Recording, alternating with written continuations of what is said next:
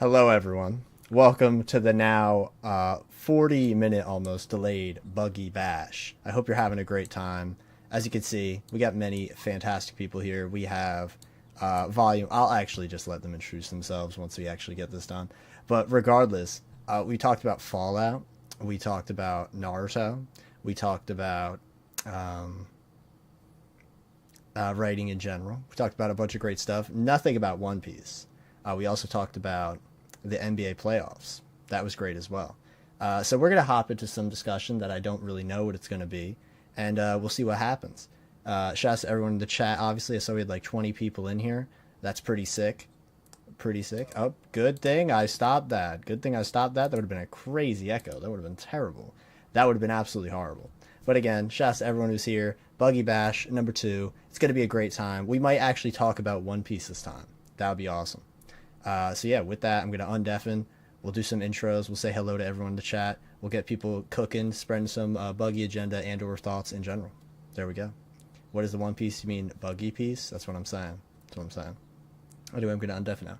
Of things, right? Like, at the time at which Emu was introduced in the story of One Piece, looking at the grand total of chapters is going to equate to about the same amount, like percentage-wise, in which Kaguya started being introduced. There we go.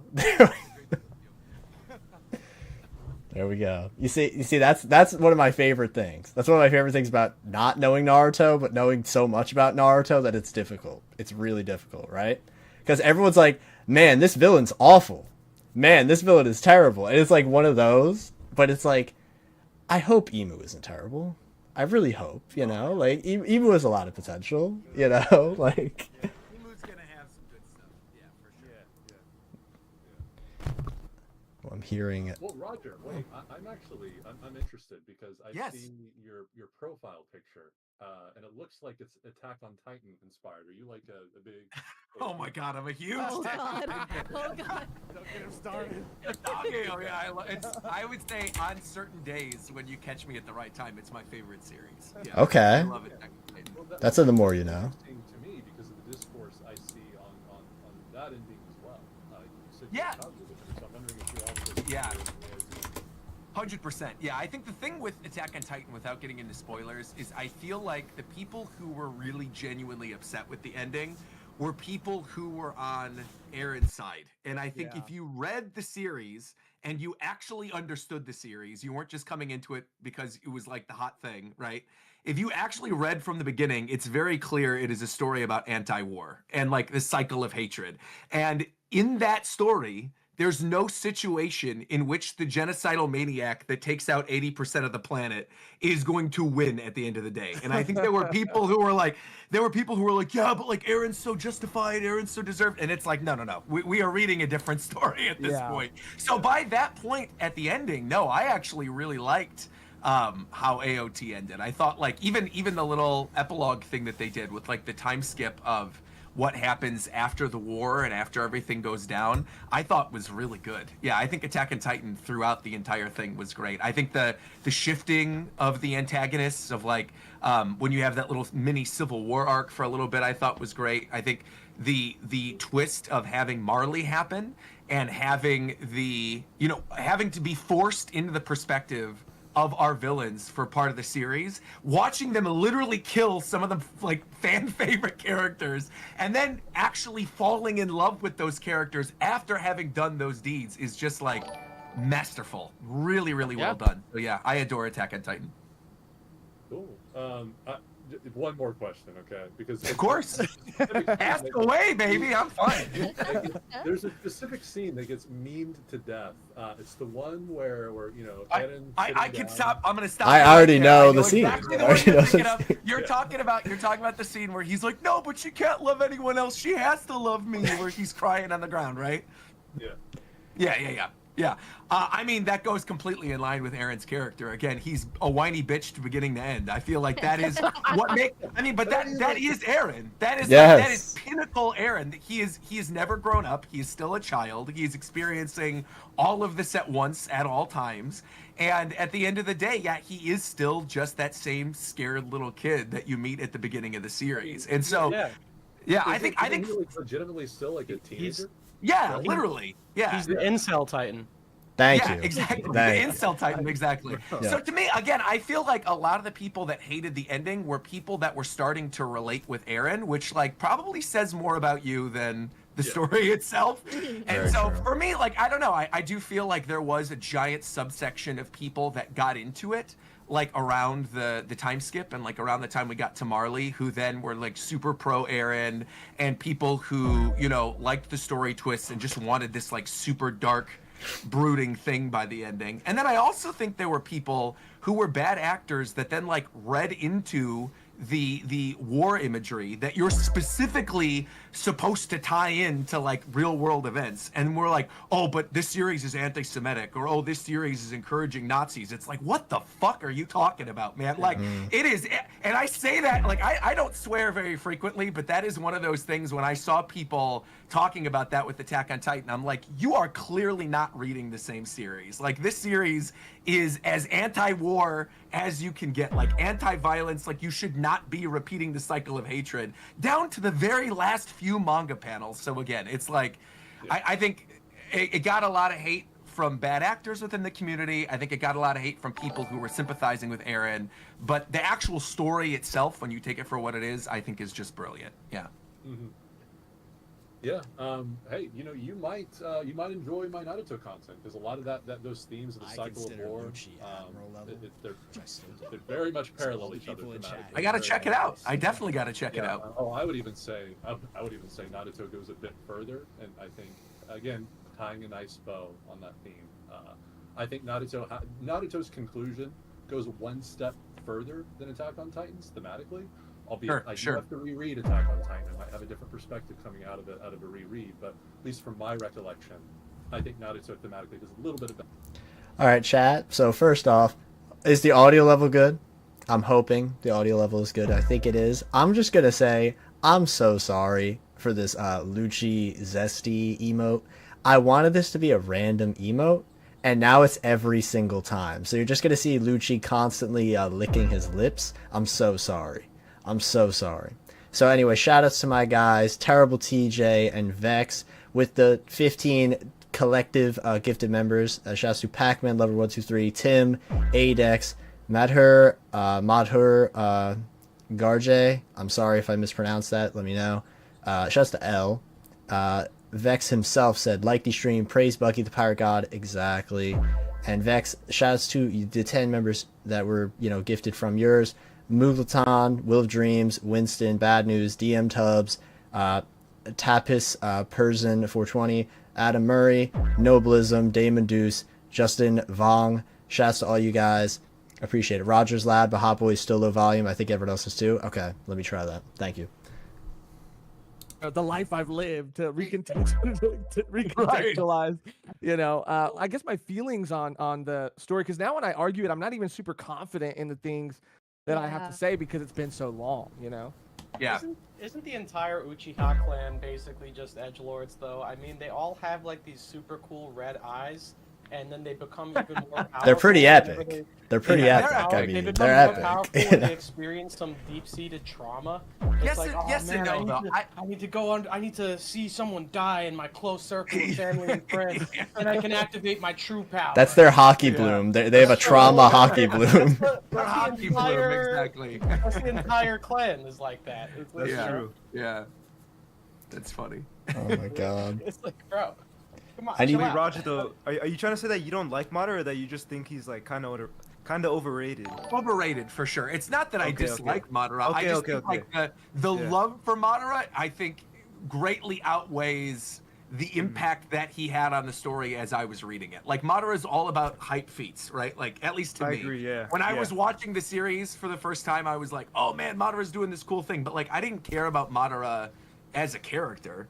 I could have cared less about what happened to Madara as a character, but I totally cared about like Itachi and Toby and all these other characters that came up. So, yeah, I don't know. It's a weird situation to be in. I do think it's interesting though. I feel like, yeah, going back into it into your 30s or like reading it for the first time is a lot of fun. Megan, I see you over there making shifty eyes. I'm curious what you're making the shifty eyes about in regards to These Because I Naruto haven't. characters. I know nothing. I know Oh, nothing. Naruto wants to be a Hokage. That's I not know true. people hate That is Sakura. true. I know Sasuke's emo. I I know a lot of things, but Sure. But you never watched it or read it. No, I've never Yeah. watched it or read it. I've seen some Yeah. episodes, but yeah, that's pretty. I know who That's concept right there. Konohamaru. Konohamaru. Yeah, Konohamaru, Konohamaru. yeah. Yeah, She you got watched. it. She watched Yeah. the I think like Zabuza up to like the Zabuza. That was Hakushi. elite. Yeah, that was Oh elite. yeah. Zabuza's Yeah. that's great. pretty much it. I gotta get on that.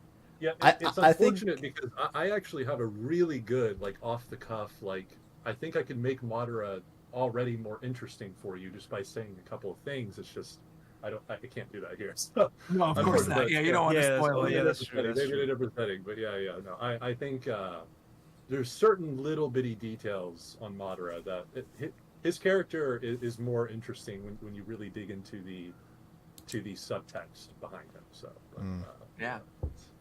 I will. Is this the I will. One Piece stream? No, so I- Roger. Yeah, Yes.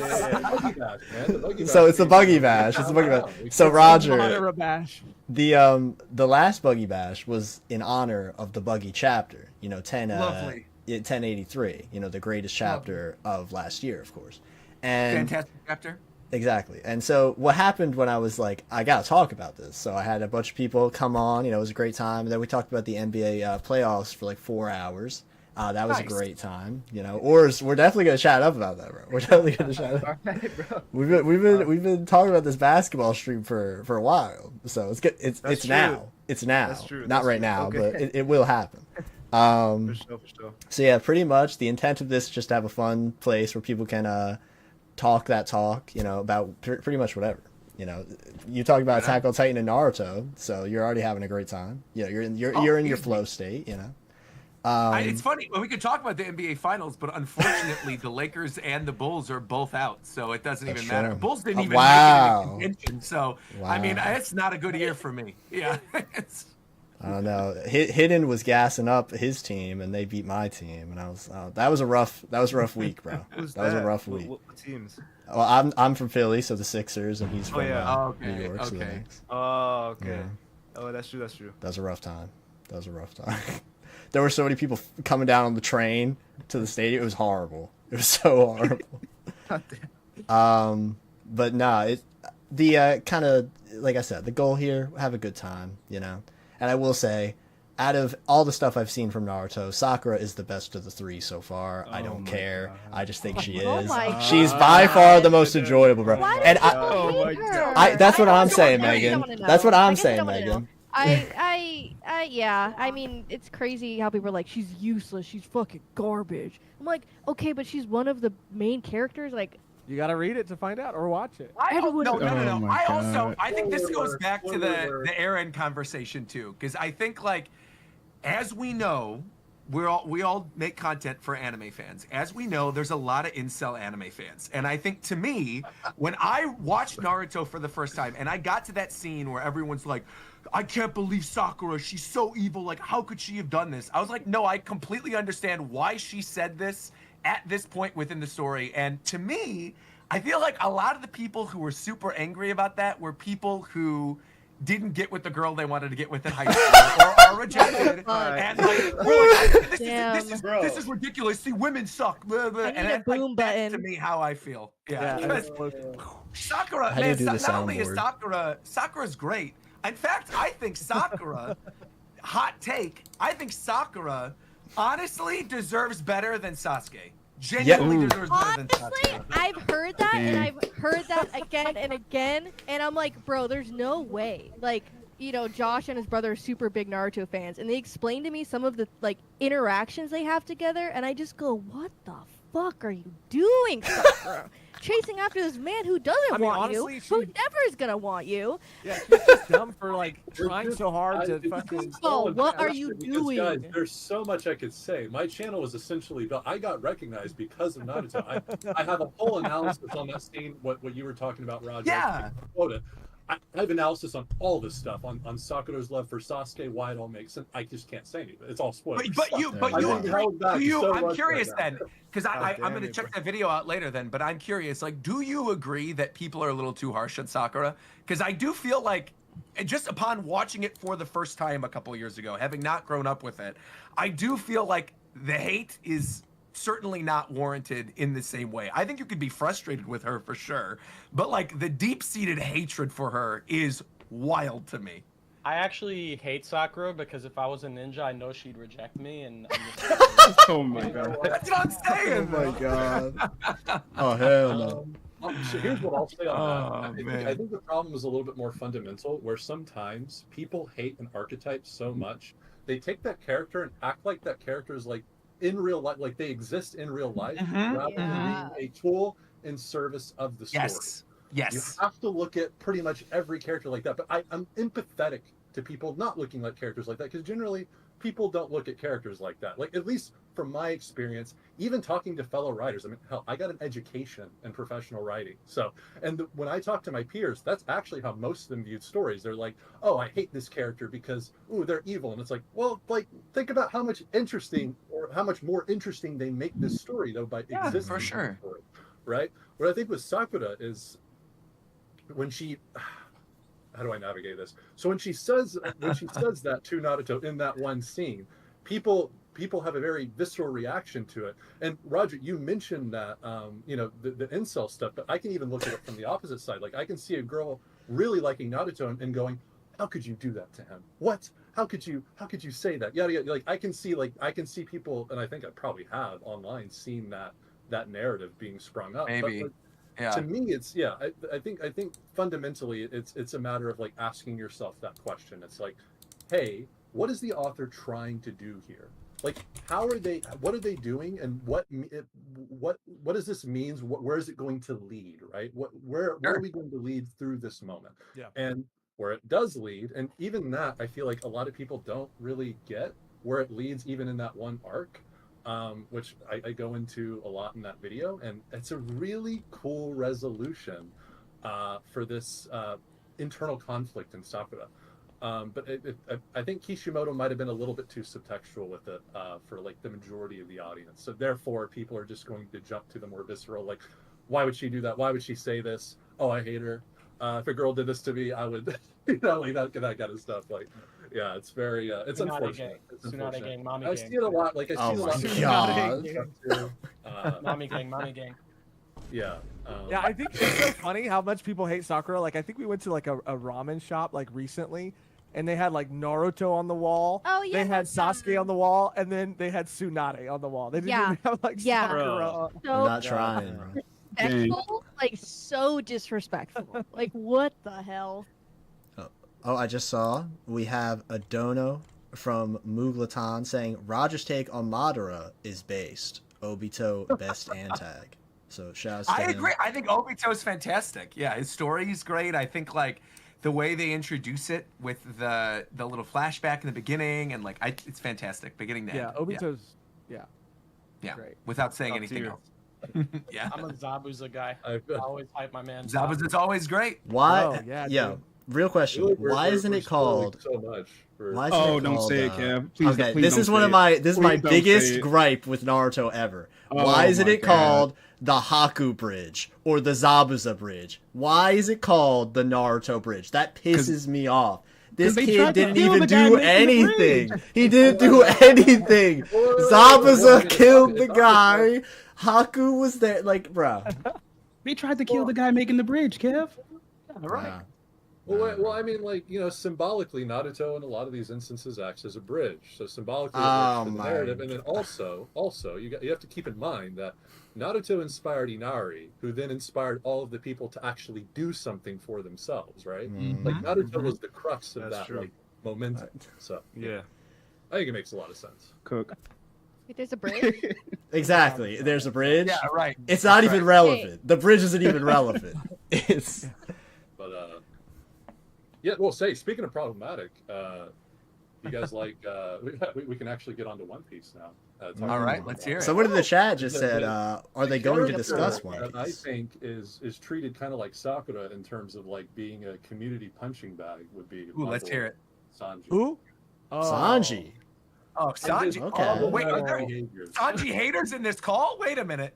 Yeah, I thought you were gonna Oh say my like God, bro. Usopp, Nami, like Sanji. Sanji? Like Yeah, Sanji. Big Mom's Wait, amnesia, the okay, time wait, patrol. hold on. Wait, I didn't know you were going wait. for that. Do you guys not go on Twitter and see, like, I constantly see, still to this day, incessant Sanji bashing. Like, But there are a lot of Sanji Yeah. fans, though. There's a lot more Sanji fans There's than a lot Sanji more haters. Sanji Yeah. fans. Yeah, Bro, the that's thing not- is, that's not- Nami and that's Usopp exact have thing. significantly more haters than fans online. Yes, Significantly. agreed. That's Does why Usopp I can't really have compare haters like Sakura to that? Okay, Sanji maybe at I'm all. completely off base. Yeah, Maybe like- it's No, too no, far no. actually.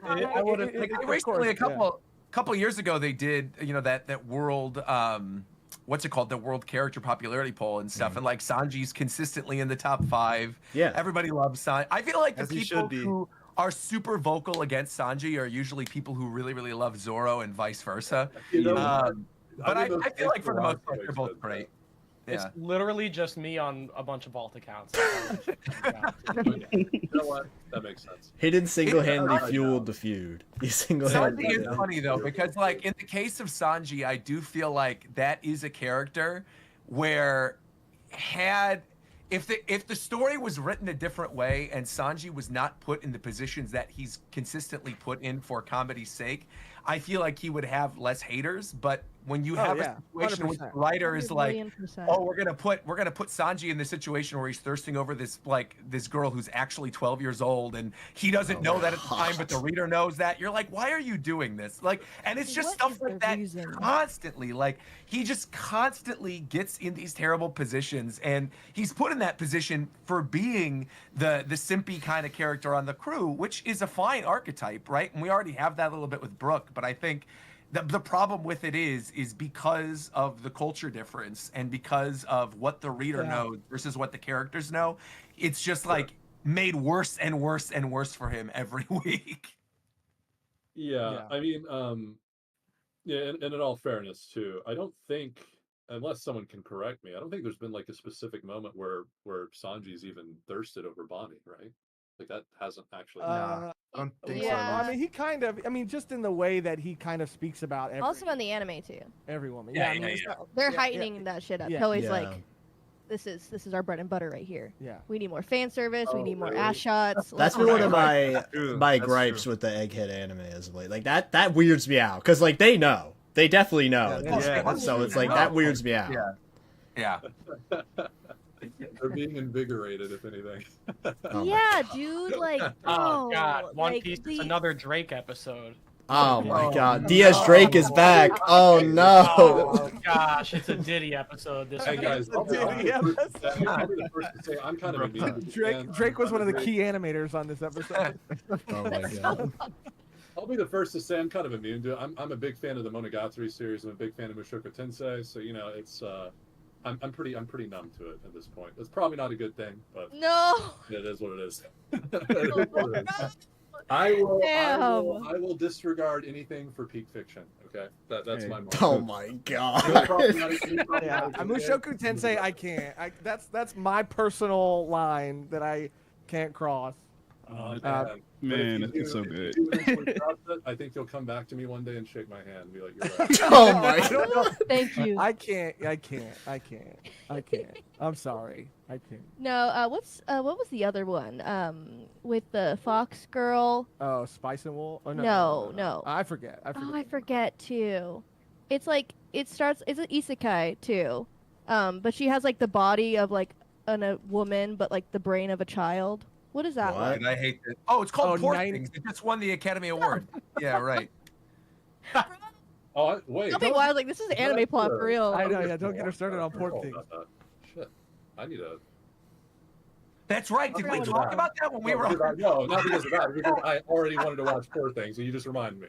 Oh yeah, that's just the very beginning of the movie. It's like that's the premise. Were we talking about that, Josh and Megan, when Reagan and I were over there? Didn't we talk about how we had just watched it and we were like, what the Oh, hell? yeah. is Oh, this yeah. horrible movie?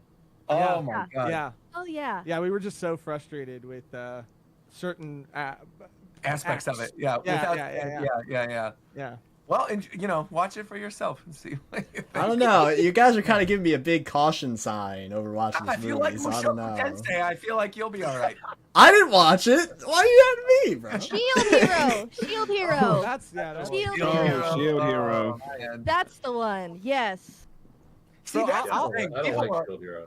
I also don't like Shield Hero, and it's mostly because I feel like that weird incel fandom kind of moved from Attack on Titan when it ended to Shield Hero, and it's just like I don't know. I can't even like put my finger on a specific thing, but I do feel like it is a crazy jump. I agree. It's so different of series, like so Shield different. Hero, I know, but I don't know. Like so much of the conversation about that series, without spoiling anything for people who haven't seen it, right, is about like that opening confrontation and like a certain character and what she does to this other character, and like how people then talk about the series in terms of like, well, I hate this woman so much is very odd to me. Like you can have a female antagonist and that's great, but the way in which it is talked about with Shield Hero definitely like gives me weird incel vibes. Yeah. At least from what I've seen online. I could be completely wrong. It could be, anecdotal, but I don't know. Yeah. Yeah, we should all just talk about My Hero Academia. There you go. Okay, there we go. You want to talk about My Hero? We can talk about it. So instead of talking about that, let's talk about this amazing donation we just got from TDM9, who said, "Who would be the Kendrick Lamar of One Piece?" I think that's Big News Morgan's. That's my off rip. Like that might be Kendrick Lamar. Really, Morgan? Okay. Yeah, we talked about it on our stream, and I think that in one of the last chapters, dude, Saul is clearly J. Cole. We see him on Elbaf. We see him removed from everything else. Relaxing on the beach, He's relaxing on. Yeah, he's relaxing on the logs. I think that makes the world government Drake for sure. And I think that makes Kendrick Vegapunk because yes, I think he's gonna say Vegapunk's a good choice. Bro, because he's got a message for the world. He's gotta let it out. He's gotta let it out. That's the truth. I'm sorry. I think I know who Big News is. That's Academics. Academics is Big News. There you go. There we go. Right. Kendrick gotta be Shanks. And the dude's like doesn't do anything for like 3 years. yeah. Mr. Morale was his Mr. Morale was his I Abandoned Uta album. That was his whole like I gotta recover from this. Oh, bro, I'm no. gonna work on a track. I'm working on a track called "Meet the Gorosei" right now. Meet the Gorosei. Dear Saturn, I'm sorry that your power's a spider. Meet the Garlings. Meet the Garlings. Meet the Garlings. Meet the Garlings. That's so funny. That's actually really good. Meet the Garlings is good. Yeah, No. You have I'm to a do little it. bit You have to do it curious. now. Nah, but I would say Kendrick, like Vegapunk or Shanks, that fits Kendrick because it's like when he does pop out and say something, everybody's like Everyone's tuned in to listen. Yep. That's true. For sure. 616 in Marie-Joie. Oh my god. We gotta go.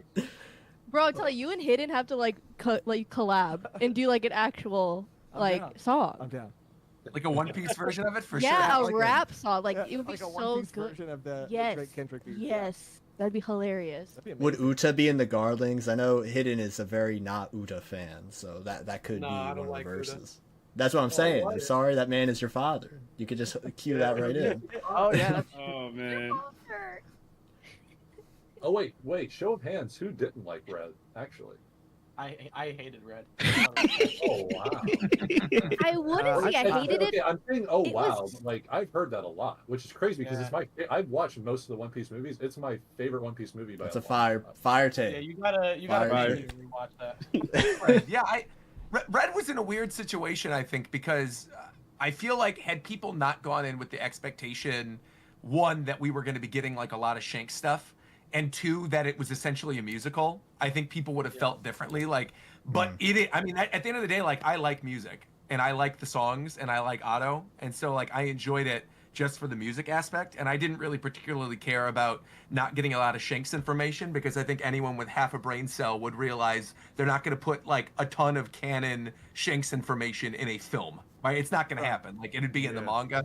So to me, I wasn't really bothered by that much of that portion of it. I think the weird stuff about it was like the later half of it getting, I think, a little too muddy, like where you've got the different layers of the dream, and then like the chibi versions of Bluno and the Sunny and all that stuff happening. Like I think there was just a little too much going on that they could have parsed down, but I thought the final fight was really awesome, and the music I think is fantastic. So Yeah, the music was cool. I think it was expectations for me, dude. I got my expectations were a little too high, and had I tempered them, I probably would have enjoyed it a little bit more.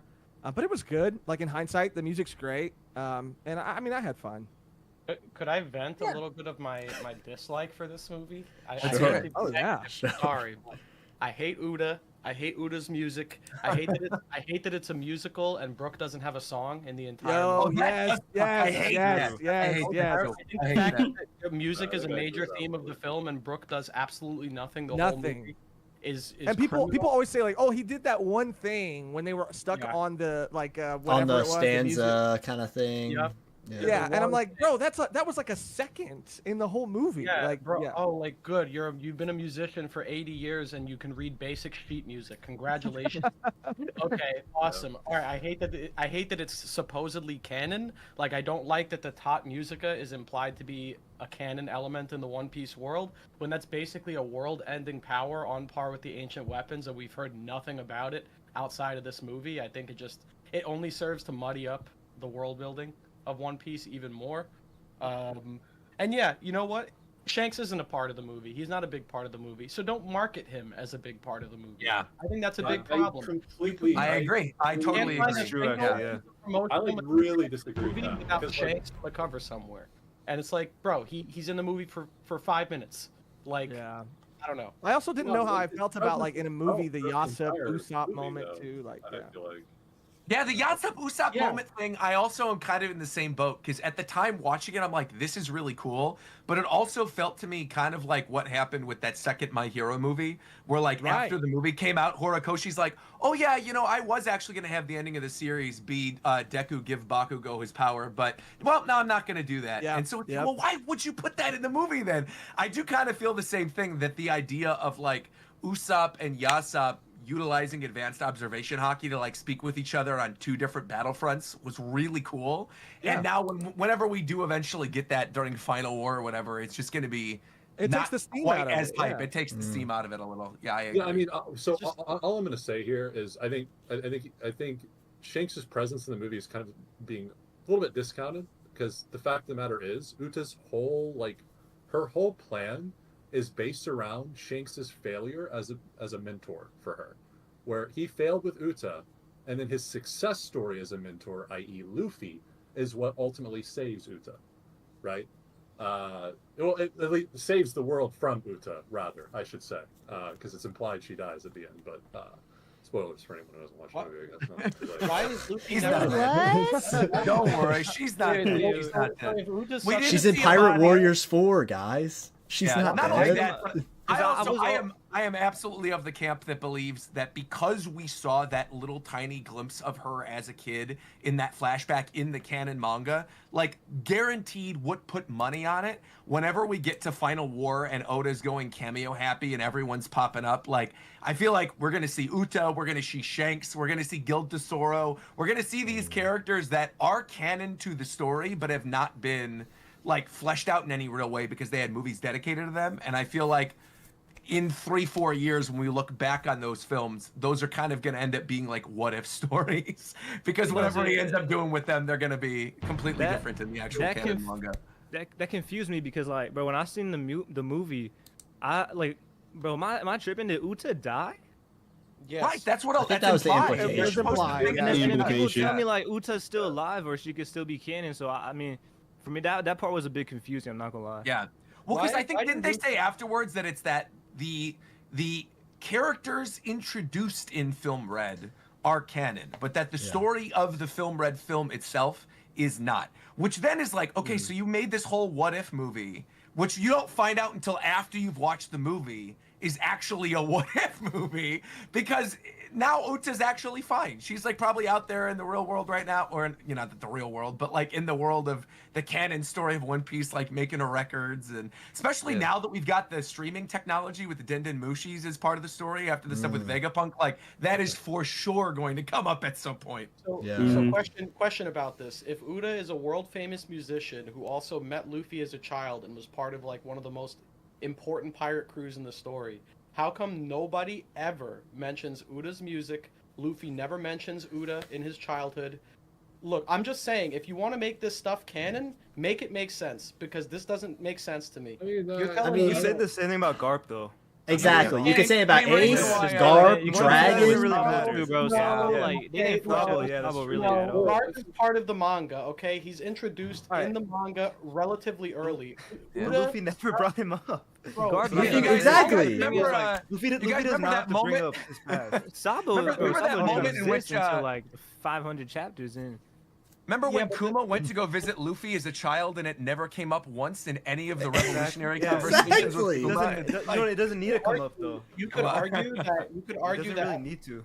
I You guess could argue- maybe it doesn't need to. Yeah, it's true. And we don't the story. necessarily see Kuma with the revolutionaries that frequently, other than the stuff with Blue Terminal with Sabo. So yeah, but that is still a weird thing. Like I was Well, thinking no, about the it- timing of that the other day. Well, it's a Luffy common, never wait, talked it's, about it's a his past. common straw hat thing that they just Yeah. don't mention anything. They don't tell Yeah. anything. Yeah. Yeah, What and about it's her? like, it's like, oh, Robin hey, and Sabo. I Yeah, know that, bro. What totally. about, oh, you're from the North Totally. Pole. Oh, wait, I haven't told you guys. Oh, wait, my grandfather's a Marine, the Marine hero. Oh, we didn't know Yep. that. Oh, yeah, well, he's Yep. here now, and he's going to try to kill us. It's like, yeah, I mean, that's what the straw hats do, right? I try to think about like the real world though. Like, if you met people for let's say like 6 months, because that's probably like how long the pre-time skip really is. Like, you're probably not gonna just tell them your entire life story. Like, I mean, unless They it didn't has even to know come up. Luffy's true dream until like what? Like, how long did that 1,000 chapter? I mean, chapters like in, One yeah. Piece terms, like Wano had just ended, and he was like, think "Oh it was yeah, 1060. Like, what? 1060 It's a was the dream, yeah, chapter. it's a dream. But I'm just saying, in real life, like, I'm not gonna go just telling people about like my family and like who my grandpa is, even if they are like a big shot, like even if they're famous or something. I'm not gonna like. I just don't really think that's like necessary to bring up with your friends, unless it kind of like has to do with Comes something up in that's actually going on. conversation. Yeah, that's actually Yeah. happening. I think that's Yeah, fair. I get think that. Think about Yeah, what I they're get doing too. They're doing like the craziest things. If I was doing what the Straw Hats were doing, I would be way more focused on saving Yeah. Alabasta than telling people about Garp or Dragon, or maybe Yeah, not Dragon, but true. Garp. You know what I mean? Yeah. You're telling me if they made a One Piece movie after 1,300 chapters where it's revealed that some old man named Blingo gave Luffy the idea to become Pirate King, like you would be okay with that? Like, Lingo? yeah, Blingo. yeah. Oh yeah. Hey. Remember this time, Luffy? We never mentioned this or Oh, talked about man. this before because the Straw Hats don't talk about their past. But like a long time ago, before you were on East Blue, you were on Blingo Island, and you met this guy named Blingo, and gave you the idea to become king of the pirates. And by the way, we're just mentioning this now, but the story's about to end. I hope you don't take this as a surprise or something. I hope that does not end up happening. I don't know. That's kind of like that. You know, that kind of gives me Zoro's granddad kind of vibes on his Yeah, home little bit. village. To be honest, that kind of gives me Yeah. Zoro's granddad. And I think that matters a lot more than Uta. Uta really doesn't matter that much in like. Yeah, in the Luffy's grand life. scheme of the story, Yeah, I guess yeah. it really doesn't. Like him yeah. becoming a pirate actually matters, which is why Yes. Oda decided to show it Shanks. Well, But wasn't Uta does not matter at all, really. Well, didn't Uda partially inspire the Straw Hat Jolly Roger? Like, isn't that shown? Yeah, it was the little emblem on her Yeah. hand thing. Yeah. Yeah. I don't Like, know. so this is I the don't character. I I can mean, find the Naruto picture. unlocks, there's a lot of small Straw Hat- stuff. It's like the whole thing with the musician of the crew as well, and like why Luffy's always, wanted a musician. Like that was another big thing that came up where people were like, was that inspired why, because though? Uta as well? Yes. That's, Maybe. it's implied, know, but I mean, though. it's not It really is like, implied. That's yeah. I guess yeah. yeah.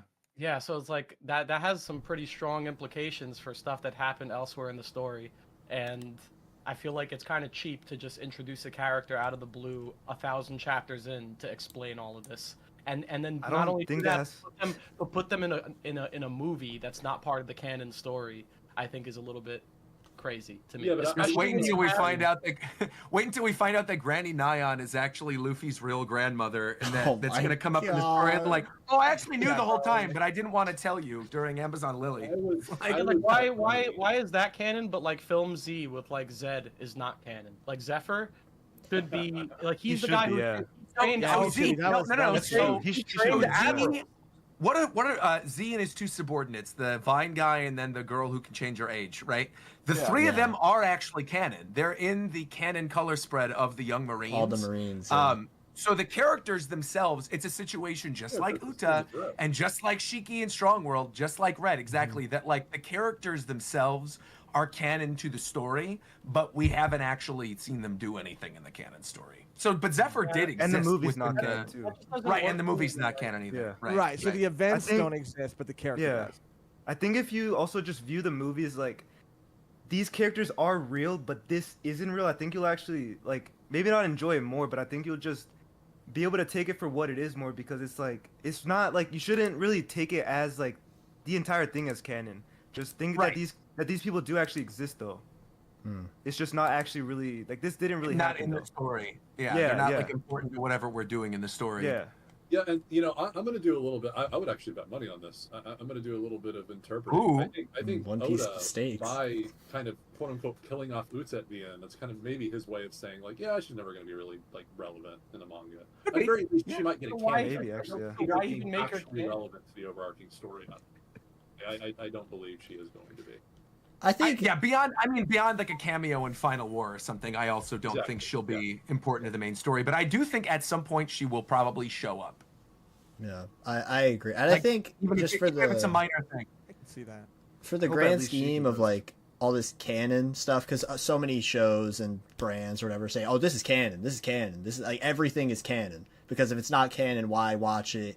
Why does it matter in the first place? You know, and it all started after like all this multiverse crap as well. Everything is canon was like the phrase of I don't even know, Angry Birds or some shit. Like it's everything Sonic matters. Yeah, Sonic the It's- Hedgehog, they literally made Yeah, an Sonic announcement where Prime. they said that Sonic. every Sonic thing is canon. Yeah. Yeah, it's just like you got to get invested now, because now you have to know what's going on. Like, don't get me Oh, wrong, man. I read the Sonic IDW comics and they're fire, but I probably wouldn't if they weren't, canon or whatever. Like, I probably wouldn't. Still good though, recommend. But I feel like that's what Oda did for the marketing of Red as well, just to get people invested. Obviously outside of Shanks, because Shanks himself is like a juggernaut marketing bombshell. It's like, you're gonna see it. Oh, of you course. want to see this guy. But if you say, oh, this is a canon Shanks thing, it probably, people would have saw it already, because Shanks and Luffy possibly interacting. But, now you're like, oh, it's canon now. It's gotta be great. But obviously, it's not really canon, because Luffy and Shanks didn't meet. Technically they did, but they still didn't. How would But you also feel not if- really. How would you feel if Film Gold was Gil Tesoro was Gold Roger's brother, and that's why it was called Film Gold? Oh my god. I don't think I would care, honestly. Like, again, it's just they're not going to be relevant to the story. It's just a fun movie. It is what it is. That's kind of the But way. I think there's truth to That's what how I you're look at saying, it, too. Kevin. I hate fun. I think it's a marketing kind of thing to get more like butts in the seats to get people to care more. Yeah. I do think Yeah. it is that. Of course, yeah. Red for sure. Like Red for sure. That was exactly what they were doing with that. It worked. I mean, Well, hey, it was okay. Yeah, it worked. Yeah, it worked. I mean, even having the slash over the letter logo? D, like even little Yeah. things For like that. It's just like, real. Oda better step his game up so we can be talking in Buggy Bash 3 about True. legendary movie Film Blue. Film Blue. starring No, film bingo or what was it called? Blingo? Blingo. I mean, I Film genuinely- Blingo. Blingo, yeah. We're joking, but I genuinely think within the next year there will be the announcement of another One Piece film. I honestly yeah. think that. It's And been a it's while, I It's feel. been now a while since Film Red.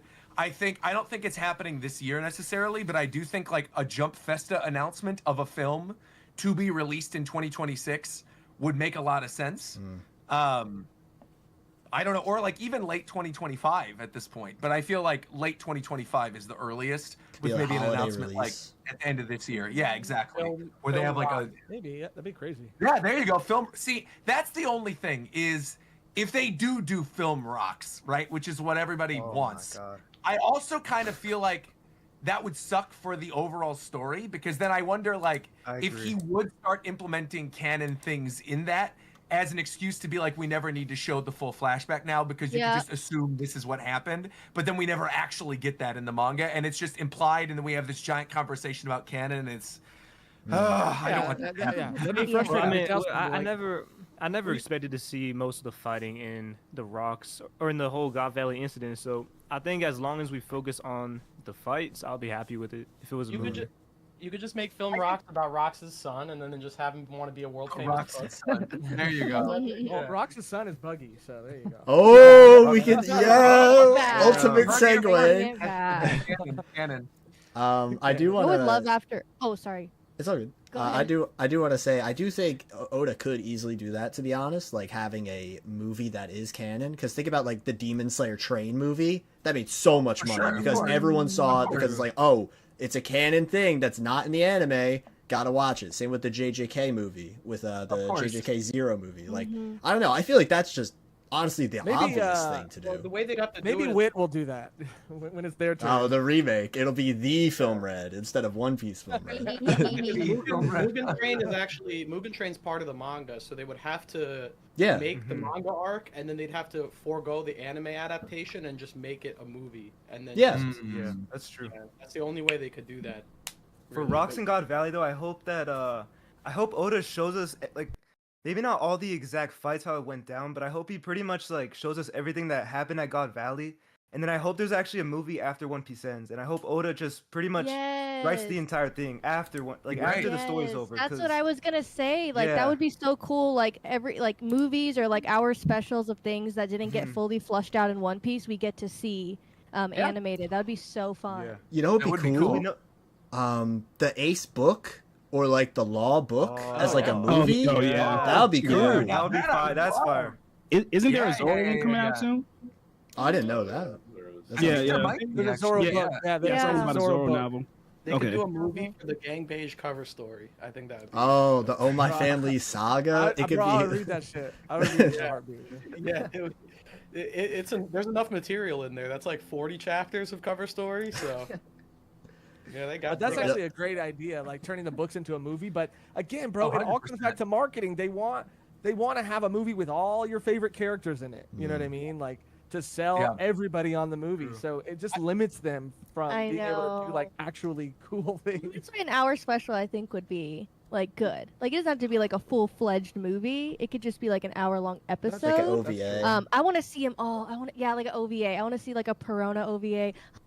I just want to. There's so many characters that I Yeah. just feel like I need more of, and I'm just not gonna get enough. Oh The my big God, thing yeah, I've noticed Mihawk, with the Mihawk Perona OVA, that would go hard. That'd be I fun. would- I want to see what Zoro and Perona and Mihawk. I want to see the hijinks they were up to. Please give it to me. God damn it! Right. I'm so sad. The big issue I noticed with the more recent One Piece movies is that like after a certain point, I think it might have been Film Gold, they started to like try and put as many characters in the movies for fan service as possible. Yeah. And I miss when One Piece movies were more self-contained. Like the I characters agree that with that. showed up in a movie had a good reason to be there. Film Z, Yeah.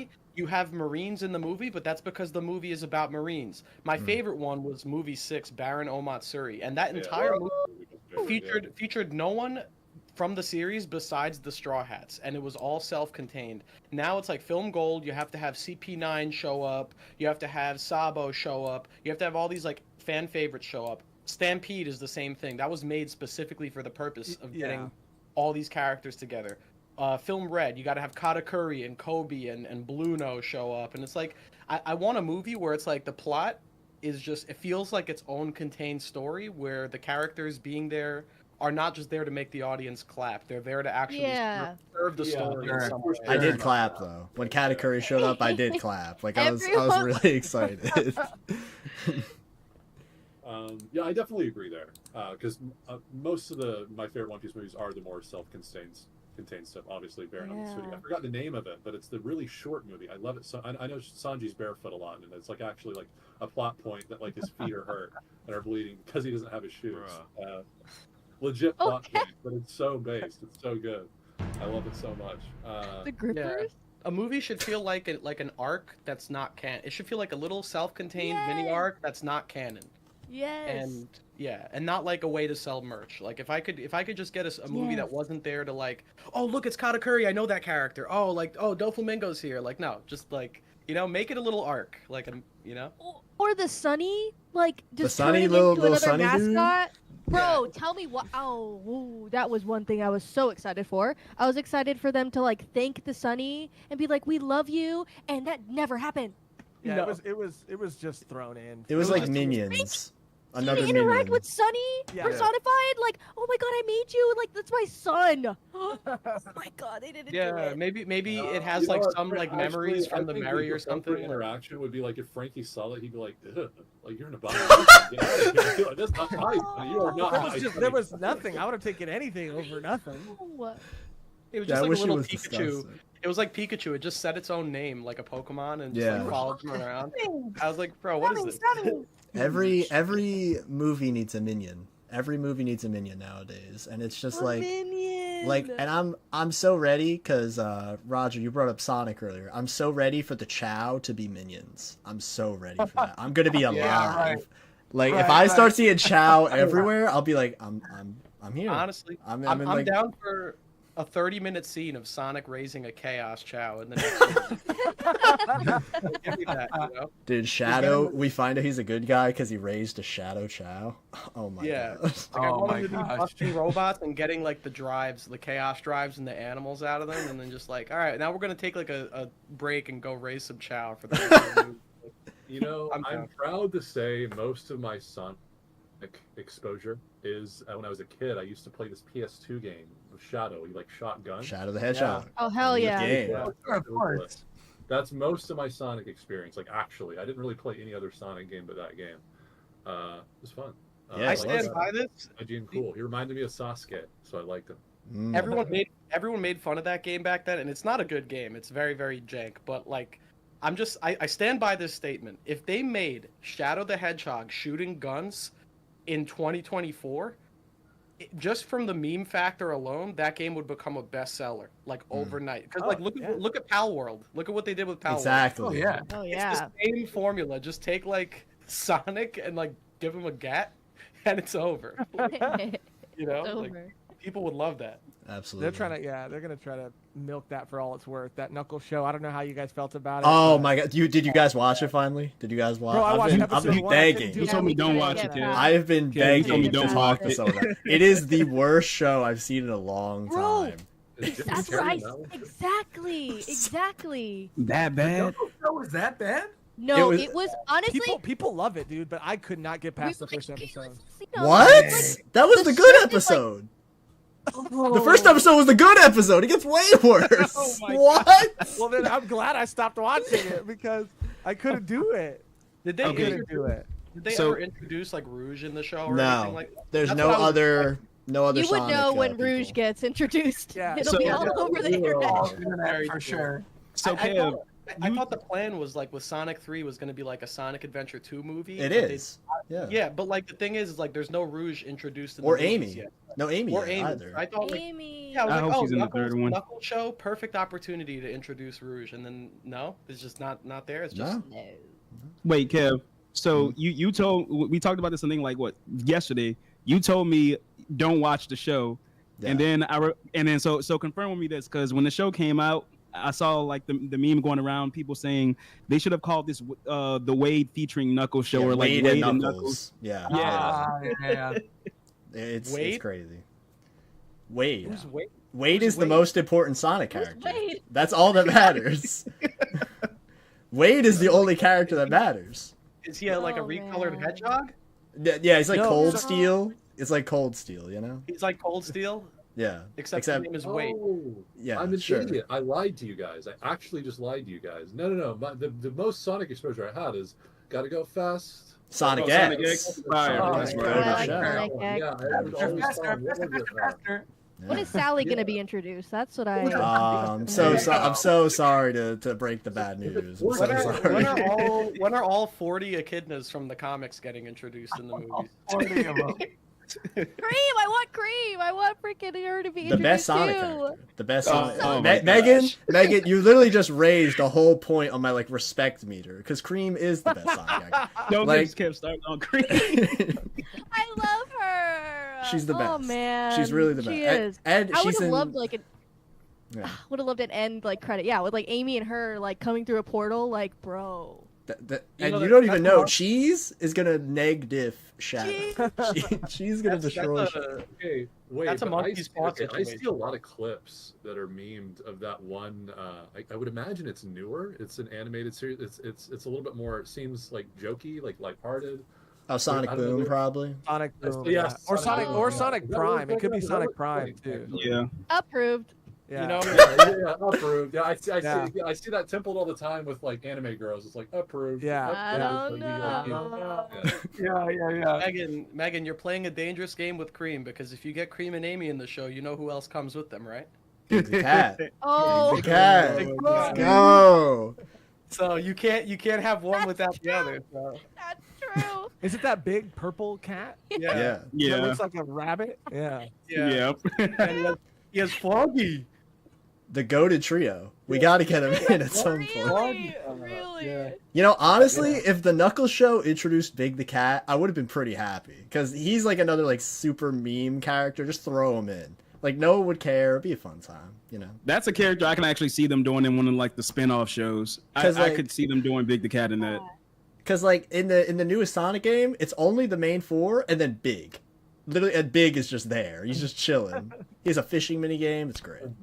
It's so I'm good. curious though, what would you guys recommend someone like me who is not really into Sonic? Like, where would you even start? There's so much Sonic material. Sonic I don't 06. even know where to start. Sonic Okay. 06. okay.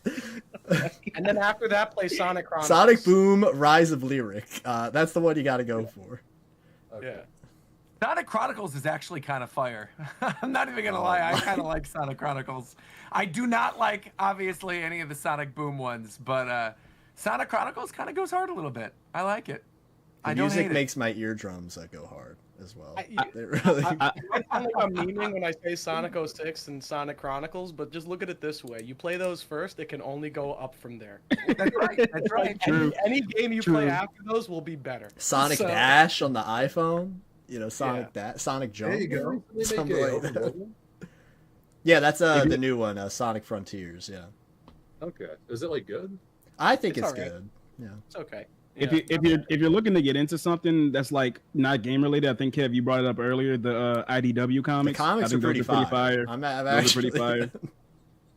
Genuine answer: play Sonic Mania for 2D Sonic and play SA2 for 3D Sonic, and then you're pretty much that's a good intro. That'll get you interested, I think. Yeah, I I agree. saw on Roger. I saw on you and Recon both your top 50s. It was there, and I was like, "There we go. That's all I need to say." Oh yeah, Sonic Adventure 2 is by far the best Sonic game. yeah. Like So- without, at least in terms of 3D, it's the best one by far. Yeah. I was like, "There's a good wavelength there. Good wavelength." Yeah, there is. There is. Even all the weird glitches where you have Sonic and Shadow speaking over each other and like all the It's Shao charming. Guard stuff. It's just it's peak.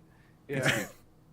I fear it's peak. It's See me on Metal Harbor, sub 1 minute or some. Oh my god! Yeah, top of the rocket, easy. Get Yeah. get out of here. I cooked that. Oh my god. I just looked in the side thing and we got some donos, so I'm gonna read them real Nice. quick. Shouts to Brandon King. Let's take it back. Who's the Apu of the real world? Which could easily be academics as well. Oh wow. Who's the Apu? Oh. The Apu of the real world. Apu is Apu's your favorite character in all of One Piece. Weird Al Metro. Yankovic. It's Metro. It's Metro. Metro is Metro. weird. Oh my god. I heard Weird Al as well. That's DJ pretty Khaled. good. The one man. Yeah. I was band. about to say Kanye. Oh god.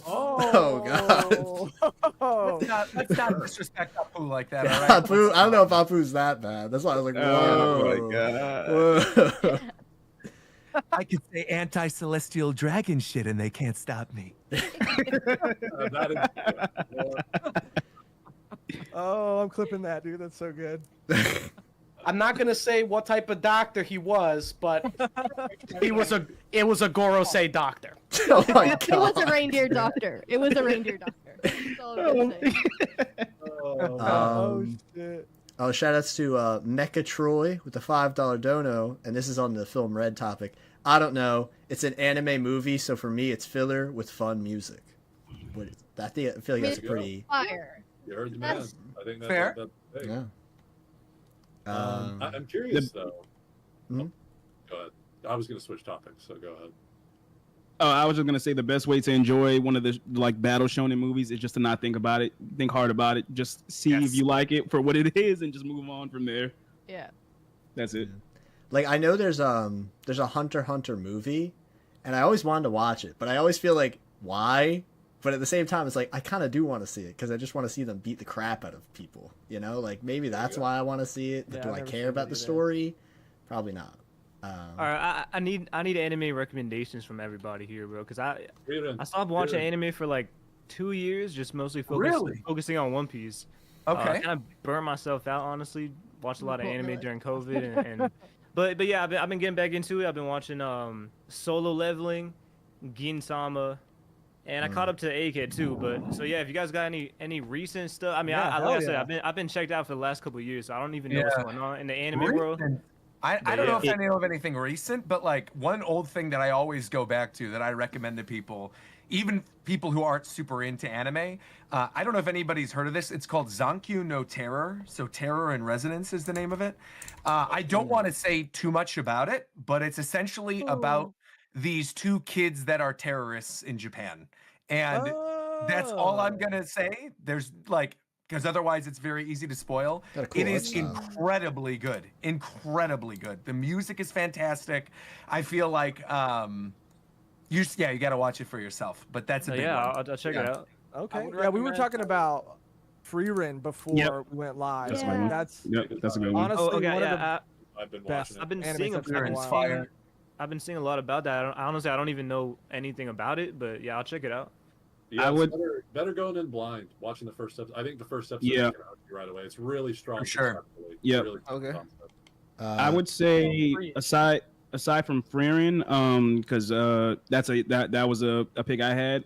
If you want something like literally like that just came out this season, that I think is gonna get a lot more fans on it. It's I don't like this name, but Go Loser Ranger. That's a pretty good one right now. But maybe I'm just biased because I'm speaking from the perspective of a manga reader, and I think the anime has been doing like really good right now. I've heard some good things about it. All right. It looks cool. I would say Is Loser Ranger the same thing as Reject Ranger? Are those the Yeah. same Yeah, series? yeah. Yeah, those are the same series. Okay. Yeah, I never heard of it, but I'll definitely check it out. I think I it's would like also say like, go ahead. Sorry. I was just gonna say, Preach. Does high stakes gambling sound interesting to you? I mean, yeah, bro, that sounds interesting. I'm not gonna lie. it's I would Kaiji. check out Kaiji and then read the manga after the anime is. Honestly, I would just start reading the manga at season 2 because the pacing in season 2 is Say bad. Kaiji. Yeah, Kaiji, Kaiji. I can't spell. All right. that series is Yeah, fire. I watched yeah, a bunch it's of fire. episodes of that. Oh, you said it's older, huh? It's a little bit older, yeah. The art style is also very unique, so if you don't like how the characters look, you might not like it. I don't know. Biggest noses in anime. Dare I say? I liked the manga of this series. The anime just came out, and it's okay, but Kaiju number 8 is really good. Yep. I did read the manga a few years, like 3 or 4 years ago.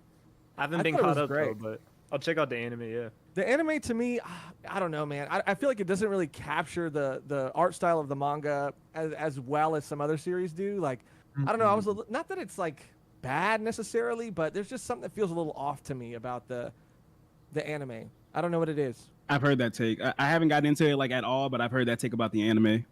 Yeah, no, the art in the manga was fire, and especially Yeah. just the fact that it's like focusing on these like just explosions and huge battles. Like, I actually am curious to see the anime how it looks. Yeah, it's because I think that one of the lead character designers for the anime also like worked on Naruto, and for me personally, like I see a lot of that style, like the Shippuden like Naruto anime style in the Kaiju number 8 anime, and it doesn't like match to me. But that could be just me. The only other one I guess I would say, because I saw someone in chats said it, because I'm not gonna talk your ear off by giving you 50 recommendations, but Vinland Saga. Oh yeah, Two yeah, amazing seasons. I've somebody seen whose audience was telling me to watch Vinland Saga for a long time, to the point where I got so annoyed that I didn't watch it out of spite. When I finally watched Vinland Saga, it's peak. Vinland Saga is one of my favorite anime ever. Highly Okay, recommend good. it. good. I haven't seen the second season though, so I'll have to check that out. But I've seen them. I've read the whole manga. I've seen. Oh, the good. first Okay, season. you already know. You already know. Vinland yeah, Saga yeah. is incredible, man. Yeah, we got to get on that. By the way, if you're ever in the mood for something like really different, check out my favorite anime of all time. Check out like the first 2 episodes of Bakemonogatari, because what I always tell people is watch the first 2 episodes of Bakemonogatari. And it's one of these series, mind you, that it's like the series is called the Monogatari series, but there's Bakemonogatari, there's the 3 Keys of Monogatari movies. Honestly, all you got to do is type in on Google Monogatari watch order, and most watch orders are the same. Like, it's just the light novel format is what everyone recommends. So that's not going to be too difficult for you there. But watch, if you just ever like, hey, you know, I've been kind of watching the same crap. Try out the first 2 episodes of Bakemonogatari, because I always tell people, like, those 2 episodes, if you don't like them, you're not gonna like the rest of the series. If you really like them, your odds are you're gonna like the rest of the series. So it's just. No, I feel that because like, bro, I've been watching so much shonen and so much like action-packed stuff. So I like sometimes I'm like, bro, I need something because my favorite anime is Steins Gate, and it's like so different from what I usually watch. You know what I'm saying? So wait, actually, that's it. Okay, you would like Monogatari then, probably. okay, but I'll definitely check it out. I will recommend one in this season, Dungeon Meshi. That's So what I was good. gonna recommend. Yep, so good. So good. And also one that I hear no one ever talk about. It's called Talentless Nana. That's And classic. it's like My Hero meets Death Note, and that's all I'll say. Wait, what That's was it all I'll called? say. Okay. was that Talentless last one? Nana. Okay. Talentless Nana. It's so good. It is. Megan watched it first and was like, "You gotta watch it." And It's so a sleeper. yeah, I watched That's it, like- and I was kind of surprised because the art style, like some of the PVs and stuff, I was looking at, I was like, I don't know how I'm gonna feel about it. And then after the first episode does such a good job of like hooking you on the premise of the show. Yeah. And it was a wrap for me. Yeah, after the go first in episode. blind. Go in blind. That's all I'll say. Okay. Yeah. It's really good watch. And it's I think only one season. Yeah. Yeah. I just looked up. I'll check it out. I just looked up a picture of this, and it's got to be just because of the pink hair. And you saying like, oh, it's it's giving Madoka Magica in the best way. Ooh. In the best Yes. way. So Like, please watch it. Like, no one ever talks about this. It came out. When did it come out? In 2020, and I never heard anyone say anything about it. So just please, I'm getting the gospel out. Yeah, it's good. It's really good.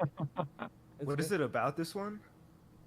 I don't want to give too much away because going in Oh, blind is okay. like the best with it, but it's like My Hero meets Death Note. Yeah, so there are like Oh, They- characters with certain yeah. abilities, but then there is like a strategic side to it, to like That's sort of interesting, like yeah. mind game, Psychological, psychological. yeah. Yeah.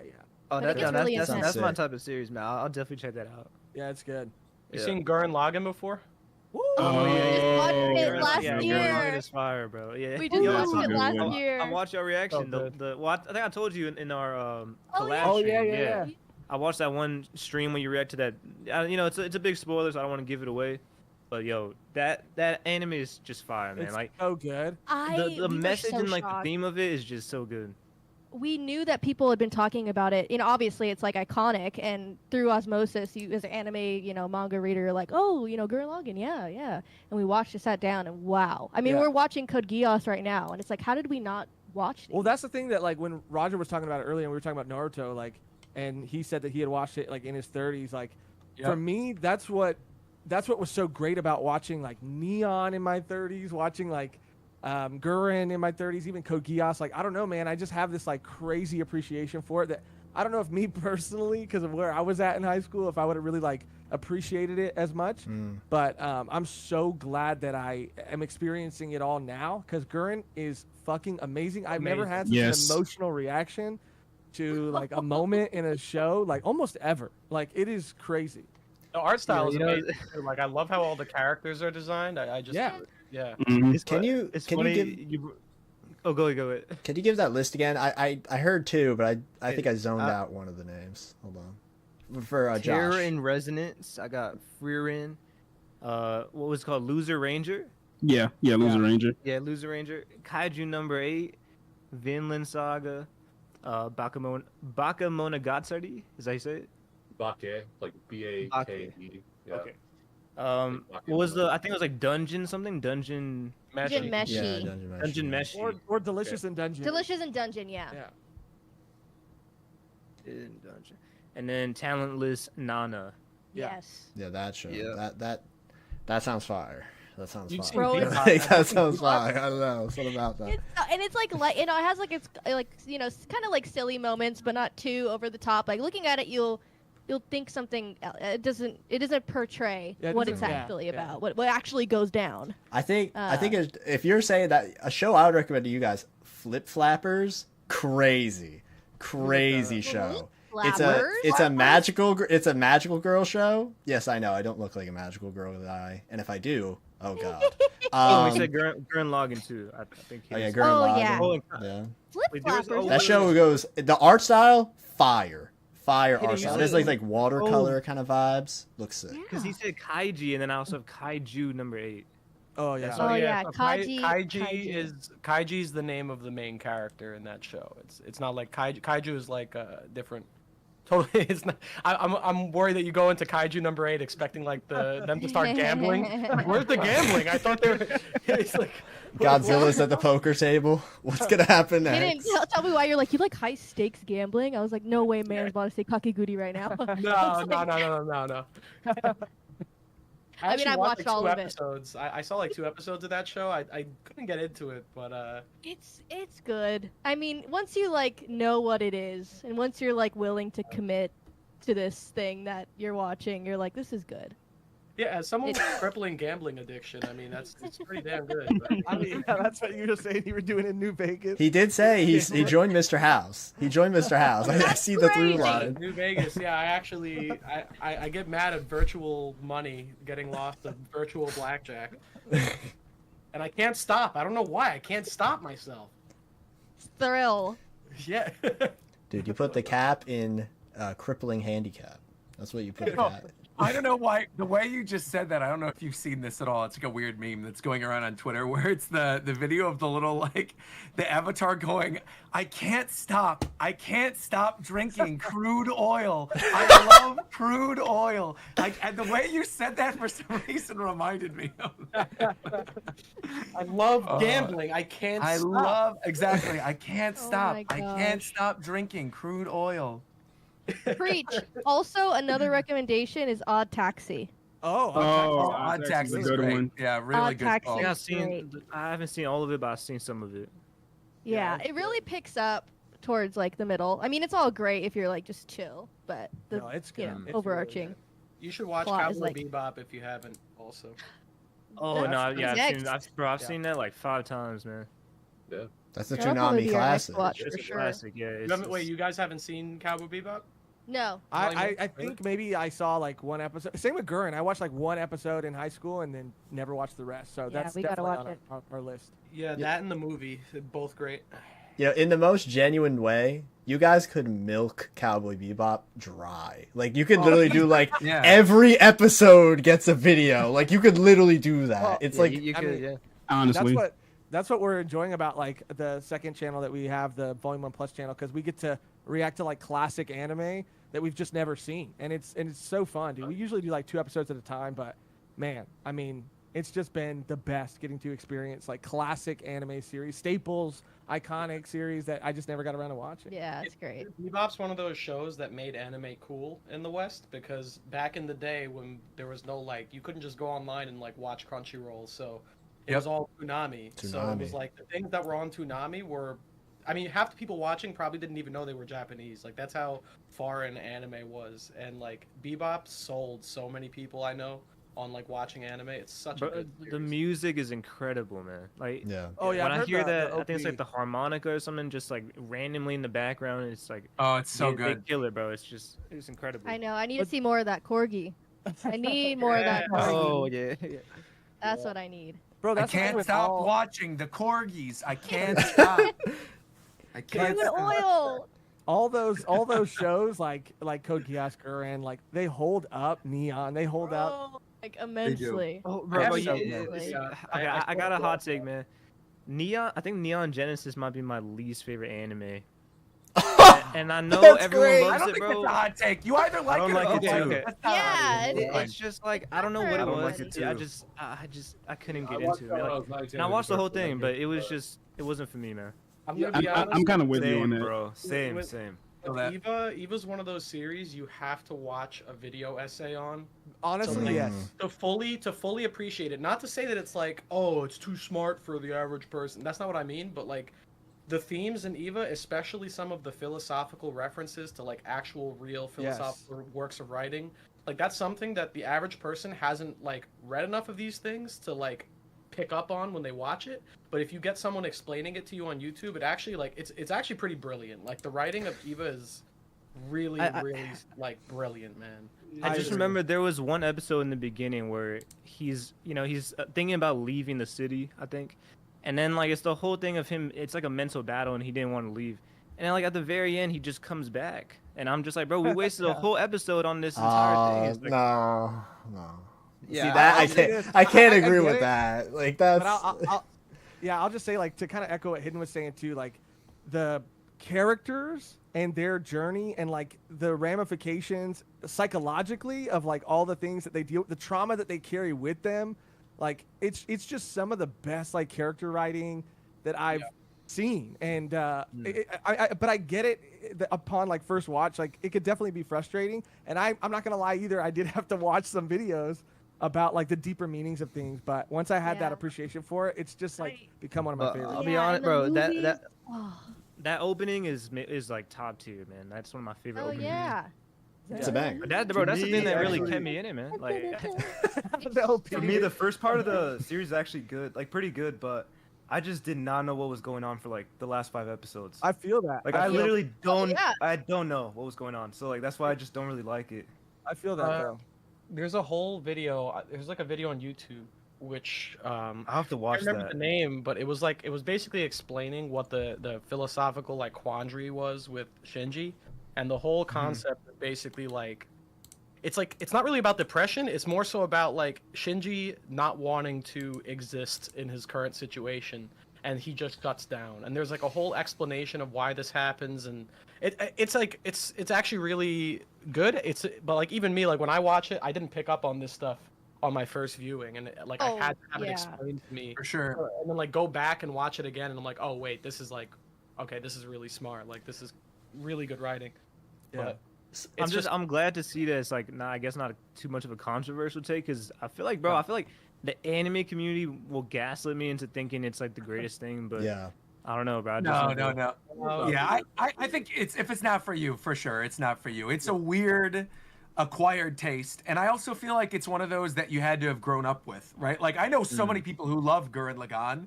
Like I watched Gurren Lagann for the first time 2 years ago. It did not click with me in the same way, but I know had I seen that at an earlier point in life, I would have loved it. Yeah. So I feel like it's one of those things. You just got to like watch it at the right time, you know. That's actually what I was going to bring up. When I mentioned the list thing, it was for Josh actually, cuz Josh brought up Gurren Lagann, Neon Genesis, and I was like, these are all like depressed child shows, like in the most genuine way. Like the main characters are just these like absolute like, you know, to take what Hidden said earlier, the incel titan, like they are the incel titan, but luckily some of them grow out of being the incel titan. But like I don't know, I feel like it's like, especially for like, you know, boys obviously, because they're all like guys as the main characters, it's like, oh my god, he's just like me for real. It's like how people feel about Chainsaw Man.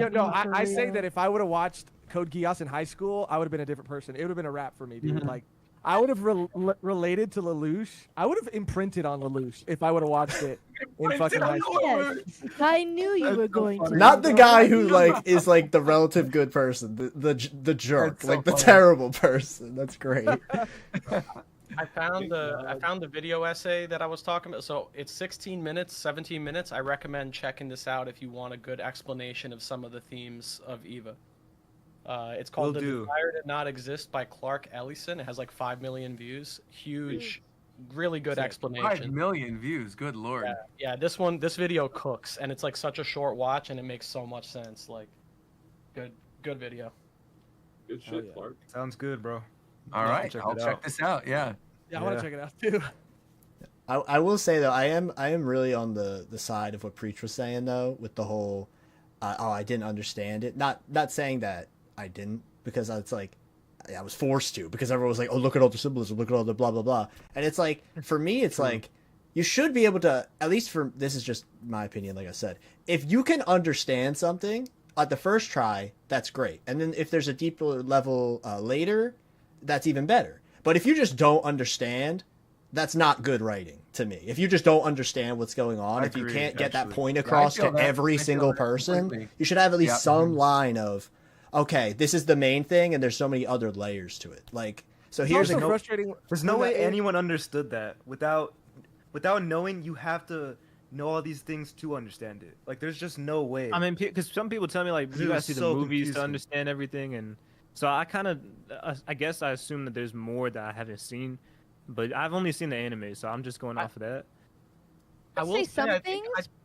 But not everything's in the movies that you're like, oh my god! Like, there are some, like, aha moments and callbacks to things that happened in the original series. But I will say, like, I told Josh this because I'd watched it in, like, my early 20s. I was like, just get to the last movie is, like, so amazing. Not the rebuilds. Not but, the like, rebuilds. The last, latest movie. Yeah, I yeah, forget what yeah. it's called. It's a really good watch because there's some newer things that happen. Yeah, New but- developments. Yeah, it's also frustrating because, like, I'm not gonna lie, there was a part of me that felt like it was a little bit of I don't know, it felt like I was intimidated by it, I guess, because of the way people talk about it online, and it's not fun when people make you feel like dumb for not Stupid. getting it because, bro, Sure, like, sure. The elitism mindset it's ridiculous. yeah, Especially with Ava, like Yeah. the most out of like so many 100%. series. Yeah, it's like that in Attack on Titan. I feel like Yeah, Yep, that's those another fan one. bases are Totally like agree. they don't get it. That's why That's Roger actually was what's cooking crazy. earlier. I feel like it's so funny though, because I feel like on the Attack on Titan side, I feel like the people who are like that within the fandom are the ones that are unhappy with the ending. Yes. Like a lot of the people who are like, you don't Yeah, get it, I are didn't still like the people ending that much. who are upset with the ending, which is wild to me because it's like, no, you don't get it. You literally did not read the same series, man. Yeah.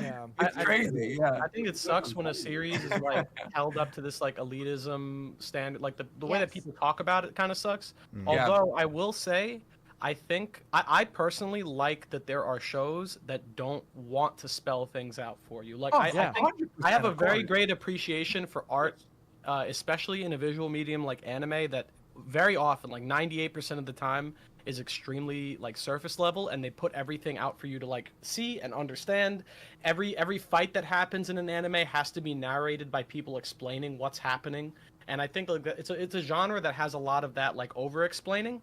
So when you have something that does the opposite, where they don't explain things and they don't lay it out like bare for the viewer, I like that. I think not every show should be like that, but there should be some. And Eva yeah. definitely like went out of its way to be experimental, do something different, do something very you know, it's like it's something where you can watch it every time and find something new to dig into, and I appreciate sure. that because not every Yo, show is like that. I don't want to spoil it just because I know you guys are gonna Josh and Megan are gonna watch Cowboy Bebop, but like I feel Yeah. that is, bro. I've seen, like I said, I've seen it 5 times, and even like on the 5th time, I just feel like it's more simple than something like Eva, but it's like you feel a deeper understanding of it and a deeper meaning every time almost. Sure.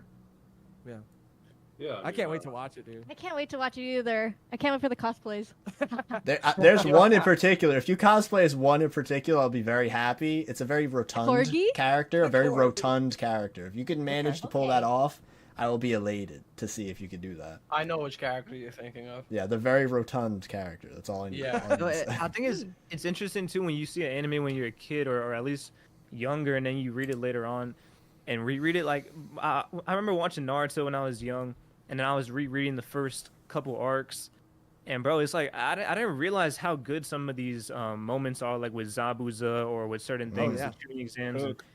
I was like, bro, like this is actually like it's way better than I kind of imagined it would be, even older now. So That's what happened like with Oh, when yeah. I reread Bleach. Like that was one of the because I still haven't reread Naruto, but when I reread Bleach, I was like, oh my god, dude, the Fullbringer arc Peak. is one of my Dude, it's so favorite good. arcs, Peak. and it's one of the most like hated arcs in the community. It's so good. But it is So good. amazing. It's my favorite. I think. Yeah.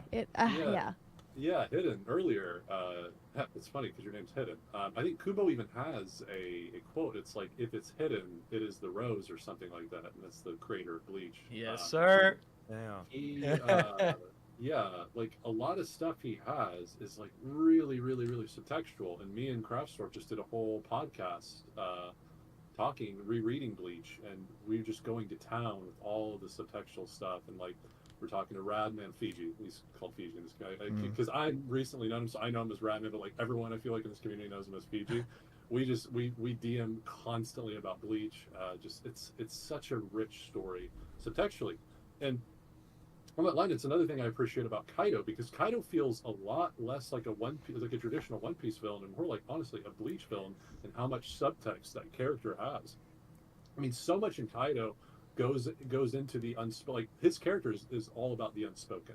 I think. And I have a whole video on Kaido, kind of elaborate. It's a very well received video too. Backlash that's over a year old now, but predominantly I had a lot of good reception on that, which is good. Yeah. I'm glad, but yeah. I love think Kaido, it's- man. I think he gets a lot of Lot backlash. of But hate. honestly, bro, besides Dofi, I think he's my favorite villain in One Piece. I'll say Blackbeard too and Akainu, but like I want to see more of them. But from a character that got a full arc, I guess Akainu did. I'll put Akainu above him too. But yeah, They're I all- think he's one of my you know, favorite they're all- villains they're all for sure. pretty- Yeah, they're gonna be good. I- But as far as like completed characters, like I think Kaido is like he's one of the best One Piece characters. I think. I think it's I like it funny. even more because I had to do so much thinking about Kaido and like looking at his actions. His flashback played a big role in it too. I love his flashback. I know that's like a very like hot take because most people don't. Like Bro, I it. loved it too. Like, cause if you think about it, right, Kaido is this guy who, if we look at his childhood, he was someone who was a child soldier who was completely betrayed, right? Like he was betrayed by the people that he was fighting for, and so like that whole thing, and like I guess I can understand why some people don't like the fact that we didn't see more glimpses to the fact that he wanted to tear down the celestial dragons. I think that was a really interesting point that could have been shown more. But once we got it, I was like, yo, this is like, and there are nitpicks that you can do in like seeing like little Kaido, big Kaido, and there are some things like I would want more. But from the main thing that we got, I did like it. I agree No, completely. it's I mean, even what I would say to you, the dragging down the Celestials, like I think that's all answered, by the way.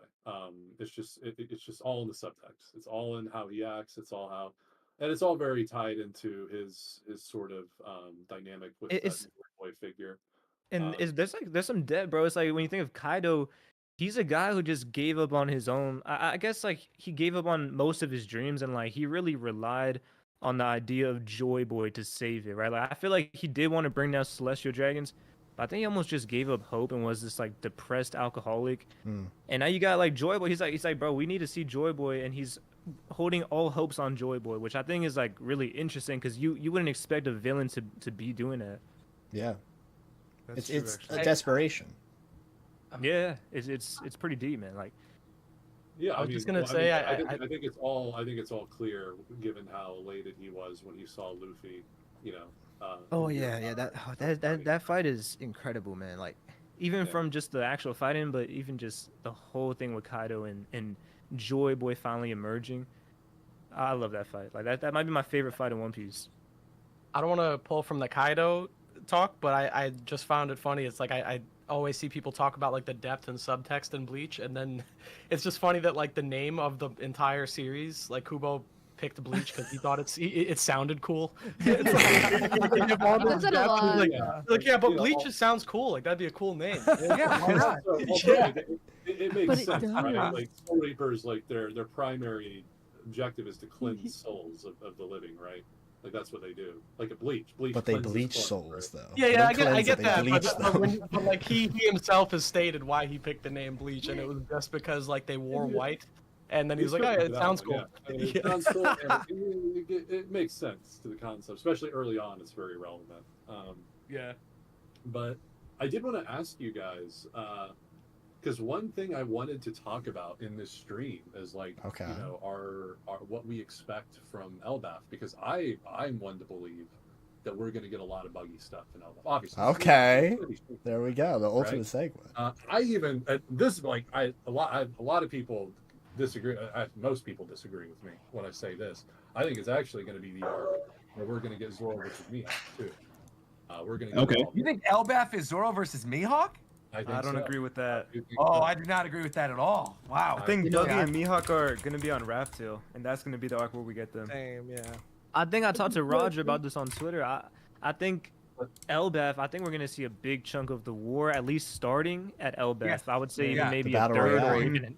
Like it's gonna Yeah, be a I lot think of fighting. We're and- probably getting the Gorse honestly. You can't tell me this. We'll probably setup follow isn't- Luffy. I send the images in the stream VC Okay. in the chat. You can't tell me that doesn't get your blood flowing at least a little Oh, bit. oh, believe me, I am right there with you that I think the cross guild fight is going to happen, and I also did a whole video literally just last week and talked about it even on volume 1 that Sanji versus Crocodile is what I truly believe to be like one of the big end fights, and that Crocodile is probably Sanji's final fight. However, my argument is I think cross guild, Blackbeard, and the Straw Hats are going to be in a 3-way race at the end of the series, and all those fights will happen at Laugh Tale proper.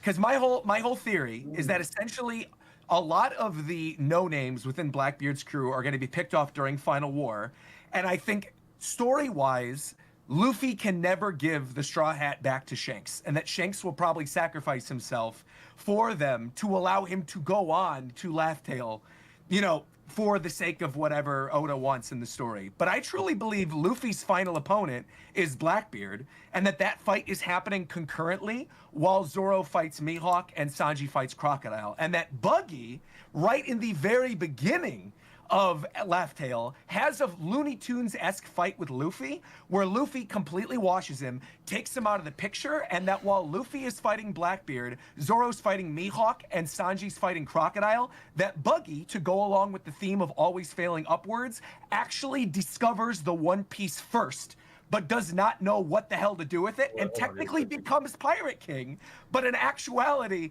doesn't know what it is, doesn't care about it, isn't there for the title, it's not something he cares about, and so we get that development alongside all the Blackbeard stuff and all the fights with the Cross Guild. But I truly, truly believe, like in my heart of hearts, Sanji Croc, Zoro Mihawk, and Luffy Blackbeard all happen at the same time at Laugh Tale. And I think all the Cross Guild, like Blackbeard, other side fights beyond the core 3, which are like Burgess, Doc Q, and what's his name, Van Augur. Those 3 I think will be Elbaf. I think Van Augur is gonna fight Usopp.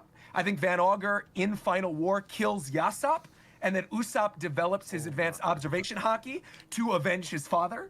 I think Burgess gets a fight with Frankie. You get the big scrapper fight during that moment. And then I also think we got Doc Q and Chopper, because of course Doc Q creates every illness. Chopper needs to solve every illness. And there you go. There's all your final fights. Yeah, so wait, do you not think the Straw Hats are going to go toe-to-toe with the Red Hair Pirates in Elbaf? I think there is a somewhat likelihood that we get some type of Davy back fight type thing, but I honestly think Shanks will not be there by the time we get to Elbaf. I think Shanks and a lot of that confrontation and a lot of the stuff with Shanks and his crew, I think is going to happen in Final War, and I think Oda's going to go out of his way, as we saw during Film Red, to either not have these characters interact all that much, or have it in which they are actively helping whatever the Straw Hats are doing in Final War. Well, Shanks already left Elbaf, so he's not even there. Yeah. I think Shanks will be there at the end, probably second half Listen, of Elbaf. I'll be honest, bro. Elbaf has been hyped up to be Shanks' arc at this point, with it being so much bro. We saw with Kid and Shanks, we saw all this. I feel like Shanks has to be a crucial part of the arc. It might not. He doesn't have to be there since the beginning, but he has to come in for a significant. Could be like Egghead, how he's present, but he's not on. It would be disappointing for me if Shanks was not involved. That's honestly what I think it's going to be like, though. I think it's going to be an Egghead type situation in which he is present via flashback, and I honestly think that's as good as we're going to get. Yeah, I don't think Elbaf hyped up to be Shanks' arc. I think the entire story has been hyping up, if anything, Laugh Tale to be Shanks' arc, because that's what Luffy promised him, was he's going to be Pirate King and make a better crew, and now Shanks wants to find the One Piece. If anything, the Shanks arc that's being hyped up is the very end, when Final War. Yeah, I agree. This is Shanks' territory, bro. It's you have to have the Red Hair Pirates there in some way. Well, if he's not in the arc. Fishman Island was Big Mom's territory, and he didn't fight Big Mom there. Yeah, but it's Fishman Island is not like her base though, right? It's there's a difference. It's also not Shanks' base. Shanks that's was there. Yeah, exactly. I think what is Shanks' base though? We don't know. He doesn't have one. Could be Vera. Vera's got to be important. I could see Shanks not having one. I think that's revolutionary. That could be true. Luffy that's the other thing too. Is I feel like there's too many story ties with Shanks and the Revolutionaries, and shared goals with the Straw Hats, which is why I feel like we're not actually going to get a full-on confrontation with the red-haired pirates ever. Because I feel like so much of the story, even if you look at like characters recently introduced, right, with Garling, who is this, you know, the lapdog essentially of the world government, the Celestial Dragons, right? The judge, this character that's been working with them this whole time, the father of Shanks, and then who is the father of our protagonist is the guy that's in charge of the Revolutionary Army looking to take down the world government and the Celestial Dragons. Like, if anything, that will be a confrontation during Final War. Like, I think there's going to be a lot of parallels between Shanks's journey and Luffy's journey and the Straw Hat and what it means and what's happening during the Final War, where, like I said, like, I would love for Shanks to be present and make it through the series, but I honestly think, like, where we are in the story right now, I don't see a situation in which Shanks is making it out alive or even making it to Laugh Tale. I really think it's like... I agree with that, yeah. I'm sorry, I could never give you the Straw Hat back moment. You get that, the thing where Luffy's crying, but he's like, you're moving on to bigger and better things. You have to go to Laugh Tale, find the One Piece, be the person that we know you are. You're like, that kind of thing I could see happening. And again, like, the story ties are even there with Yasopp, right? And Yasopp and the development with Usopp and the Van Augur fight. Like, Van Augur, going back to what I was mentioning earlier, perfect example of, like, why that would be such a good final confrontation for Usopp is Usopp's whole thing is he's developing observation hockey, right? Van Augur and the Blackbeard pirates are so reliant on their devil fruit powers over hockey. And I could absolutely see a situation, especially because Van Augur is one of the only ones who has a devil fruit that actively enhances his abilities, like, in a meaningful way beyond, like, I'm strong and now I can pick up mountains. It's like, okay, great, buddy. Like, you're going to get punched in the face and it's going to be over for you. Van Augur, like, being a sniper, being able to teleport anywhere is super duper scary. And I could see a situation in which he's having a standoff with Yasopp. He then, because Usopp is not ready during Final War, aims for Usopp. Usopp almost doesn't get out of the way. Yasopp jumps in the way of the bullet, tanks it for his son, and then gives Usopp that motivation during Laugh Tale to actually, like, fully bloom his advanced observation hockey and to literally predict where the teleports are going to happen. And that's how he takes down Van Augur. Yeah. Hey Roger, could I give you like an alternate scenario to the Buggy thing that you were talking about earlier? Let's hear it. Yeah. I actually think it's going to be the inverse. I think so. The entire world, you know, what does the average person think the One Piece is? They probably think it's a ton of wealth and gold and treasure or something like that. And we know that when Roger saw the One Piece, he laughed, and everyone laughed. So, like, think of this scenario: what if Buggy doesn't get to Laugh Tale first, and he gets there second, and the Straw Hats get to Laugh Tale first? They get the One Piece, whatever it is, and they take it with them. And I'm assuming that Laugh Tale doesn't just have the One Piece. They probably have a ton of gold, other treasure that's not the One Piece. And through some circumstance, just like with Skypiea or whatever, the Straw Hats have to leave the gold and treasure behind and take the One Piece with them. Buggy gets there. He thinks that the big pile of gold or whatever, he thinks that's the One Piece. And as far as Buggy's concerned, he found the One Piece when he didn't actually. The Straw Hats have the One Piece. Right. And the One Piece treasure is maybe so ridiculous that the entire world wouldn't believe that that's the treasure. So they see Buggy with the One Piece, all the gold, and they're like, "Oh, Buggy found the One Piece!" Like, I completely all that money. However it goes down with Buggy, it's gonna be funny, bro. I also totally agree that that's a situation that could happen. Like, I could see that happening, but I also think that happens in the same scenario I was discussing, right? Like, I think there could also be a situation in which Buggy gets to that one, like, what he presumes to be the One Piece, seeing all this treasure, leaves, proclaims himself to be the Pirate King, having found this, goes off and does his own thing, because he doesn't care about, like, the truth of the world. We know this. We know he cares about treasure. That's his whole thing. And I honestly think what you said, like, still completely lines up with those final fights. I think the only reason why I feel like it has to happen like that is two things. One, Oda's now gone out of his way to clarify, and so have his editors, that when we find the One Piece, the series ends. Right? Bless you, by the way.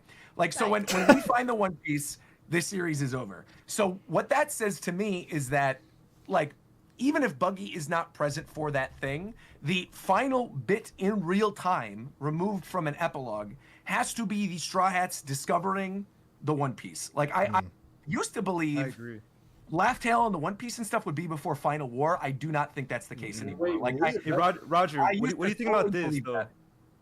What do you think about, because I just made a theory, actually, or, like, not really a theory, but just a video on what I think Raft Tail would be like.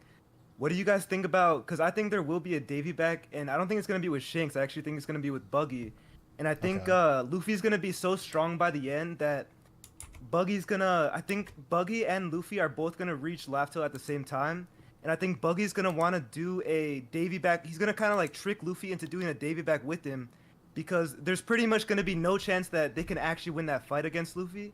I mean, I would assume even Mihawk's not even gonna be close at that point. I think you also forget too is like while Luffy is super strong now and we've seen Gear 5, like people don't fully understand Gear 5 yet, right? Like the world doesn't really know what that power is. They know he's got some ridiculous power, but I think Buggy was already getting washed pre-time skip. Like I think the power difference there doesn't really make that much of a difference. And I think the big thing is like people are still sleeping on the fact that one of the quote wings of Buggy's Pirate King is Mihawk, who's the world's greatest swordsman, who's the final opponent for Zoro. Like I think that tied with Crocodile, like I think again, you look at the world at large, Crocodile, like people have been sleeping on him, but when you look at the progression of the story and everything that like he has done since the time skip and all the ways in which he could have grown, like I'm talking awakened. Like we don't know what awakened Crocodile power is going to look like.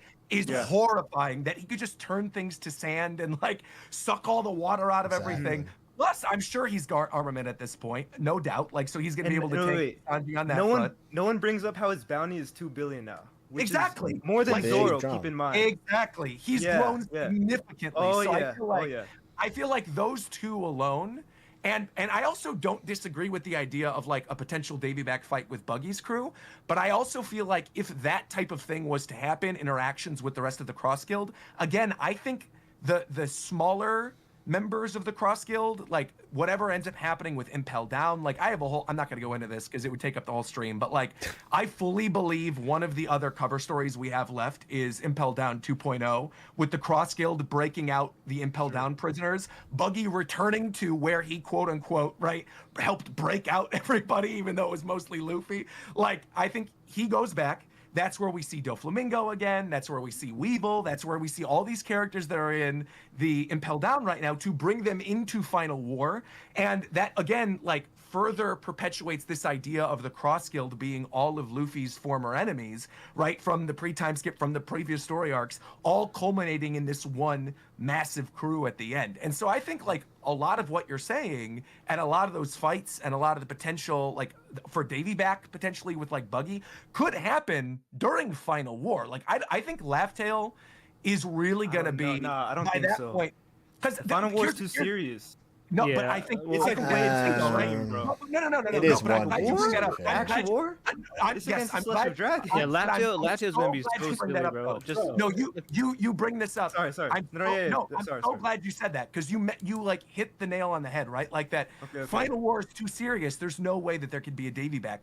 You have to remember Davy back when it was set up, right? Like we had it with Foxy. But like that's the fair, whole, that's fair. the mythology of Davy Jones and like what the Davy back actually was, like to see a serious, scary Davy back would be incredibly hype. Like to act, and by this point in the story, you're not going to have a goofy one. And like again, I think the goofiness at the end of the story with Buggy that ties into why I feel like Buggy and Luffy have to get there at the same time, and like you've got Buggy and Luffy happening, Luffy just Looney Tunesing the shit out of Buggy, doing all this goofy stuff, giving Oda that like really goofy fight that he wants to have by EOS, making Buggy get taken out of the picture so that Buggy is like wiped out, the seriousness goes with like Mihawk and Crocodile, and by that point like Blackbeard arrives and you have Blackbeard and his crew taking out Luffy so that they're not even worried about Buggy, which allows him to find the One Piece and allows him to do all like again, it's all about timing. It's all about like spacing out.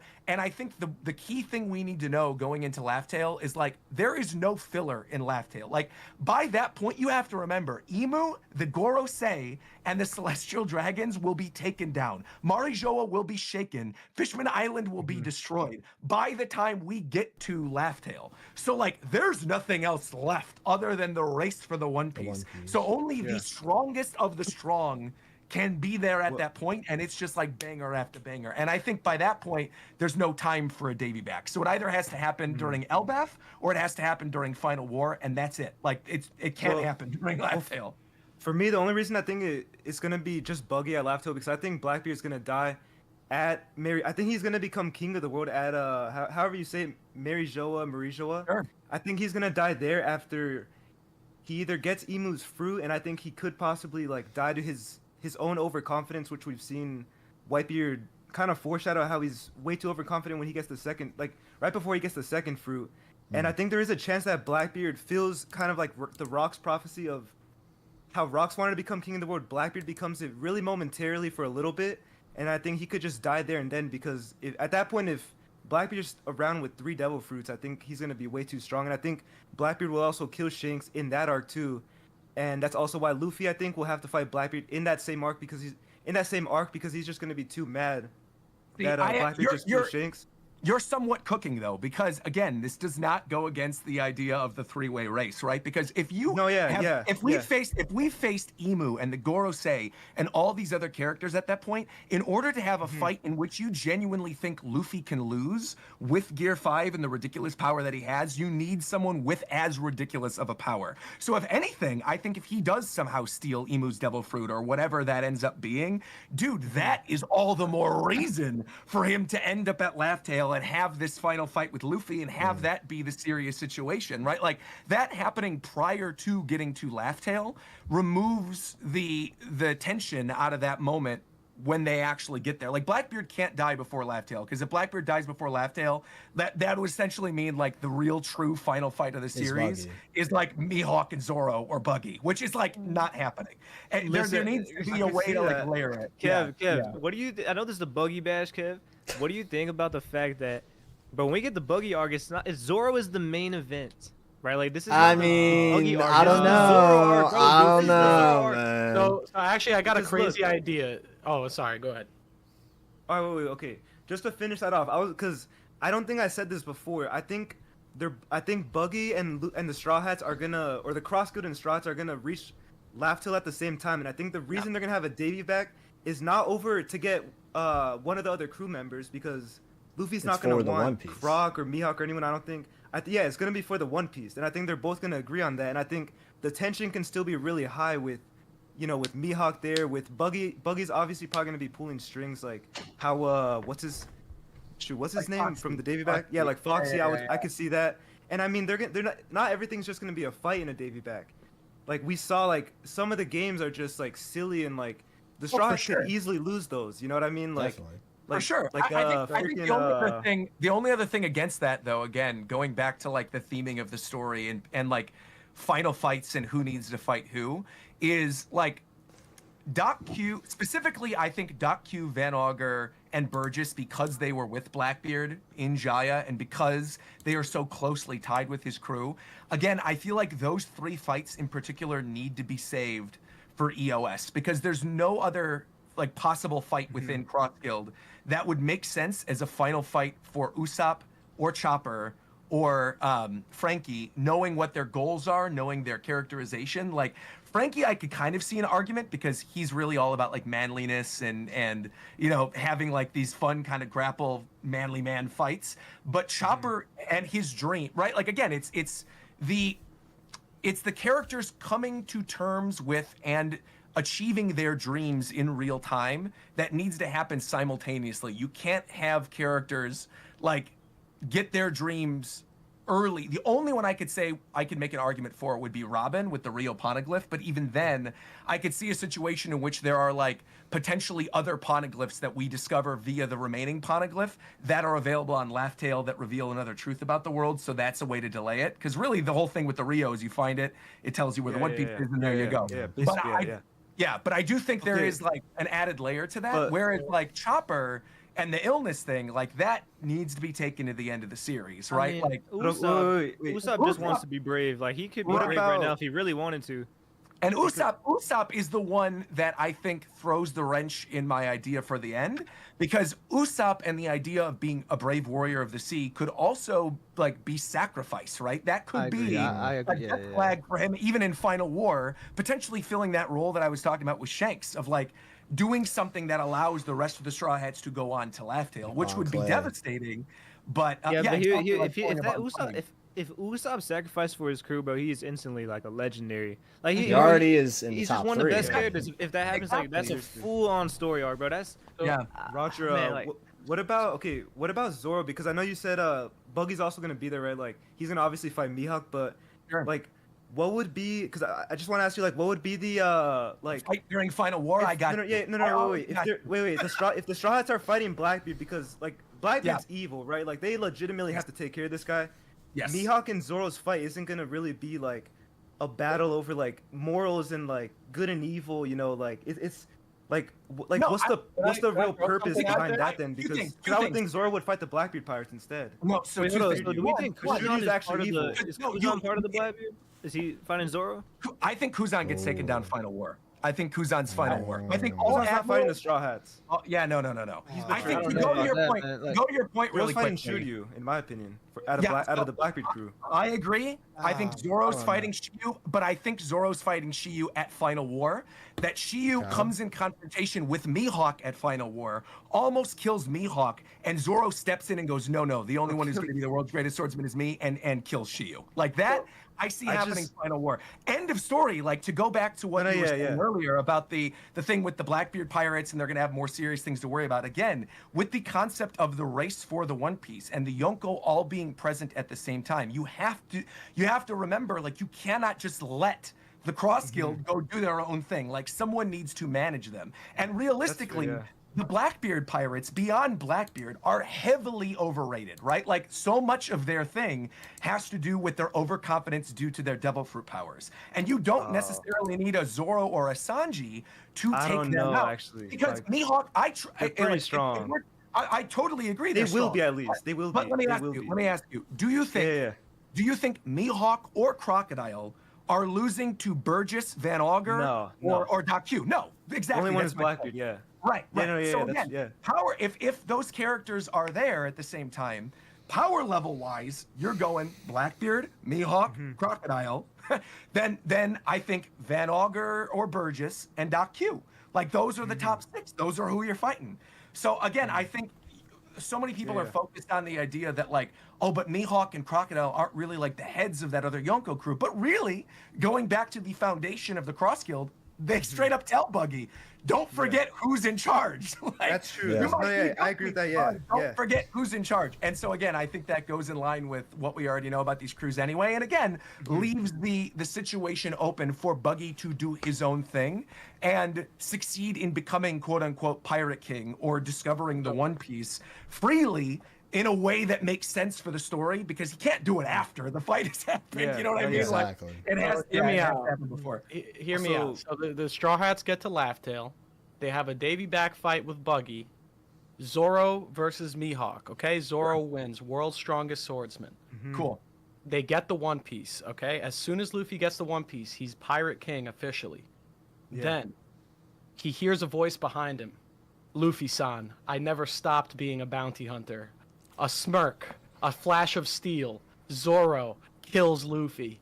Zoro becomes the world's strongest bounty Oh my hunter. God. Could you imagine? Luffy's dead. Buggy The becomes pirate Pirate King. hunter. Oh my God. Because Zoro was all. That's You know, One bro. D&D right now. We're playing a role-playing game. Right now. Collect the best bounty. man. Collect the best bounty. so Also, Yeah. Roger, Kev, I actually do gotta leave, like, kind of like Yeah, right now. I gotta so go just soon. Yeah. One last thing too, Gotcha. Roger. Like, Yeah, I let's love hear the it. theory, bro. Like I actually love the theory. It's just I just disagree a little bit. Like, I mean, I'm not like I don't want to say my theory is gonna happen or yours isn't gonna happen, you know. Of But course not. We're I just just theorizing. I just disagree a little too, cause a little thing that, cause I just think the way Oda usually writes his arcs, I guess you could say, is like he always makes it just like Straw Hats versus the one, like Straw Hats versus the Beast Pirates, Straw Hats versus Big Mom, you know, like it's usually just like one crew against the other crew. And I think like for him to switch it up, I'm not saying it can't happen, I just think it would be like it would just be different. And I think that's the only reason too, like I really think it's gonna just be a one-on-one with Buggy in the end. Yeah, I will say, I think I totally understand where you're coming from, but two things. One, if Oda is going to change the formula, it would probably That's true. happen Yeah. EOS, right? If Yeah, it was for ever sure, going to for sure. happen, it No, would be the for very sure, ending. for sure. The Kev, second thing I was going to say is I do think... Oh, go Pro ahead. State's trying to join. Yeah, I know. I'm moving him around. Okay, okay, got it. All right. The second thing I would say would be, Mhm. I still think we can get a Blackbeard pirate crew fight during Final War, like direct Straw I Hats agree. versus the Blackbeard pirates. But the difference with Blackbeard is that there's a very clear hierarchy within the characters that are on the crew, and Kuzan is kind of a wild card at this point, and we don't know sure. how that's going to go down in Final War, like where he's going to land in terms of the admirals and in terms of the world government, Emu and the Gorosei. Like, I think that's the other weird thing about this is that I feel like because of Final War, like look at Marineford, for example, right? Like Marineford is the last situation in which we saw something similar to this. Mhm. I actually, wait a minute. No, I can straight up tell you something right now. You were mentioning the Beast Pirates. Wano Country, perfect example. Big Mom is not in the Beast Pirates. One of the main fights of that arc was versus Big Mom, right? Big Mom allied with Kaido, and they had that fight with it. But what I was going to go back to saying was, But it's for the Straw Hats. Right. The Straw Hats. The Straw Hats Marineford- face the yeah. The Straw Hats were not present in Marineford. It was Luffy and the Impel Down crew. In a situation in which the Straw Hats would have been present in Marineford, they would be going up against a variety of different characters because all hell's breaking loose. It's a war. And I think that's the thing is, like, so many of these arcs have been dedicated to fighting the Doflamingo family, fighting the Beast Pirates, fighting, all of these, fighting Cypherpole, because they are the primary antagonist group of that story arc. We haven't had all of the characters in one place during a skirmish on the level of something like a war. So that would be my only argument against it. Not to say, again, like, not to convince you otherwise. I'm just saying, like, in terms of things to potentially work against that, I would say, we just haven't faced a situation in which that would have happened. And if it was going to happen, it would happen at the end. I agree, and only because we just disagree a little bit. Like, for me, it's just because I think Mary Joa, I think when the flood happens, that's gonna be where everyone's going. Everyone's gonna be like, this is the one place they can't use the Mother Flame on because they're not gonna destroy their own place. So I think every goddamn person's going straight to Mary Jo for a little bit because there's also going to be a flood. I mean, at least I would assume. And I just think that arc's going to be more so like the next Marineford where it's just complete war, complete chaos. Oh, for sure. I don't disagree at all. In fact, I think like, I think you just think it's Final both, War, right? Like yes, a little bit I of think a mix. Final, Final War is the Marineford equivalent, right? Where everybody is there and it's pure chaos. For sure. I think Laugh Tale is where the last men standing after Final War goes down, which is why I think it gets a little muddier. And because if you need to have the race between Buggy and Blackbeard and Luffy all to go for the One Piece, and they all obviously have to be present, that kind of like leads me to what I was saying with Shanks and why I think he would potentially go down during Final War, because it works narratively with Luffy not giving the hat back. It works narratively with him staying behind the first time around to take care of Buggy, where not only does it work narratively for Luffy, but him also allowing Buggy to go after the Laugh Tale and say, go see what you always were meant to go. Like, bro, there's so many, like, I'm getting chills even saying that. Like, the idea of at the end of the day, it's still his brother, right? Like, I think there's a lot of stuff that makes sense there where he would basically allow Buggy and Luffy to leave, hold off Blackbeard. Blackbeard kills him, gets Emu's Devil Fruit, allows the Cross Guild and Luffy to do their own thing for the first bit, and then as Luffy, who very clearly will wash Buggy before the other two can take down the other two, Blackbeard arrives, you get the confrontation with Luffy, Blackbeard's subordinates are there, gives the other Straw Hats the things to do, all those final fights happen at the same time. Again, it comes down to timing at the end of the day. But the one other thing, I want not to take over. Yeah, go ahead. Well, actually, real quick, I gotta go. I just want to say, Me too. Yeah, thanks for inviting me on, Kev. It was No great problem. to talk to everybody. But yeah, I mean, I would stay longer, bro. If it was like last week or even 2 weeks ago, I could have stayed longer. But I got some stuff to take care of. That's all good. But yeah, it was a great conversation, man. And Chad, let me know what anime to check out of this list, man. There was the chat was adding recommendations as well. If you like probably in the replay or whatever, you know, scroll scroll back down. and look for sure. Yeah, for sure. All right, yeah, I'll check it out, man. Yeah, no, thanks for having me, bro. No problem, bro. Appreciate Same it. for you guys me, sliding through. Yeah, thanks, Kev, bro. Like, thanks for inviting me. And Roger, like, because I really do got to go, but, like, no matter what happens, I think we can all agree it's going to be fire, bro. Like, I just, like, if I'm wrong, I don't even care because I just trust Oda that much. No, it's going to be good. bro. Yeah. Exactly. All right, well, see you guys later then. Have a good stream, Kev. Thanks, bro. No problem. Have a good one, Ors. Take care, Ors. Peace. Yeah, so I was gonna say too. That's exactly Ors was kind of nudging where I was gonna go. I think isn't it just amazing that there's so many great characters and so many factions at play that you can have so many theories and all of them be pretty valid. Like to me, that just shows, like there's no series like One Piece right now. It's just crazy.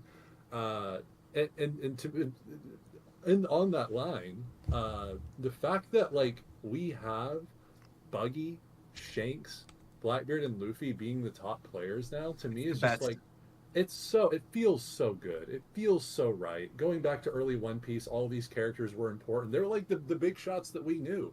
The only real Blackbeard is he's kind of the loose cannon in that picture, but we had a good understanding of Shanks. Shanks is related to Buggy and Luffy, and all these characters. They weren't the bigwigs. They weren't. Oh well, Shanks was obviously, but seeing like a character, the like underdog Buggy story, be an emperor, man, is just like it. For the story like One Piece, it feels so right. But in most series, I don't know. It'd probably be a lot more flack than there is for something like One Piece. But I feel like since it is One Piece, most people are praising it. I just think that's absolutely. I think that's so cool to have a series. So fitting to One All Piece. we need now is for Vegapunk to reveal the Don Krieg and Kuro Seraphim. Then it's a wrap. Hey, we're waiting for Arlong still. I still think he's in Marie Joie. He's gonna be. He's got to come back. I fully believe Arlong, Kuro, like literally when I say like Final War is going to be cameo central, I really mean it because there's no other opportunity for that in the story, and all those characters can't be present during Laugh Tale. And Oda has straight up said multiple times that like he wants this to be a war in terms of having all these characters there that dwarfs Marineford, and the only way to do that is of course to implement everybody who's ever been in the story ever. Like I'm talking when I say this, I mean like Gaimon is coming back. Like I mean like Uta, Shiki. I mean like everyone. Captain Morgan. Captain Morgan. He's got to come back. Everyone. Yeah. This is the Smash Brothers. Everyone is here. Foxy too. Totally. Everyone is here. Yeah. He's gonna use his slow beam on Kizaru. It'll be crazy. That's right. If they make a Smash Bros with the entire One Piece cast, who you? Bro, I'd cry. Who would I meet? Big News Morgan, naturally. Big news. Yeah. Big news, of course. His final smash is getting up in the Zeppelin or whatever and like dropping some newspapers. Who would you? Who do you think? I love Frankie? You think you'd mean No, dude, Frankie? I'm meaning Brulee, dude. That's what I mean. Oh. Her up B must be crazy, bro. Her up B is just like whipping around like Zelda or something. Yeah, with the mirror. I love that. That's how I play Smash. I just throw people into a mirror and then. Yeah, I feel like Carrot would be sick too. Ooh. Oh, Carrot would be fire. She'd be the Carrot- Pikachu. She gives like Running around. Yeah, Pikachu. I was thinking like a Sheik or a Greninja, like a super fast, but sure, Pikachu obviously sure, with the like a lightning. Greninja. Yeah. That sounds toxic as hell, man. Yo, what's going on, guys? I just want to introduce myself real quick. I'm a little late. Had my dates mixed up and a doctor appointment for my son, but I'm Crow from the OPU crew. Appreciate you for having me on, Cav. Not a problem, bro. Appreciate you for being able to stop there. Crow, nice to meet you. For sure. Nice to meet you as well, man. How y'all boys doing? And ladies and gentlemen, I'm sorry. How y'all doing? Boys, I good. think boys I'm great. today it's a gender neutral term. B-O-Y-Z is gender neutral. boy. True. It could be BOIS as well. It could be For sure. BOIS. Oh, Yeah. B-O-I-S, exactly, the boys, Yeah. exactly. They got a TV show about that now, I think. No, the boys, yeah. The boys, Good show, that's good right. show. That's Can't wait coming back for- soon. That's coming back June, soon. right? Yeah. It looks I'm insane. hyped. I'm I'm so hyped. So excited. Yeah. So Trying to ready. Trying to think of that Smash Which- main now. That's crazy. I know, because there's so many good options. If you're thinking of like who to put, obviously all the Straw Hats would be. I think all the main characters would be in it for sure. All Yeah. the Straw Hats, all the Yonko. Like I can't think of a roster with like because Smash Ultimate has like 80 something, right? Yeah. Yeah. I mean, it would have to be something along those lines if we were gonna get it. Yeah. Yeah, because you Yeah, got all the Yonko and the Straw Hats is already almost 20 characters. Right. And then the Warlords, that's 25 The probably. Admirals. Ace, the Admiral. Oh my god. I'd be cooking Like- with Young Zoro. You know how they got Young Link? They got Young Zoro. Young Zoro. Young Zoro and Dr. Luffy. That's so funny. No, it would be Afro Luffy. Afro Luffy would Tanuki, be the. Tanuki, Luffy. You have just like every point chopper is all a separate character. You got Yeah. guard Oh chopper, you got my regular chopper, you got And then Yo, see my Budokai- my Toon Zoro, my Toon It'd be Zoro. crazy. goes nuts. If like the Tanuki were like, or no, sorry. If the Tontata? Tontatas were like the ice climbers, you know what I mean? Like you get like a Oh. couple of them. I like that. So what I was thinking, it would be like Olimar, how he's got the little Pikmin. They would be the Tontatas. Oh, I love that. There I was love something that. like that. Oh shit! Yeah. Yeah. You could do like a character where like Zoro had Usopp shackled to his arm in Water 7, like an NES lobby. Ooh, You know, that was so good, Oh, King. fire. But that That'd was be like Soga Ice. King. Oh no, man. Oh right. I right, actually right. can I Yeah. change my main? I said big news earlier. I'm gonna change it to Kinemon because he couldn't die. I'm gonna change it to Kinemon. Oh, true. He just has to fall off the stage, you know. That's it. He just falls off the stage and it's fine. Yeah. He goes, can only actually, hope. my other body part was still on the stage, so I'm good. Like, Oh, fine. it's like I oh, was this is never such put a back together again. god. Like all of the that was, I was about to say that was super nerd crap, but like there's this game. It's called Rivals of Aether. It's a Smash inspired Well, of game. course. And there's a character named Orcane, and Orcane literally does that. They make a puddle, and if you up B from anywhere, they just teleport back to the puddle. Yep. I was just thinking that could be like Buggy. Buggy plants the feet. There you go, and with then the fly- feet. Yeah, Yeah. with the- Yeah. yeah. That's a good idea, actually. Yeah. You want Oh to do my the God. never die thing? You could just play as like Pell or something, and you're Oh. like, Yeah, Pell. Best final Pell, you're Smash ever. guaranteed- That's it. You just drop a nuke on him. That's it. Oh my god. Bro, that game would be so fucking amazing if they Oh made my it. god, I want it. I've been saying Oh. for like the last decade they need to do a Smash type game with Shonen Jump characters, like just do Yes. Jump, like, Yeah, that that's was not fire. like Jump Force. Be That's fair, what to be Jump fair, Force they did kinda was supposed twice. to be. Well, Yeah. well, also, Jump Superstars on the DS had two games. This never came to North America, but there was Jump Superstars and Jump Ultra Superstars. And both of these games were literally that. They were Shonen Jump Smash Brothers games in which instead of knocking someone off the stage, you literally knock the people out of the manga panel. So you basically fight on a manga page. You punch them. If you've never seen this before, this is a real game. I own it. It's very good. You can look up Smash videos TikTok online. chat? The TikTok the chat for that? actual the roster is like absurdly good. Really, 160 every hit from the characters? Yes, it was so Oh. good. It reviewed really, really well, but it was a licensing nightmare because at the time a lot of these series weren't localized, so it never came to North America. Dude, I've been saying this for years. All they need to do is make a console version of Jump Superstars. That's it. The game would sell gangbusters, would do incredibly well. This has all the rights to all the Jump properties now. There's literally no reason to do it. Stop with the BS arena fighters that nobody wants to play. Give us Jump Please. Superstars again. Bring it back. That JJK game, you know.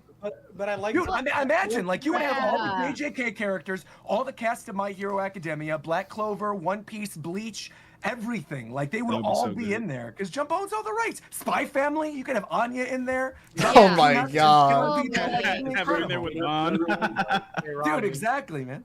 Are you telling me you don't want to just press X like 100 times and watch a No. character do a cutscene? I do not know. No auto combos for me, thank you. Well, we Honestly, have like for an me, it's just Oh, go ahead. a good One Piece adventure game. Just a good yeah. one. Oh, yeah. That's all I asked for. What were you gonna say, Megan? There's like an example. I mean, I like the All Star like JoJo game. Oh, All-Star Like if we Battle? could game get is that fire. with One Piece, Game like is that would be so sick. Bro, that game is amazing. Yeah. Like amazing. And What's it's like also, really like, hard. And that game has assists in it, right? Where you have It like the does. assist Yeah. characters. that Yeah, go- they- right. Because that was the whole thing with Jump Superstars too, and Jump Ultimate Stars, is they also had assists. So not only did you have all the main characters, you also had like assist characters. So for One Piece, you had like all the main. I think it was all the main characters in Akai Yunu, I want to say, were like Oh, the wow. playable ones. But then like the assist characters dove deep. There was like Kiwi and Mozu were in there from the Frankie family. I mean, there were like weird love assist that. characters. Neji and Shikamaru were assist characters for Naruto. Like Kamaru they needs had, to be his own character though. dude, it was fire. They had like 12 Bobobo characters in that game. It was unreal. They even had Bobobo characters? They had What? everything, man. I'm telling you, they had What? everything. These games were so good. Reborn was in there. Yu-Gi-Oh. There were like 5 different Yu-Gi-Oh characters. Yu-Gi-Oh's crazy. I can't It was even sick. imagine that. I remember when Jump Force came out, I was hyped purely because they had Kaiba. I was like, oh, I can Right. play it. Oh Right. yeah. Need Dude's that off. again. Yeah, I don't know, Is man. it They have it for like Burning every Blood? franchise. Like Naruto has Ninja Storm. JoJo has All Star Battle. Like they have so many fighting games, but you'd think One Piece would be a no-brainer. Yeah, no brainer. Here's Yeah, they here's did what that, I'm. Isn't Burning Blood? Isn't that a One Piece fighting game? It's an arena fighter. It's an It's arena trash. fighter. Okay, Yeah. okay, yeah. That's Yeah. like, just imagine if they had all this money, like the JJK game, the Demon Slayer game. That's Shonen Jump too. Demon Slayer, or Yeah. is it not? Yeah, Demon Um, Slayer and JJK would both be in this game if they Yeah, made exactly. it, man. Just That's what's all the insane. money that all these games had the budget of, put it into one super game, and it would be For real. like it could be like the MVC2 or the Smash Ultimate of Shonen. Like, this would be crazy. The only thing, and it would be crazy, and it would sell so well. I mean, it really would be a hit. But the only thing that I worry about is like they would have to cut down on the amount of characters from each franchise, That's right? Because true. they can't have Yeah. 100 characters from every show. So you'd be getting like the main. Yeah, cast. you would. You would be And- getting the and- main cast for sure. And if you had a One Piece game, you could have all these like DLC, like Characters. Season niche- packs and all that. If they Yeah. do make a One Piece fighting game, I have just one request that they have to do bare minimum. And all that is if you put Sanji in the game, please do not do the gag where he's not allowed to fight female characters. They have to. Oh yeah, that's in Jump Oh Force. yeah. Yeah, it's in Bro, Jump that It's Force. in every. It's in every. I game. kinda- Yeah. It's in Burning. It's also in Burning Blood. It sucks because Sanji automatically becomes the worst character in the game because he can't fight half the roster. So if you I play actually Sanji, think I don't think it's in Superstars. I don't think Jump Superstars. That's the Good. case. If I remember correctly, I think you can fight anyone with Sanji. Yeah. yeah, because if you can't fight half the characters, he's automatically the worst character. Because all you have to do if you see someone playing Sanji is just counter pick like Boa, and he can't touch you. Like what do you do? So Oh, I just man. hope they don't do that. I hope they Dude, don't. I'm He looking at. can fight the girls. I'm looking Yeah. at a video right now. I'm looking at the I'm looking at one of these Jump Ultimate Stars videos as well. Like, dude, this game was seriously so sick and ahead of its time because like you could give assist characters from different franchises to your main characters. So like this video I'm watching has Killua fighting, and he's got like an assist of like the girl from Reborn, and then like an Ice Shield football player that he summons out. But then his special move is he slides past the person, takes their heart out, and squishes it. And you're like, bro, this is so sick. Like, So why sick. why did they not do this again, man? I don't understand. They had to make them look like dolls in Jump Oh, Force. it was so good. It looked weird. I know it's such a weird art style. Oh, the and- stage is Yeah. a book. That's sick. No. So yeah, exactly. So every stage, it's like the same idea of Smash. The only difference is you don't fall off the stage. You get knocked out. Like imagine, the King of Fighters stage in Smash Ultimate, Yeah, where with like the you hit glass. the wall and then the glass eventually breaks. That's exactly what this game was like, where every side of it were like manga panel walls, and you could punch through. And on certain stages, you could like punch into other manga. So like if you broke the wall, you could like be in a One Piece panel and then break the wall and then run into Bleach and like. That's so fire. It was so Nah, that cool, sounds dude. fire. That's so It was cool. so good. Yeah, that's giving me like huge PlayStation All Stars Battle Royale. Like the stage is how they would like transition into like a whole other game. Oh, it was so good, Oh man. my god. Even the way they handled like the assists, because obviously if you just stacked every assist on other characters, it'd be broken. So what they did was every assist basically had like a dedicated like square on this grid that you would fill out, right? And the assists could be as small as like 1 square, or they could be as big as like 6 or 7 squares. And then you would basically have to fit the assists into this one manga panel and have it fit where it looks like one cohesive manga page. And so like you could see in the thumbnail for the one that I linked in Stream VC, Yeah, I like was just Naruto was a watching 4 grid, like Robin's like a 3 grid across, Yugi's like a 1 grid. And so you could basically slot in each of these assists and each of these different moves despite your main player character. And you could swap between the player characters. So like say for example, you don't really want to utilize assists, but you want to have the option to play as a different character. You could slot in Naruto and Ichigo as your playable and wow. have the assists be like Goku, Robin, and Yugi, right? And that if Naruto's dying, you then swap over to Ichigo and have that as your player character until you get knocked out. It was like, I can't even sing the praises of this game enough. It was so ahead of its time. It was so good. Damn, that's so crazy. sounds I didn't know actually this game fire. existed. That's mad fire. Did they have Blingo in there? He was DLC. He was DLC. Blingo was DLC. Yeah, Blingo was DLC. Dude, I think Blingo needs to come back like Gwimbly did. I'm gonna be honest. I think Gwimbly Yeah. and Blingo should really. Playing Blingo. Dude, Gintoki even rides his scooter in this. Dude, I'm telling you, it was amazing. Yeah, There's so much love in this game. How is it And like it was- literally the complete opposite of Jump Force? That's crazy. I know. Yeah. So Even like some of the gag mangas, they had stuff in there like some of the playable characters were from some of the gag things. So like in this instance, it would be like Roboco. If they were gonna do it today, you'd have like a Roboco character in there. But like I don't know the name of the series, but I remember like the main character is like this little donkey. And it's like a Japan exclusive, has never been in anything else. But like this character was playable with 3 assists from his series in this Jump Ultimate Stars game, and he was like crazy good too, which is just so weird. It would kind of be, it'd be cool if they made a game that was like, you know, Marvel versus Capcom, except it was like anime versus like a manga versus Western comics. Like you had That like, would be so weird. Marvel versus Shonen Jump would be. There was a little bit of that if you ever played Tatsunoko versus Capcom. Oh that was my! The game that was on Wii. Dude, that game was so sick. Roger. Like, they could have done Tatsunoko versus Marvel. It would have been fire.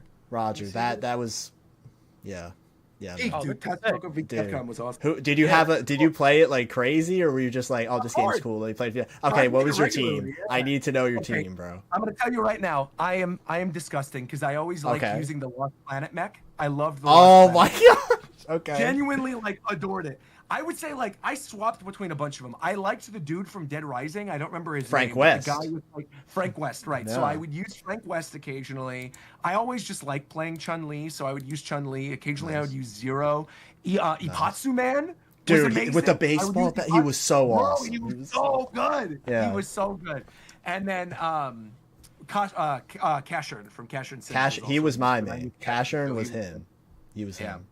I played as Cashern, and I played as Batsu from Rival Schools. Nice. Yeah, that was that. I did not expect to hear about that game in this decade. Yeah, so that was Batsu awesome. and Ipatsu Man were also like really good together too, because Batsu was more of like the close-end grappler, and then Ipatsu Man would whip out the baseball bat and like, dude, that game was so good, dude, so good. That literally gave me like the Ratatouille whiplash. Like that literally was just oh my god. Yo, guys, I actually got to get going. I have to have some dinner and then get ready for this Knicks game in like a couple hours. So right on. We'll see what happens. Yeah, we'll see what happens. Well, it's gonna be another cook today, I think. We'll see. Yeah. Good luck with that, brother. Yeah.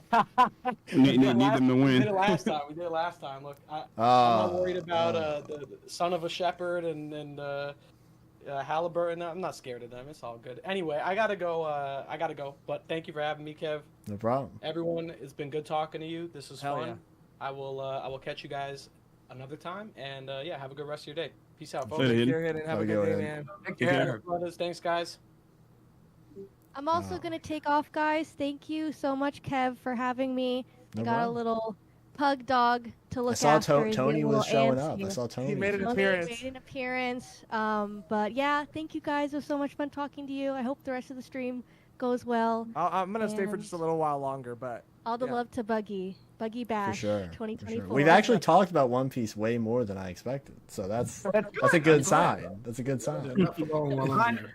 On that Thank note you, as well, guys. with Megan talking about the pug, I also have to go take care of my Pomeranian because he's been sitting by my feet for like 3 hours at this point Yeah. now. So I got to take Obi out as well. I'm going to bounce too. But always a gotcha. pleasure talking to everyone. It was a lot of fun.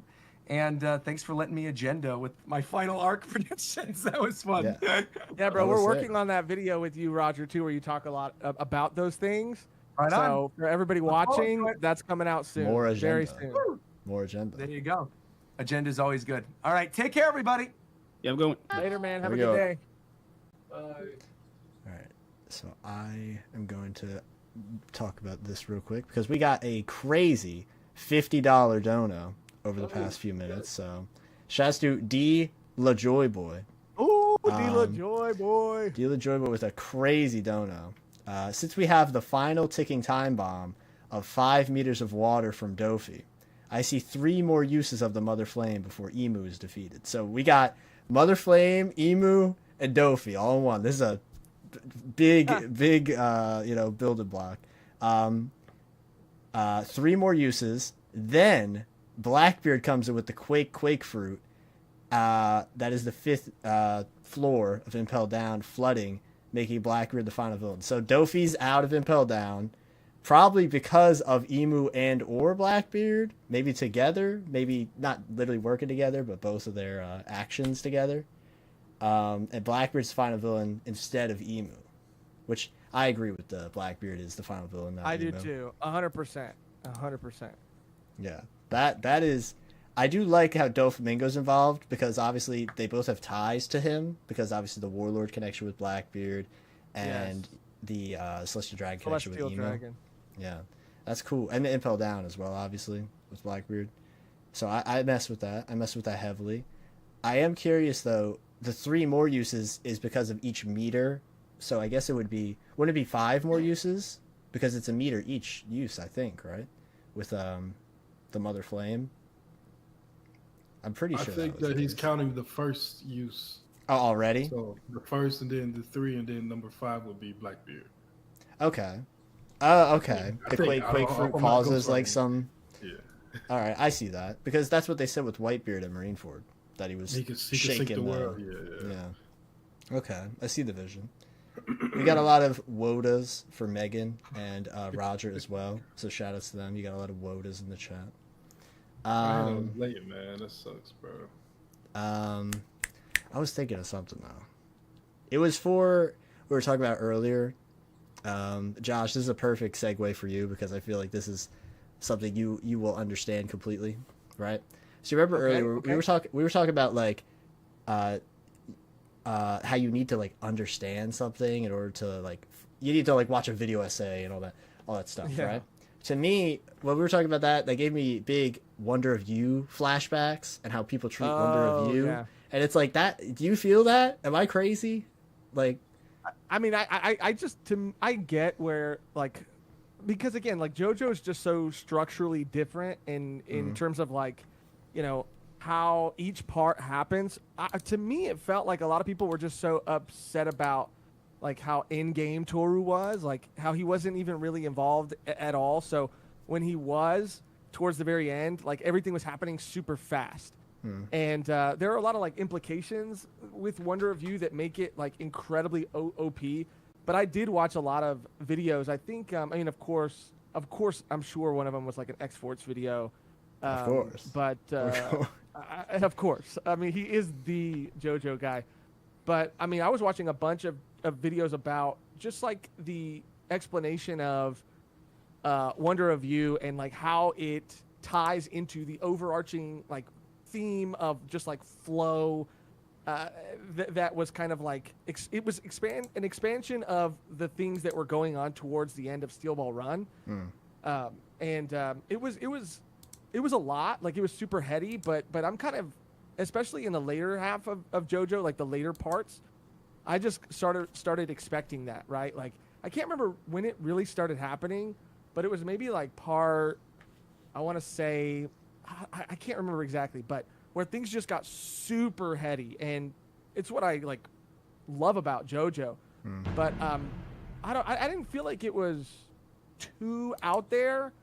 I actually really enjoy like the calamity and just like the concept, and I mean it just kind of like encapsulates everything I love about Iraqi and his like writing style. But I'm not gonna lie, I did have to watch a couple videos. I think it was like X-Force and it was like Hammond Beat or like the two Hammond Beat. Yeah, that like come to mind. Like, yeah, but I again like same thing with Neon. I love when a story like makes me do that. Like it makes you wonder. Think you know, more. it makes you wonder like how it is. That was not meant to be a pun.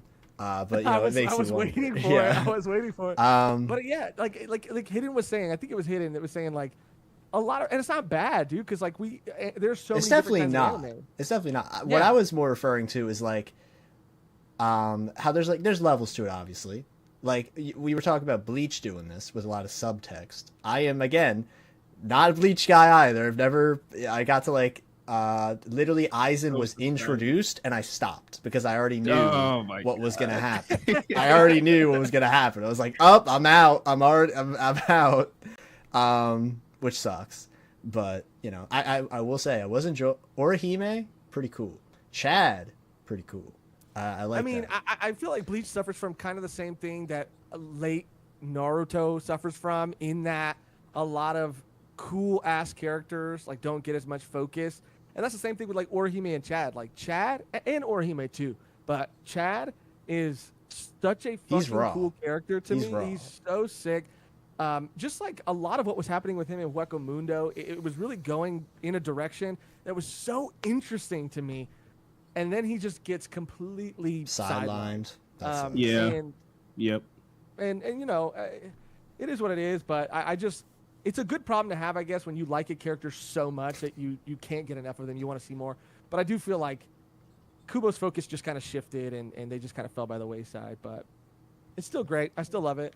Yeah, the thing is, I do want to give them a watch or read, because I was reading Bleach and I was watching Naruto with friends, but it's just like, it is really difficult. You know what I mean? I don't know. It's hard for me read to or watch. No, I mean, because I already know things that are going to happen, so it's Oh, I hard for me see. to be like, because I'm not invested. You know, Yeah, like yeah, with One that's Piece, tough. I knew nothing. And that's why I was so invested. I was like, all right, I'm so in. But with Naruto, especially because, like, again, I could just name crap off, like, oh, that. Bleach, not as much, which is I'm lucky for that, obviously. But it's hard. You know, I think it's pretty difficult to get invested. Do you know like a lot of like end game stuff for Bleach? Not particularly. Bleach, not nearly as much as Naruto. Naruto, I Okay. feel like I have heard it all a bajillion times, because you know how people just kind of just bring this stuff up in conversation when you're talking about like other shows. It's just like, oh, it's like that thing in Naruto. It's like that thing in Naruto, because everyone thinks they watch Naruto when they're like 8 years old, and I'm like, bruh. Yo, Kev, Yeah. from what you told me, Kev, from what I understand from our Bleach conversations, you pretty much know nothing from like Fullbringer and onward, and maybe like a thing here and there about Waco Mundo, but for the most part, you're kind of like blind on that stuff. Well, that's good. And I would say, and I don't know, Eden's right is your name? Yeah. Nice to meet you, by the way. Yeah.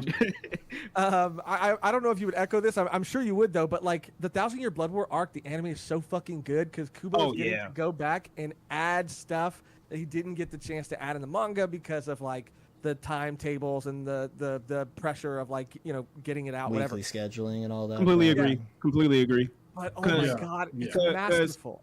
Cause Kev, like for context, like from what I understand, nobody really knows the real reason. It's either Bleach got canceled or Kubo just stopped or something like that. But like, Okay. I won't spoil obviously, but like the final chapter, it kind of like the final fight, it ends so like weird where like Is it, after. So I have a just immediate question. So have you read Yu Yu Hakusho? Anyone Yeah. here?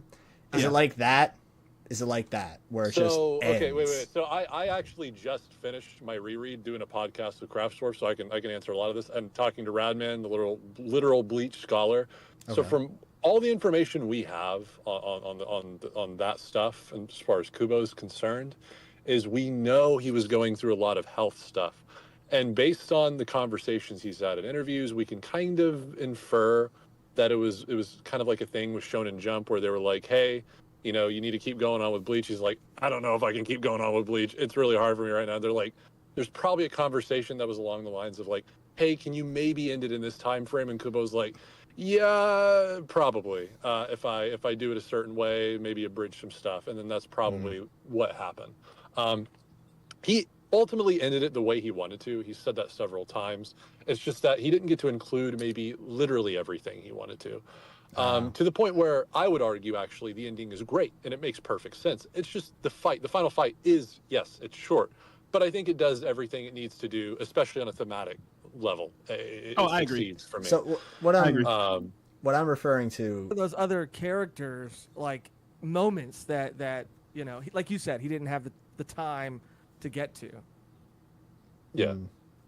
what I'm more referring to. For instance, like with the 1,000-Year Blood, the anime's already been doing some cool stuff, some cool additions. I'd imagine, because of all the material they have left for 2 cores, like even Chad's probably, we're actually going to see Chad fighting in a 1,000-Year Blood War and stuff like that.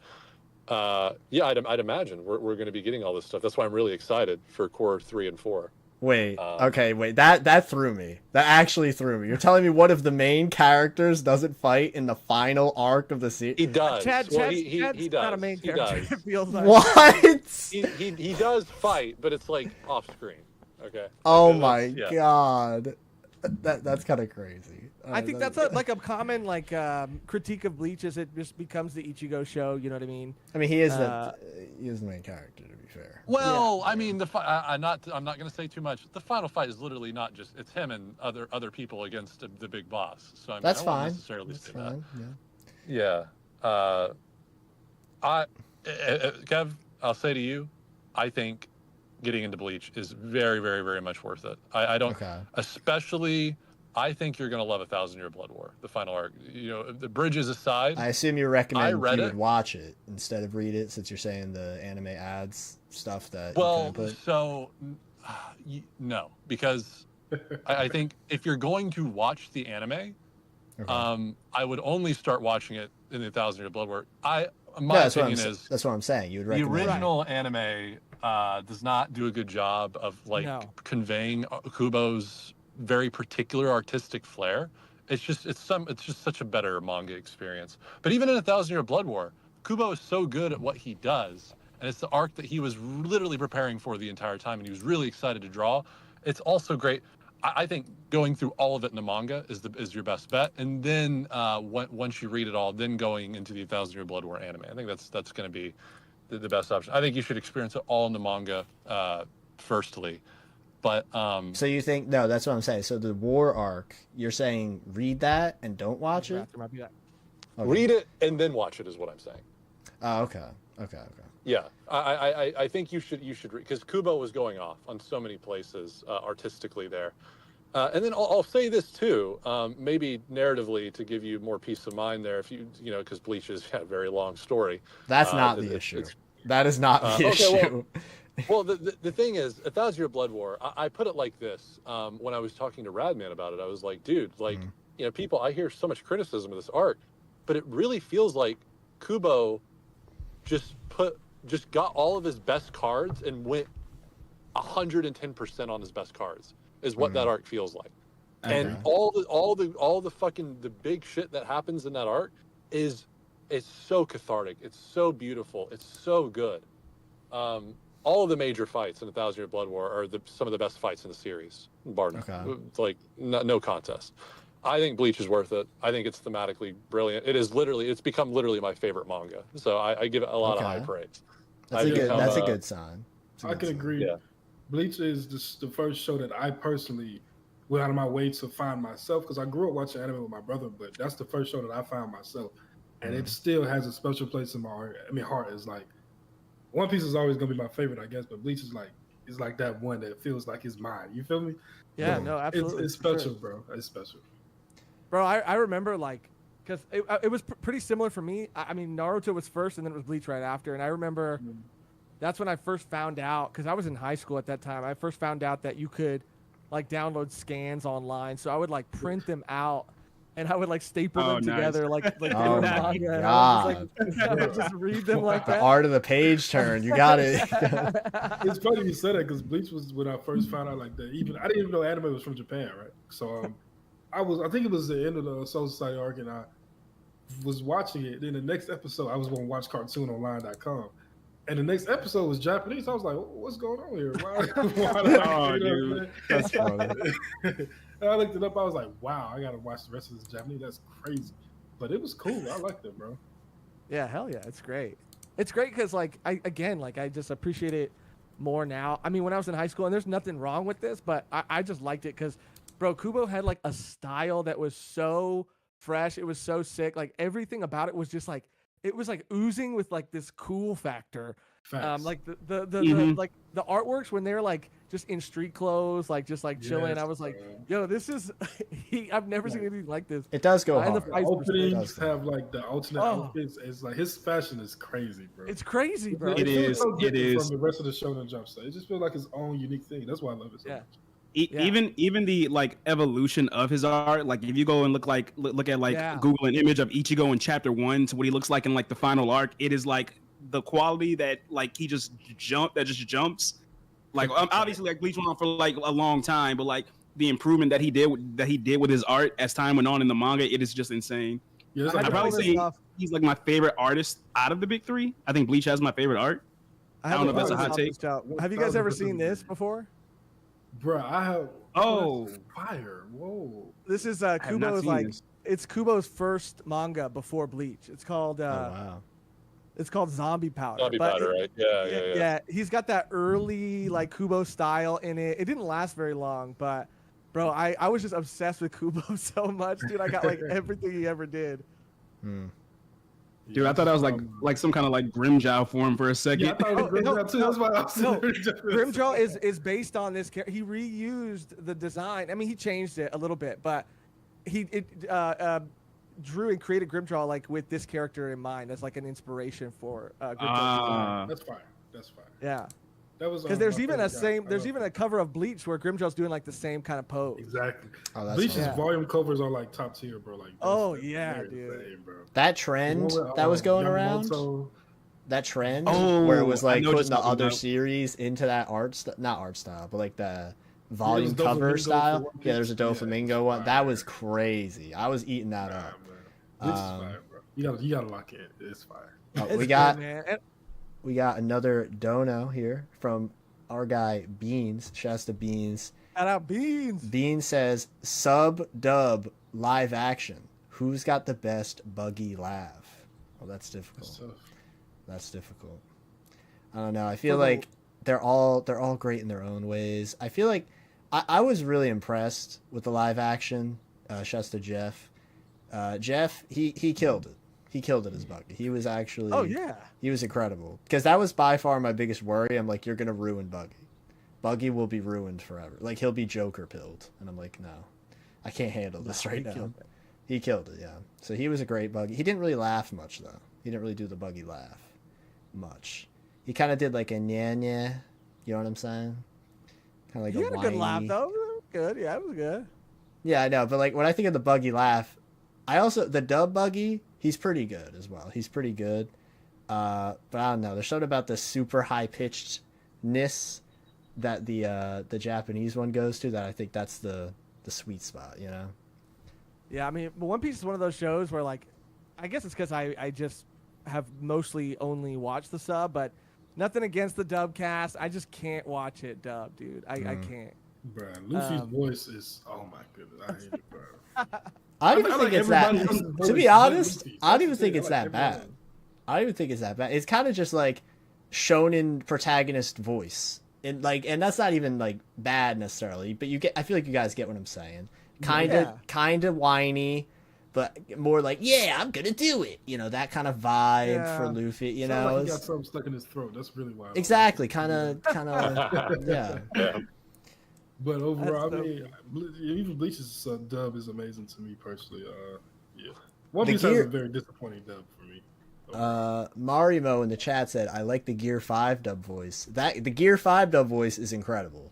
She Kaido's- killed it oh my with the Gear goodness. 5 voice. I've read a little bit of it. Yeah, it's pretty good. Yeah. Yeah, You ever I seen just- the I clips don't- of Kaido's dub voice, bro? Like the stuff he's doing, it's like it's hilarious, bro. I gotta Yeah. check it out, man. my friend actually. I couldn't get into it. Me and some friends we went to this convention almost 2 months ago, and Kaido's voice actor in English was actually there, and he met him. He didn't meet him for Kaido. He met him for a Dota character. Yeah, because I forget the character's name, but it's like Kill Soldier. Like Dota has a bunch of weirdly like super bland names because they're like archetypes and not characters. Interesting. He was apparently chill. He was apparently super chill. So shouts to him. Nice. Nice. Yeah. I know that they're super talented. They're all great, and it's just personal preference. Because like I feel like if you watch the sub, then you're more inclined. If you started with the sub, then you're more inclined to like that. You know, Yeah. vice versa with the dub. But like I saw some of the clips of the Gear 5 dub, and it just like it wasn't hitting the same for me. And that was just me. Wow. Like the dub, Yeah, I agree. it had a different energy to it. I like mean, they were the doing their Woody own thing, but, Woodpecker like, laugh. That was one of my favorite things. I was like, this is great. This is great. They're doing cartoony laughs. I like this. I'm a big fan. Yeah. But obviously, sub. That's what I watched. So it's just, I feel like it hits more because it's like, look how far we've come, kind of mentality, you know. Yep. And I think for me, like even when I watch like a dub of a show, I usually can't watch the sub. It's kind of weird. Like I feel like a great example for a lot of people is like Dragon Ball. Do you guys know anyone who watches Dragon Ball in Japanese? Like No one. genuinely? No one. Like No. Not until Super came out. Not until Super came out. Super was a hit, so a lot of people did. But overall, like I didn't hear Goku's dub voice till I was a lot older. I was like, whoa. I mean, sub. I was like, whoa, what is this? Yeah, because people call it Grandma Goku. Like that's the huge thing. Grandma Goku. Well, that's the thing about like, and again, like it makes sense for the character, but we were talking about Freerin earlier. I just was curious. I wanted to see what Freerin sounded like in the dub, and God. I cannot get into the choice. It makes sense Really? because Really? Freerin Okay. is, It's too mommy-ish. It's too mommy-ish. yeah. Freerin is an elf who's lived a very long time, so like it makes sense that they would sound older, but it just doesn't fit. It doesn't fit Freeren's like Like the face. nerdy. Oh, like I was gonna say I like the voice, but then you're like, it's kind of mommy-ish, and I'm like, what do I respond to that? Like, how do I respond to that? I mean, Kev, I'm not gonna lie. That, like when he said that, I'm like, yo, that's like very accurate. It to is. I was just like, oh god. yeah, there's like I don't know. There's a inner sub voice. Je ne sais, very mom. nice, subtle, sort of monotone-esque. Yeah. It just goes with her character so well. Yeah, I literally in my Discord I was telling people her dub, and I quote, I said her dub doesn't sound autistic enough for me to be fair. It needs more autism for me to like it. I don't know. It's I get her the sub voice is choice. perfect. I get the choice they went with. I get the logic, and they're doing their own thing. Just for me personally, it just wasn't working. She sounded too old, but like not in the way that she should sound. She is old. She I know is she old. is. That's what I'm saying. It makes no sense. But yeah. It's a vibe check. It's just like, look, I don't know. I've also been seeing a lot of clips of the dungeon show that we were talking about earlier in the dub, and I kind of like the dub more. I don't know. There's something about it. The dub is heat. Yeah, I kind of like really it more. good. Bro, Emily Rudd-Nami is the Marcel. The elf. clip of her screaming at the one, I'm not gonna say because that's a spoiler, but you know what I mean, the one scene with the shirt, she screams like, whoa, like that killed me. She's great in that, dude. She's really good.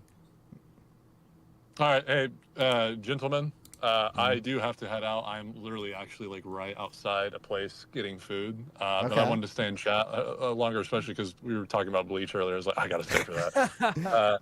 But yeah, no, I am starving. I've not eaten much today, and gotta feed these muscles. I had a hard day. The brain and the body, bro. I am. Hey, I'm going the healthy route. I'm outside my local Chipotle right now. Ooh, so, I like Chipotle.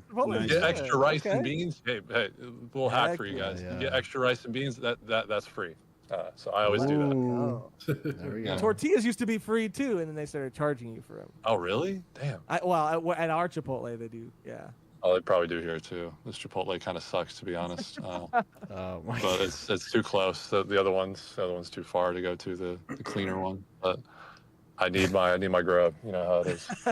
The nourishment. Yeah. But 220, or I don't know what it's like, 225 to add guacamole. Like, come on, man. Yeah. Like that's a rip off and a half. That's why I never go, but it is so good. I do like it. It's good. It's so good. It's healthy. It's good. It's right up my alley. You know. But yeah, so I'm gonna go eat that. I'll probably watch the stream while I eat. So there you go.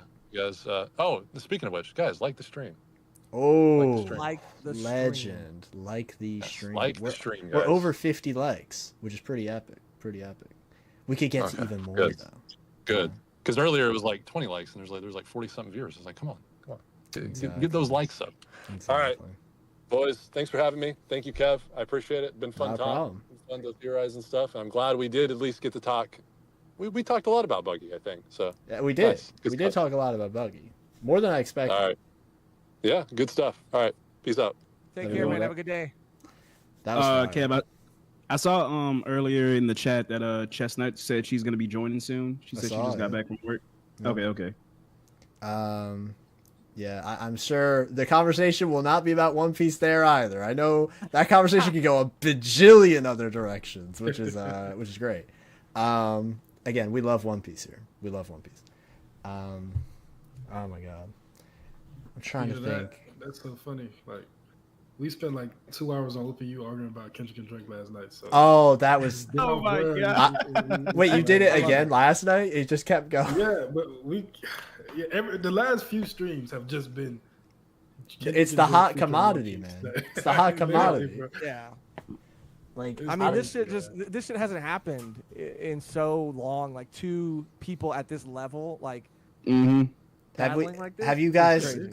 Josh? Have you heard of Ebony Prince? Have you heard about the Ebony Prince goodness. part of the beef? Oh my god. Oh, do we have I'm starting to something? think it's fake though, bro. I think it's real. I think it's I mean, absolutely there's real. something there, but the So they posted like a screenshot from like a different case. Somehow it was like Drake or whatever, like some messy stuff. I don't know, but the original stuff was chilling though for sure. yeah. So Josh.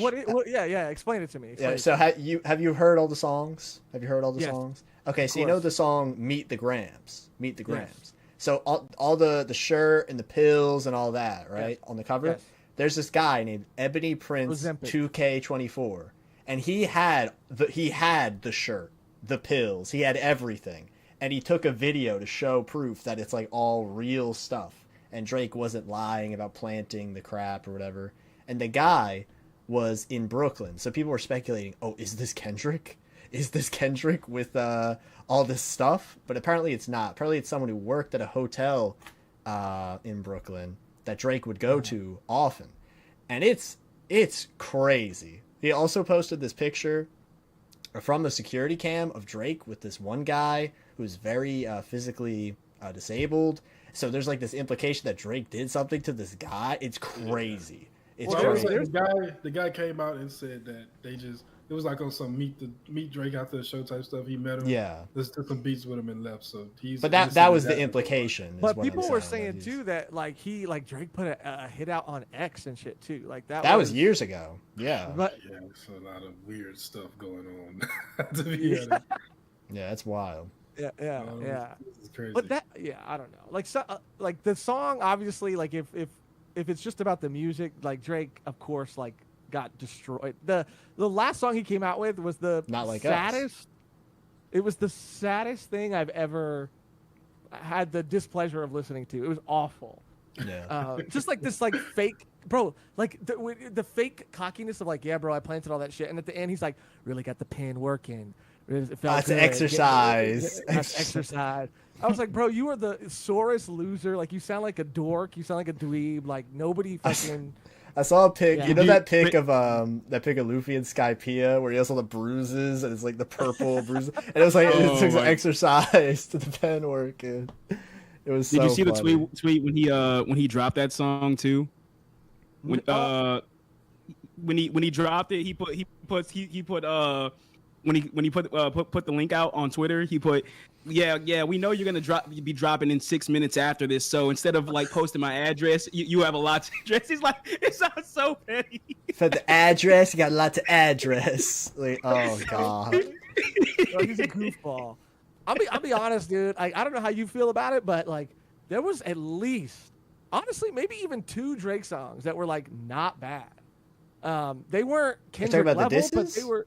Yeah. Okay, yeah. They I were agree. like, okay, like he's kind of, he's in it, and then the last one was just like, bro, I've never seen someone fumble so hard. So bad. So bad. Like in one song, it was like everything got thrown out the window. Yeah, and the thing that I've been getting really annoyed with this, like people are saying, oh, Drake was destined to lose. He was always gonna lose. Like, bro, no, he wasn't. He was not destined to lose. Like, what do you mean? Like, he could have went crazier. He could have done more, but he didn't. And guess what? His first song, good. Second song, horrible. That was the AI shit. That shit was terrible. Third I actually song, thought that good. song's pretty good. No, I thought the AI stuff was lame. I did not like the AI stuff. I didn't like the AI stuff. It gave me a bad vibe. I was just like, I literally was so confused. I was like, is the Drake one even real? Like, I was literally like, is he rapping or is this an AI of Drake? Oh my god. But yeah, I mean, there was a lot of shit coming out. Obviously, like, I just don't like some of the stuff. I don't know the extent how deep it goes, but some of the stuff that was surfacing, it just like didn't surprise me. Like, especially the stuff with Drake, like, of course, like the surgery, the Ozempic, like a lot of the stuff that was being thrown, except that obviously like some of the other crazier shit that came out later. But a lot of that early stuff, I was like, yeah, I mean, I didn't think Drake was ever this like hard, like from the streets ever. Like, he's always just been, he's an entertainer and Kendrick's an artist, and I think that's kind of, Kendrick can There's entertain levels. too. but he's like Kendrick is an artist, and Drake is, and it's nothing wrong with being an entertainer either. But he was just never. I don't know. Like a lot of his music I listened to because it was just kind of like fun, but not because I believed everything he was saying, you know, in his music, I guess, in his songs. I don't know. I don't know if that makes sense, but yeah. Well, I understand what you're getting at. Yeah. I agree. I get what you're saying. Because like even when Rick Ross was coming out with his shit, talking about the fake 6-pack, and I was like, yeah, that does that does not surprise me at all that he has like BBL or whatever the fuck, a fake 6-pack that he's taking or something. Even if he had even if the daughter shit turned out to be real, it would not have surprised me. I think like, it's bro, completely real. What? Completely real. Yeah. The second that Drake's like, "Oh, where's this daughter I supposedly have?" I'm like, "Oh, she exists." Like he made a whole Instagram thing about that, and I was like, "That is literally, it's not word for word, but it's pretty close to what he said about his son years ago." And I'm like, "We're not stupid, bro. We're not stupid." Like, yeah, it was fun because we were at the Renaissance Fair on what I forgot what. Oh, it was when Drake dropped the last song. Okay. And so the day before, I think, was when Kendrick did the double drop, I think, or something like that. Anyway, it was crazy the day before. And so at the Ren Fair, everybody was checking their phones. Like, we're in fucking cosplay. Like, everybody's in, like, robes and armor and shit. But we're all on our phones. Like, did they drop? Did they drop? Did they drop? And then Drake finally dropped at the end of the day. It was fun, man. I'm not gonna lie. It was fun watching him go back and forth. Yeah, that was like 10 years of build up in the making. Yeah. People been waiting on that since like 2013. I can't imagine the documentary that's gonna come out of this. Oh my god. It'll be some epic HBO series, like doc, like it'll be crazy. I mean, did you see the hopefully it picture doesn't get worse. Hopefully it doesn't get like bad. Obviously, that would. Did you see the picture that Randy dropped with him and Kendrick, like dude, back in the day? Dude, oh yeah, that was crazy. I was like, wait, what? I was like, and he was what? He was like, yeah, before Good Kid, Mad City, you know, after Section 80. And I'm just like, what? I was like, Randy, you are an enigma, bro. Like, how did this happen? Literally the lurking legend. Like, what's going on here? That was a low key flex, bro. He just put that. He's like, oh, low key, Kendrick, and it's low like, key. Like, no, it was high key. Yeah, and I was like, bro, where's this coming from? Who are you? That was the first time I found out Randy was like a huge Kendrick fan, and then he just drops the picture. I'm like, when was this? Yeah, that was so funny. That was crazy. God. It was very funny that almost, I think the only person, like, you know, shouts to Brago, right? Shouts to Brago. He constantly would post these hilarious, like, reaction images to the songs. Like, one of them, it was like Patrick Bateman walking down. He's like it would be that response, like Kendrick or something. Those killed me every time. Yeah, dude. Like I said, man, it was fun. Yeah, absolutely. I that solid, like, it was more than 2 weeks, but, like, when the Kendrick stuff started building up, those 2 weeks, I was like, this is the greatest shit ever. I was like, we are living through history right now. This is crazy. Yeah, for real. For real. I don't know. I always that was such a trip to me because, like, I was always growing up in high school. For some reason, I was not some reason. I know why. He's a fucking goat, but I was obsessed with Lil Wayne. He's the goat. I still kind of am, dude. If I'm being honest. But it was even back in the day. I remember when he was doing like Young Money and he was like first forming that group. Mm-hmm. I remember thinking it was so weird that he was like taking Drake under his wing. It just not that it wasn't like he wasn't doing like cool shit at the time like Drake, but I was like, really, Wayne and Drake? I don't know.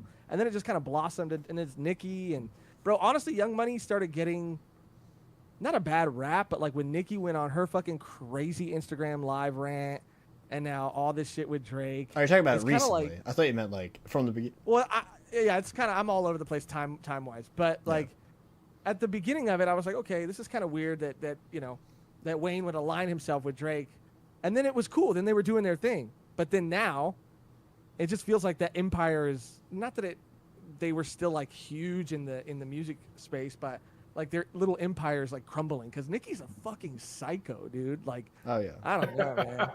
I recently saw the picture that they took. I don't know if y'all know the like the little photo shoot they did. Yeah, back the Young then, Money like, photo shoot. Yeah. And I was just looking at all these artists like, bro, what was Wayne thinking? Oh my goodness. That's what I'm But saying. like, All he's like I'm 3 for saying, 25 on artists. how does Gutta come out of this looking like not that bad? Where's but little Drake- Chucky at? Where's little Chucky at, bro?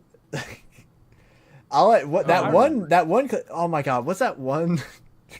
Oh wait, are you First talking about the band. every girl song? Yeah. Are you talking about the every girl Yeah. song? Oh yeah. So who's that one the guy? other day- That one Yeah, guy. yeah. Oh, I know what you're talking. So the other day, I was showing Kevin a bunch of like old videos of like the game, Young Money and stuff. He could not believe what he was seeing, and then I played him the Every Girl song, and it was Kev. It was Mac Main, the line Mac about Main, Miley dude, Cyrus. he's Oh my God. crazy. Oh my How God. was Y'all he went to allowed to Twitter? say this stuff? Like, Bruh, he used to make a tweet every year, like Miley 1 year closer to being 18. Holla at that's me. I'm like, insane. Bro, what? Insane.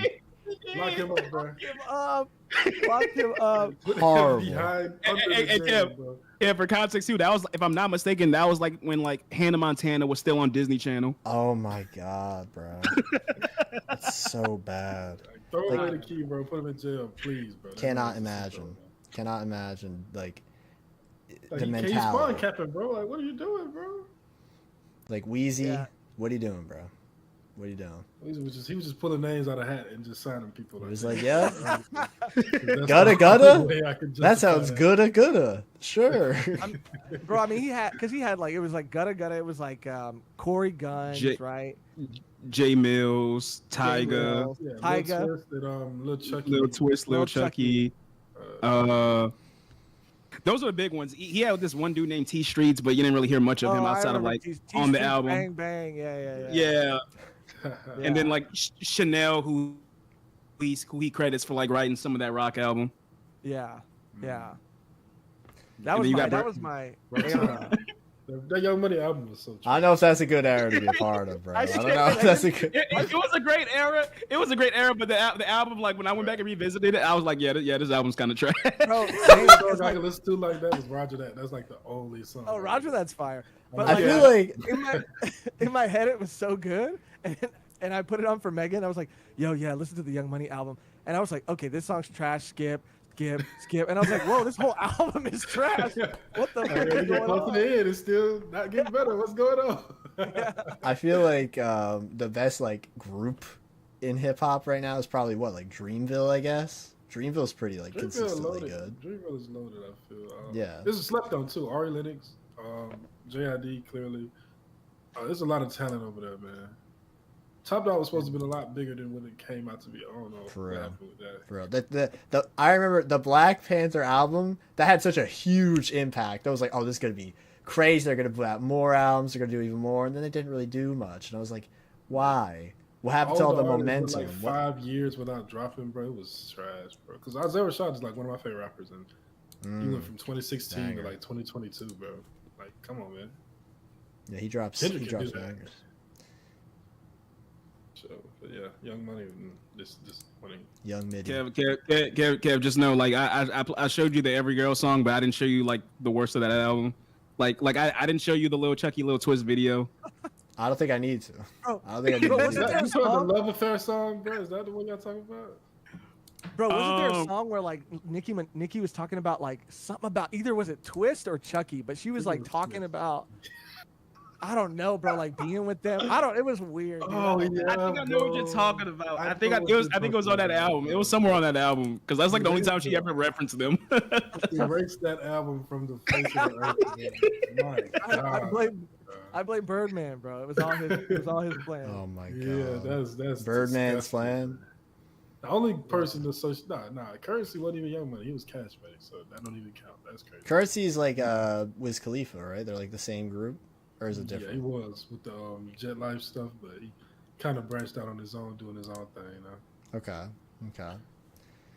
No, he Yeah. was Young Money. He was like one of the first Young Money artists back in like early 2000s. Currency? Yeah. Wow, I yeah, never yeah, knew he that. was. It was before they did the big rollout with Drake, Nicki, and all these faces. It was like Before Carter Young 2 Money was a era. thing. It was like Carter 2 types. Like it wasn't even. It was way before all this stuff. Oh, That's dude, wild. what an era! Dude, it was an era, man. You just kind of had to be. Yeah, you can't revisit it, but you can. I feel like this era is something I can't imagine. Like to since we're somewhat talking about One Piece, this is like, oh, bro, I remember Kong, I remember Shiki. Yo, these dudes were monsters, and it's just like, really, Kong and Shiki. When Garp, Roger, like they're there, it's like no, Kong and Shiki. That's what we're talking about right now. Don Chin Zhao, you're looking. Oh, Don Chin Zhao. Oh man, you were going at it with Garp. Like, not this guy. There's no way, bro. What are you saying? Oh my god. That was crazy, man. That was wild. I miss the days though. The We days used to of watch that gutta movie gutta. so bad, bro. The days of the grocery bag. The every girl video, like I used to watch that. Like, man, I can't wait till I get older. I'm gonna start me a record label. We gonna do this. Come on, this shit's trash, bro. No. They really had you thinking it was that easy at the time. Facts. Like, Oh, yeah. they all in the big houses having fun. Go with the grocery bags. Okay, let's go. Bro, the Bedrock video, like for a good while, they really had me believing they like all like shared this lived big together? mansion together, like they were The first- roommates. the I was like, yo, first that's content fire. creator houses. Yeah, the first content creator house. That's what. Yeah, for real. AMP took notes. Like, Oh, notes. shit, bro. Dang, I didn't even think about that. I used to want to do that so bad, bro. Like me and all my friends just making music and clowning, bro. Not Oh that my simple, god. Bro, because that was when like even that was pretty much also when Wayne was in his like mixtape era too, like No Ceilings, Mhm. like Nino Brown, that documentary. I don't know if you guys ever saw it, but it was like a behind the scenes documentary of like when he was making No Ceilings and what was the other? Sorry for the Wait, but that was later, I think. So it was yeah. like 2012. That's his last good tape to me personally. Yeah. That's my His- favorite tape too, though. It was His last two albums around like that when that whole Young Money thing started, it was Carter 3 and the Rock album, and like I think 2009 or something like that, 2010. He had It the was one with right the above it on drought. there too. right. What album is that with right above it? I can't remember, bro. Yeah, that was 2011 with that was 2011 with I'm Not a Human Being. That was the Yeah, album. yeah. Right. I'm not a right, human right. being. That's another one with a lot of stinkers, but the peaks are peaks though. You know. Yeah. Go back to the peaks. Yeah, that was Wayne when he was just like, I'm just gonna just rap and just like whatever. They're gonna like The peaks are peaks, and it's like you could tell. All right, these just the throwaways. He just like made these to throw them on a song. Bro, but I used to love when he would get like goofy. Like some of his shit would just be so goofy, but it was still like a banger, bro. I would still like Oh, yeah. put it on and I would laugh. Like I was coping. I don't know if it's coping, but like I even fucked with what was it, Rebirth, the Rock album? Like Yeah, I like that album too. I ain't gonna lie. I was talking to Kev about that album the other night. He was like, no, this sounds awful. Yeah, I really did. I really didn't like it. I was like I'm gonna be honest. I listened to a whole song. I tried. I genuinely. I was like, I love Lil Wayne. He's awesome. But I'm just like, I tried. I'm like what's going on here? Am I getting We gaslit? need to talk about that era, man. Am I getting gaslit right now? Like what's That going Butcher on? Seat diss, oh my goodness, bro. That might be the worst diss track I've ever heard in my life. I was a little kid, bro. I went back and found a video, right? And I looked in the comments, and I left a comment when I was a kid. I was Oh my like, I was like, man, yo, this is hard, bro. But then I was just, let me stop lying to myself, bro. This is so bad. That's gonna be on like some like one of those trivia shows. It's like, who posted this comment, and it's you and like some other people, and you got to figure out who out of the group posted it. It's just like OPU, who's defending Wayne? yeah, literally. Oh my god! One of my favorite things for that watch, like all those songs and like videos. So I wish Preach was still here. I wish. Oh, I'm so glad you bring this bad. up. So Josh, you might not believe this. I know. I get ready. So I was talking to Preach one day, and we were talking about our rap top fives, and his is relatively normal. Relatively, it was like Preach's. No, I know. I said it was relatively normal. It was like for the first three, he had me because he was like Kanye. Makes sense, great music. He said, I think it was like Biggie, think I forget them, but like the first three, pretty normal, right? They said Lil Baby, and I'm like, even that's fine. Very popular, makes good music. And then he said, The Game in his top 5. You know what? Yeah, this is funny because last night, like I said, OP was not about One Piece at all. Somehow we got to talk about Lil Baby again, and Preach said that Lil Baby had the best run in hip hop of the past decade. Oh, and I was like, bro, what is a run at this point? What is a run? Are they albums? Are they songs? Like, but yeah, he loves the game, bro. I don't know where this like. So this is where this is going. This is where this is going. Okay, all right, yeah. Tell us. So it was a song. basically, I went on like Kev was like disrespecting the game, and I was like, hold up now. I wasn't disrespecting. I wasn't even disrespecting, but I was like, I can't imagine. The game I was like, hold on. Let me just go to some songs I like from him. Let me just play you some stuff since you never really heard them. And then go ahead. Okay, so on one of the songs it had Kendrick on it. I forget the song's title, but it was like Every Something, I think is what the song's called. Anyway, so then in the middle of the song, he's like, for top 10, get top 5. It was like Game, Snoop, Pac.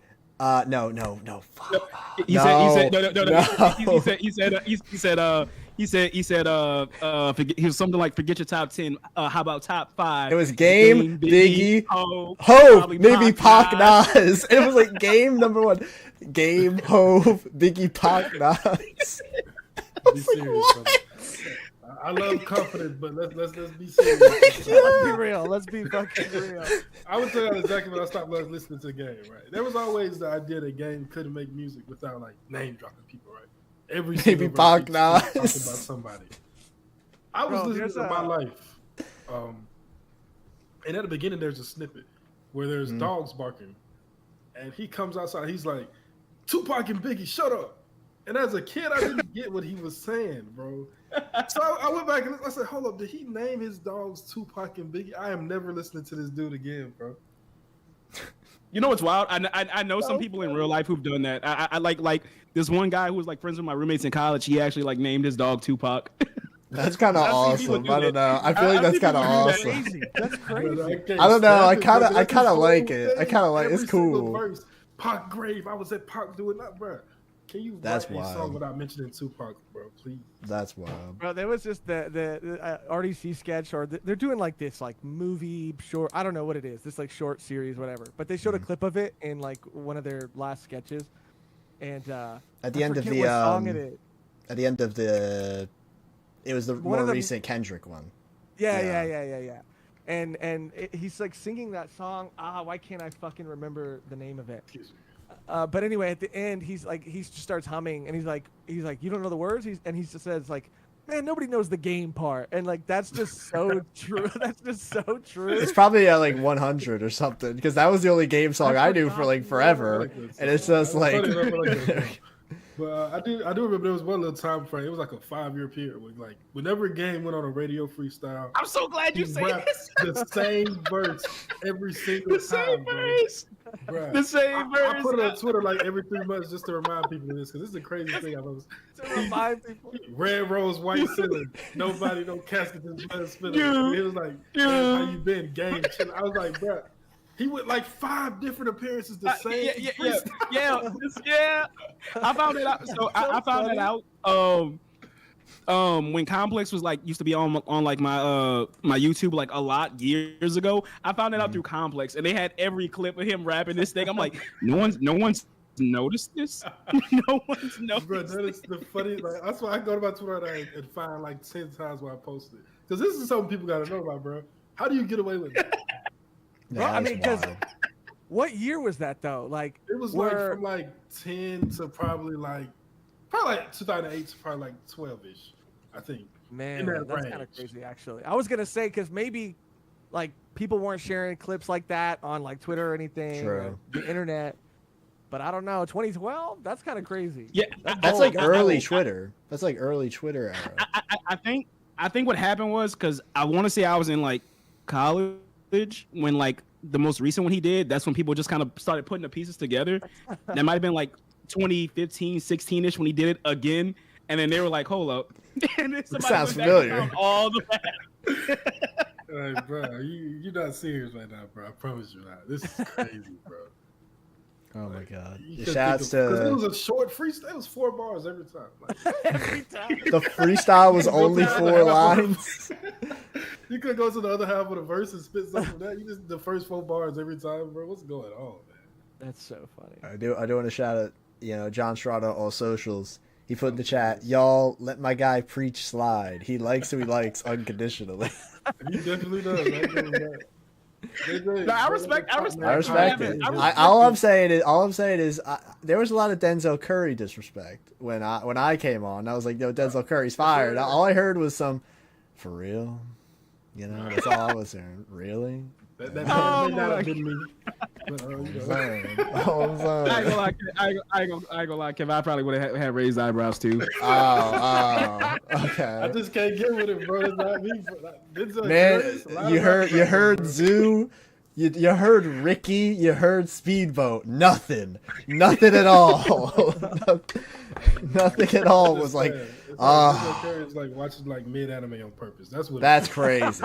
It's That's so many crazy. shows out there. Why am I watching this, bro? Hey, that's what I'm saying about Naruto and Bleach, low key. It's like I could watch Hunter alright. Hunter, I could watch Yu Hakusho. I mean, One Piece, nasty. Naruto That and is Bleach. nasty. That's all I'm saying. I haven't That is finished that for a reason, I nasty. guess. I don't know, man. Kevin, in that like whole discussion we had though, like when I was like showing you like old videos of the game and stuff, I don't know how we got there, but like obviously like this guy's like fun to meme on now. But like the funniest thing you probably told me that whole night because I just wasn't expecting it was when you said I've hated Eminem my whole life. Hey, honestly, Eminem, I don't know, dude. He fell off hard. He did, but like, dude, it was like from the jump. It was from the jump. I was like, this dude sucks. Like, It was just funny. It was funny because we had this whole discussion where I was talking about like, yeah, Eminem clearly fell off. Like meme culture just destroyed him.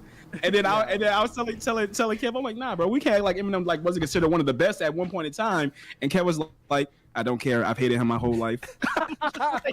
Since the first album. No, it was literally like he was either too corny because he embraced the corny side, or he tries to be hard and it just doesn't work. Like, for example, what was that one song? Oh, this is gonna kill me. It wasn't I Need a Doctor. Stan? No, I like Stan. That's probably the only song of his I actually like.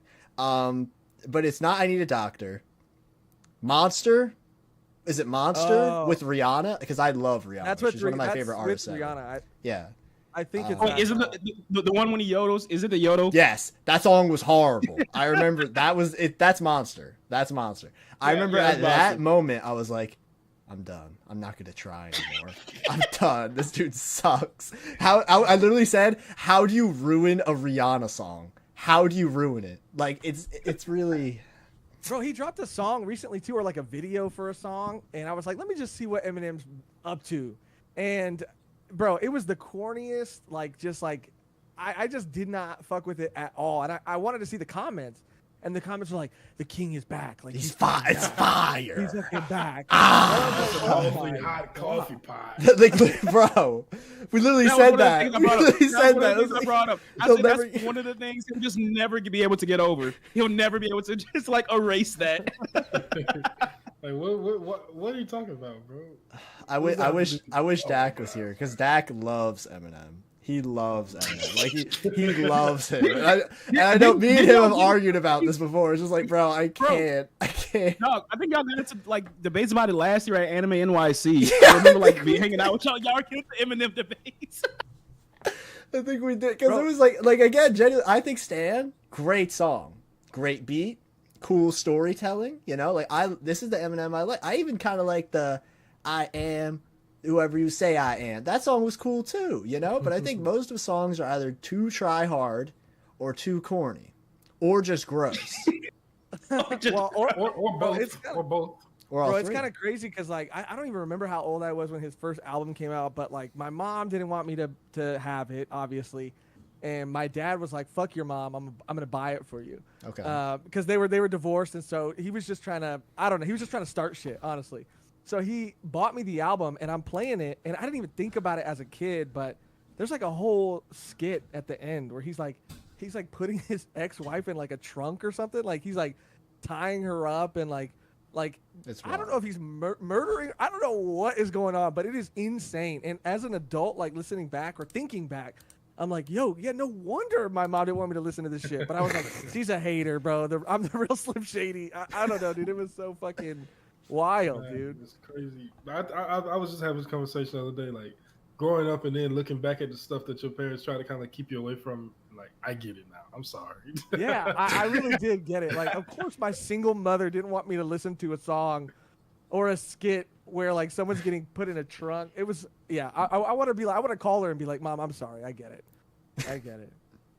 Yeah. Oh my god. It's facts though. Because that Eminem was wild, man. It's wild.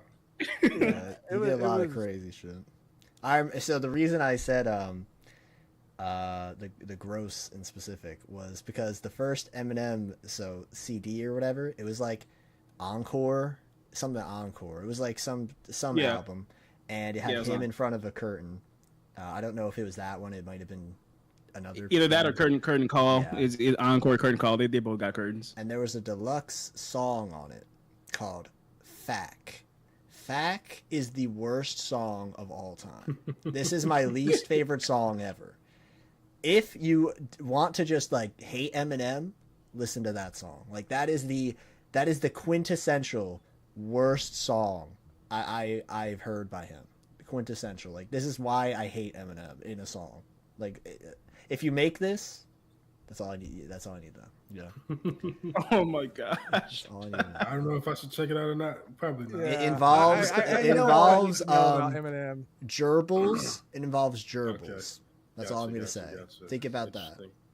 What is Eminem gonna do with gerbils? That's all I gotta A know. couple options that I would not like to hear about. Exactly. So, yeah, Exactly. Yeah, I don't know, man. I don't know.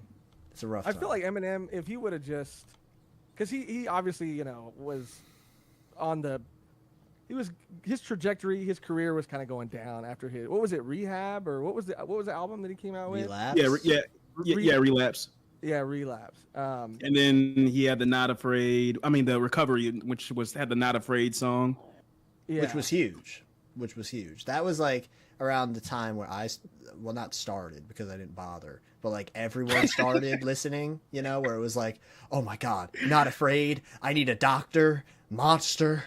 What? Like all these songs that are Rap God. I really did not like that song. But he just, like, It's funny though, right? Because like we were just talking about the game. Because like there's old clips of him talking about like praising Eminem, saying like, yeah, nah, I wouldn't want no smoke with Eminem and all this stuff, yada yada.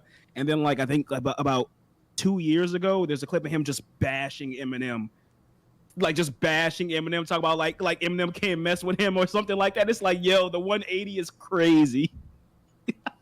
Like all the respect for this man is just gone right now. At least if Eminem would have done taken like a Jay-Z route, because like Jay-Z, he's just retired. Like that's just it for him. He's chilling.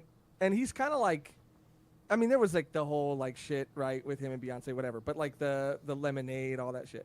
Yeah. Becky with the good hair, whatever. But he's still like kind of cemented his spot, right? Like he's just kind of there. I feel like Eminem just overstayed his welcome. He just kept trying to prove something. I don't know.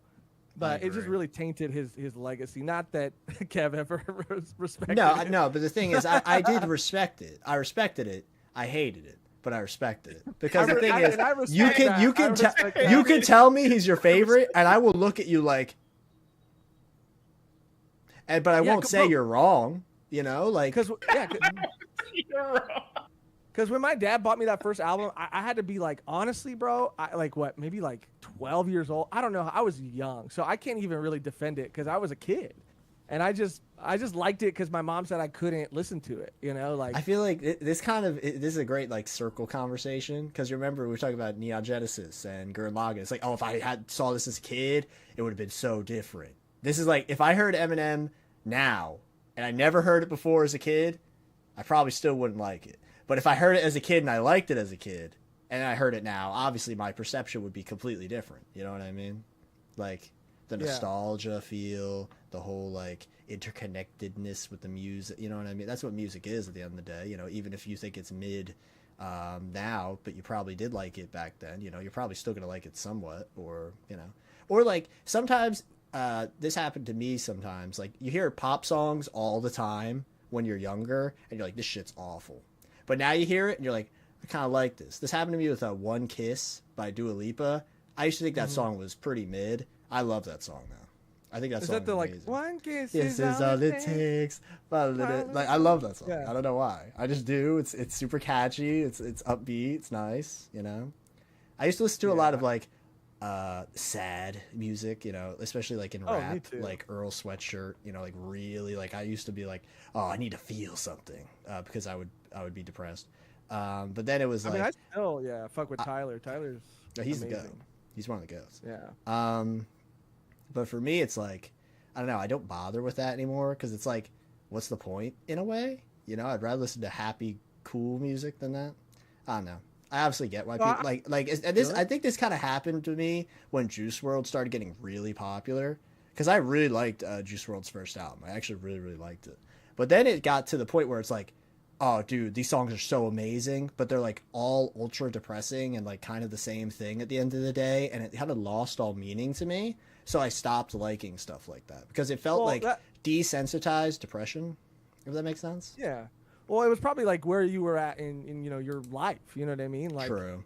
I feel like a lot of like Tyler's early stuff, and Earl, like all that like era, that OF early stuff was like, I guess like there was a part of me that really related to how like fucking wild and crazy and just like angsty, you know, it all was.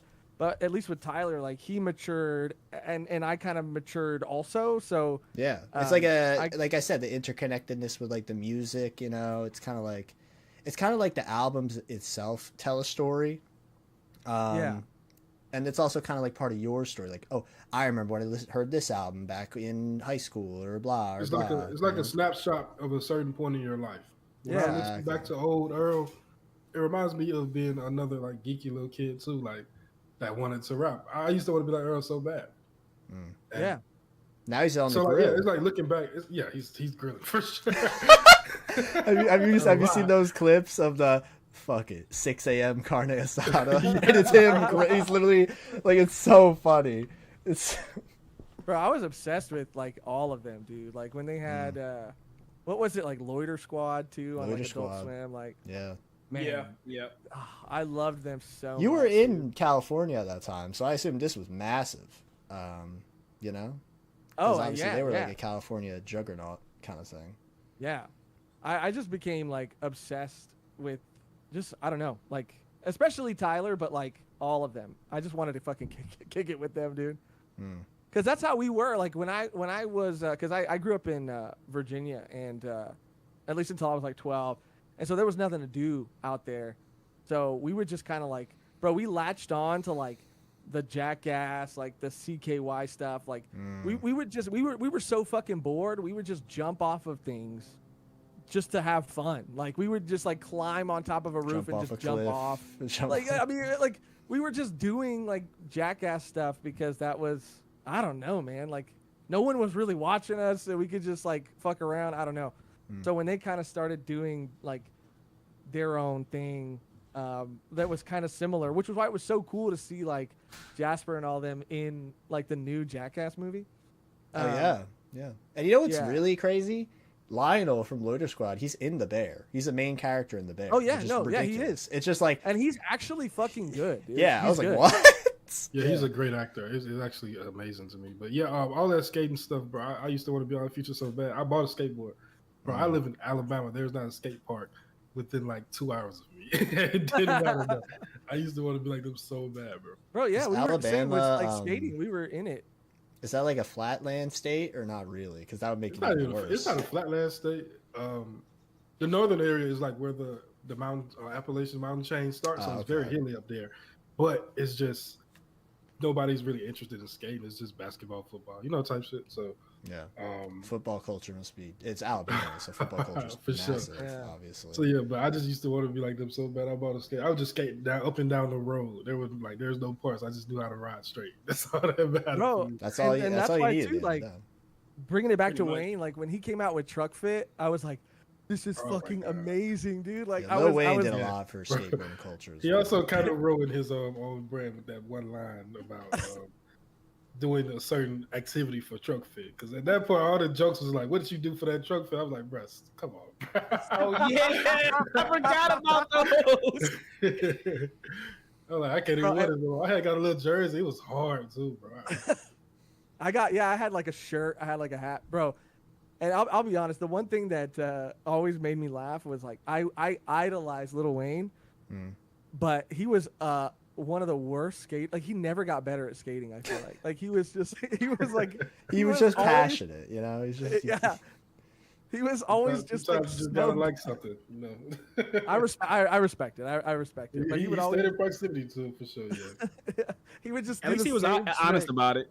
At least he was honest about like yeah. enjoying skating because the image a lot of people associate with him was like the from the hood, the gang culture. They tried to that was like synonymous with him, and then all of a sudden you hear, oh yeah, I like to skate, and then Like, me and Kev was talking. I was like, yeah, I grew up playing the Tony Hawk games too. That was a big factor too. Dang. So Tony I love Hawk's the idea of Underground skating. 2, That's my specifically favorite that one, bro. game, I'm telling you. at least. That soundtrack introduced me to so many. Like, maybe I was talking about Rock, that Jimmy East World. song. We were talking about Oh, we were talking about this I exact love game that because song, bro. because I grew up listening to rock from like my parents, and then Crow was saying he didn't really listen to rock from his parents, and that's how I found about like rap and like metal and all that stuff from the Tony Hawk game. And Crow was saying he found about like rock. I thought that was so interesting. Yeah, it was like the opposite of journey with music, because Yeah. I swear, like the Tony Hawk games and the WWE games, they put me on so much like rock music. Bro, and did you ever that play time, the blue cartridge like N64 Tony Hawk, like the first pro skater game? my brother had it, but I didn't get the chance to play it. I The didn't know it first was one I on had was N64. I thought it was on PS1. bro, Tony That's is it. massive, bro. He's been in it for a while. Yeah, that No, game, I mean that I blue just thought they were cartridge game- PlayStation exclusive. I didn't know they were on Nintendo as well. That's cool. Oh yeah. That was the first one that came out, and every song on that, like in that game, is amazing. It's a lot of like ska music, and that was the first time I had heard a lot of that kind of music. And bro, every song is a banger. I love every song on that in that game. Yeah. Yeah, he I think he picked the soundtracks out himself. So That's fire. crazy. That was fire, bro. I think- it's like I'm telling you, it was instrumental in who I became as a person, for sure. Yeah. Tony Hawk is crazy, dude. Like he has an empire now. Like what he built, like He just has, from skating. the Birdhouse brand still, so he's doing Yeah. like, a bunch of sponsorships with that. I mean, without him, we wouldn't have Nigel Houston, who's now like the Tony Hawk for the next generation as well. This is completely unrelated, but it's in like literally next month. Are you guys gonna watch the Olympics? Is that next month? I think it is. Are you guys I gonna don't know watch what it it? is. I'm probably not gonna watch it. I don't know. I started watching when they added surfing and skateboarding because I'm like, that's pretty awesome. So I started watching that. The surfing for the Tokyo one, pretty awesome. I got really invested. Really invested. I never got into the Olympics. I mean, I get it. I get the tried it, appeal. Kier. Yeah. I tried. For me, I it's like tried. again, if I watched everything, I would want to die because there's like hundreds. There's like, but for me, it's like I'm interested in this. Seems cool. I might as well watch it. It's like watching like I guess for me the closest comparison is like Evo. Like fighting games, Evo. Like I don't watch everything at Evo because I don't care about like I don't know. I could just throw some out there. Like you know what I mean. It starts July 26th. July, so it's relatively damn. soon. Relatively soon. Okay. Where is it happening this time? Paris. Yeah, Oh, Paris. Yeah. Damn, I'm so out on all of that. At most, I'm probably just gonna keep up with basketball. That's probably barely Oh, yeah, basketball. for sure. They got Yeah, the- Mario and Sonic indoctrinated me into caring about the Olympics when they Yeah, did it bro. on That's why they did it. Beijing. I love Yeah. that game, bro. Dude, that was One on elite. DS specifically. That was I elite, love man. that one. Dude, Oh yeah, there's a- Kev, I told you that cartoon OKKO. They confirmed Sonic won the Olympics though. He got the gold medal Oh, in the you cartoon. did. You did. Yeah, I'm not really like big on any sports or like into any sports, but if there was one sport that I would watch, it would be basketball. I don't know, man. I just think that for me at least, I know obviously people love it, but like watching football or watching baseball or anything like that, like I don't find it that entertaining. But because my dad like forced me to go to Laker games as a kid, like I became obsessed with that. Like Kobe was my fucking. He is that guy. He is that guy. Yeah, no, yeah. I mean, I got to see Kobe play like actually like at Staples Center and That's like insane. Shaq. That's and like Crazy. bro, I even got to like like they had this thing at Staples Center for kids one time where like if you were a certain age, you got to go down and you got to. Kobe and Shaq were on the team, but they weren't playing. Or they weren't like warming up with everybody else, but it was like Rick Fox, it was like Derek Fisher, it was like Luke Walton, it was like that era, and we got to go down and like pass them the balls. That's so like, crazy. Yeah, as they warmed up, and it was like that to me, like made me like appreciate basketball so much. And I played a little bit, but yeah, every other sport I'm not that into, I guess. No, I feel you on that. For me, fair. like for me, like growing up, it was always like my dad and family are big football fans, like big fans of the New Orleans Saints. So by default, I became a Saints fan just because I'm like, all right, this is who my family's rooting for. All right, cool. Yeah. And so I'd watch the games like with him or with like family. Those are games I watch like in group settings, but I couldn't sit there by myself and force myself to watch a game. I can do it with basketball now. I feel like and Kev, I've talked to you about this before because it's like that outside aspect of the sport where it's like the narratives, the story that they try to sell you. You get invested. Yeah, you get invested in the story. They try to sell you outside of the game, and it's like, all right, now this is who I'm rooting for because of this story. Dude, I think with basketball right now, it's Anthony Edwards, right? Yeah, on the I was Wolves. like, oh my god! Oh my god! I was like, dude, the narrative. I'm so invested. You say that as soon as JJ gets in here, it's He's like in there. An introduction for him, bro. Yeah. Anthony Edwards, baby. Let's go. Dude, let's go. Oh, yo, Kev, I think he made in Dog Pound. Oh, let me drag her in as well. Yeah, no, I'm on the Anthony Edwards train. No pause. I'm on the Anthony Edwards train. I rock with Ant, bro. I rock with Ant, but he's taking my boy Ja. He taking how you can't tell? taking Josh swag, his aura. Steve, bro. Like, my boy hurt, bro. Relax. That's the craziest thing because Ja Morant was so fire when he came out, and now it's just like, where's he at now? Another gun charge, another injury. Like, bro, like, come on. Ja come back, he's taking his chain, bro. I feel like Ja. No, it was Zion Williamson, Ja Morant, Anthony Edwards. Zion Williamson again, like another like kind of wet fart kind of approach. It was like he had all the steam and then nothing, and then Ja Morant he just kind of screwed over himself. But you get what I mean. Like I don't know. I feel like it's all right because Ant losing in his next game and Ja coming back next year to take his crown back. Hey, the Ja Edwards rivalry. Imagine that. That's what we need. They West Coast too. They're gonna play 4 times a year. We need that. That'd be elite. I think that's how Edwards versus Luke. That's how it's going down. Anthony Edwards versus Luke. We need that. We need that. Stop it. He's not in that. He's not in that conversation, brother. Larry Bird versus Michael Jordan. Oh my god. Yeah, but see, that's what I liked about the sport though, because I think that's how I really got like locked into it. Because I would watch games growing up. I even had like an Allen Iverson jersey as a kid and stuff. I knew of these guys. I would see games, but it never really just like hit me as a kid about how great they were. Until like around like 07, 08, now I'm hearing about LeBron James. Like I got into like heavy LeBron James stuff because I think he was with like some gum brand. I forgot which gum it was. Probably like but Five. I'm like Five is like the gum brand with all the cool ads, you know. So probably that. I forgot which brand it was, but it was like I saw it. I'm like, this guy's on a pack of gum now. I'm like, what the heck is going on? And then I'm watching games, and then now I'm hearing Michael Jordan and LeBron and all this stuff. I'm seeing LeBron just do all these dunks, and then now I'm hearing, oh yeah, he and Michael Jordan. I'm like, are you kidding me? I was like that kid, like my uncles and my dads were telling me, yeah, he all right. I'm like, look at what he's doing. What do you mean he's all right? And then I think that's just how I got like so like ingratiated into just like basketball culture, just having these debates at lunch tables and stuff with friends. No, and like looking back on it, none of us knew what we were talking about. But it's fun. Like, it's fun, though, yeah, you know? yeah, it was fun though. It was fun. I think this is gonna probably be the most significant sign of my age. But like for me, this is gonna sound crazy, but I view Dwayne Wade as one of the GOATs because Dwayne Wade, he's fire. He's also on the Heat. They had an awesome logo, which helps. But for me, the amount of Dwayne Wade goldfish commercials that I had to see as a kid, the amount of they were everywhere. I literally think I saw them at least twice a day.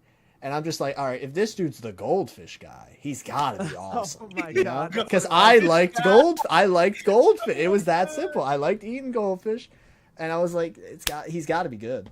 He's got to be good. He's got a good snack with him, you know. That was me with the Kobe and LeBron public commercials. With me, I hated LeBron as a kid because I've been a Lakers fan my whole life. I remember these kids came to school. That was, man, Bron way better than Kobe. This was like starting at 5. You know what I'm saying? I'm like, bro, relax. So at that point, I was like, I hate Bron. He never gonna be the GOAT to me. And then I watched him lose in the finals to Golden State without Kyrie and LeChoke. Look, he still took. Oh, relax. But he still took him to 6. And I was like, hold on, bro. This man ain't got no help. But he just went crazy. Like, he's the best player on the court. He's leading everything. This is the greatest player I've ever seen in my life, bro. From that point on, he's the GOAT. I don't care what nobody says. That was me, right, with Kobe, because one of my cousins who I had a few cousins who I was cool with, but I was like, I just keep hearing y'all talk about these Lakers, Kobe. I'm like, why y'all like the Lakers? Y'all don't even live in Los Angeles. Why y'all keep talking about y'all fans? And then I'm like, man, I'm hearing so much about, man. I'm rooting against them because you like them. That was me. And then it's like, and then you get older. I'm like, you know what? Yeah, this guy's pretty damn good. This guy's pretty damn good. Bro, I read like one of the first books I ever read was like a Kobe autobiography, not autobiography, but just like a biography. And I had like the ugly ass Kobe shoes that came out that looked like fucking, I don't know, some sci-fi shit. Bro, I was obsessed. And that's why I think I never really liked LeBron either, because everybody was talking about that at the time. And I was like you guys are just saying that you like LeBron because you want to pit somebody against Kobe. I mean, now it's different. But like that's how I felt at the time. Because no, I kind of love that. That's so toxic. It's just like he's just not him. He's not. It's so funny like, how much we like decide our allegiances as kids, bro. And it's just like from that point on. That's literally like what I was saying with Dwayne Wade. I was like, they got a cool logo. I like them. It literally was just that. I didn't even know anything about him. I didn't know how good he was. He obviously was good, but like, you know what I mean? Like that's why I liked Allen Iverson, bro. I didn't know anything about how Allen Iverson played. But he just was so fucking cool to me. I was just like, I like him, dude. He's my guy. Okay, that's why I defend Carmelo so heavy, because my mom bought me a Carmelo jersey when I was like 6, bro. And that was my first basketball jersey. So to this day, like I don't play by Melo, bro. That's my boy. That's my boy. And what, bro? Come on. So I just learned something crazy. Crazy. There's a new goldfish guy. Because obviously Dwayne Wade, he retired, but apparently Boban, is the new goldfish guy. And you don't play, bro. Boban? You don't play. What? He's a cool guy, but no, you're not Dwayne Wade. Yo, Kev. All right, here's how I know you won't like push the agenda with Boban. He's like best friends with Tobias Harris, and I know you don't like Tobias Harris. Who does at this point? Who does? Tobias Harris is basically Ben Simmons too. We don't need him. We don't need him anymore. Which is crazy. I ain't gonna lie. I don't know how you do that, bro. Like 0 point. I had the same amount of points as Tobias Harris. 0 points. That's crazy. How do we match production? And I didn't miss those shots. He missed shots. So really, I played better than him. If you can see. True. I think just another thing with the sport versus like football for me, why it was so easy to like get more like ingratiated into it is just because you can pick up a basketball and just like find and like do anything with it, dribble around, and if you happen to have a goal, you can just go shoot some hoops by yourself. Whereas like football, you need at least one other person with you to throw the ball. Now if y'all want to play a game, you need also like with baseball, you play baseball. With football, you play football. With basketball, you can play knockout. You can play horse. You can play around the world. You can play. Like, there's yeah. just so many other ways to play it. Like, I don't know. It just that's what I loved about it. I mean, I'm in college. Well, I'm finna graduate. My degree was sport management, right? So I did a lot of took a lot of classes, like going in depth with different sports.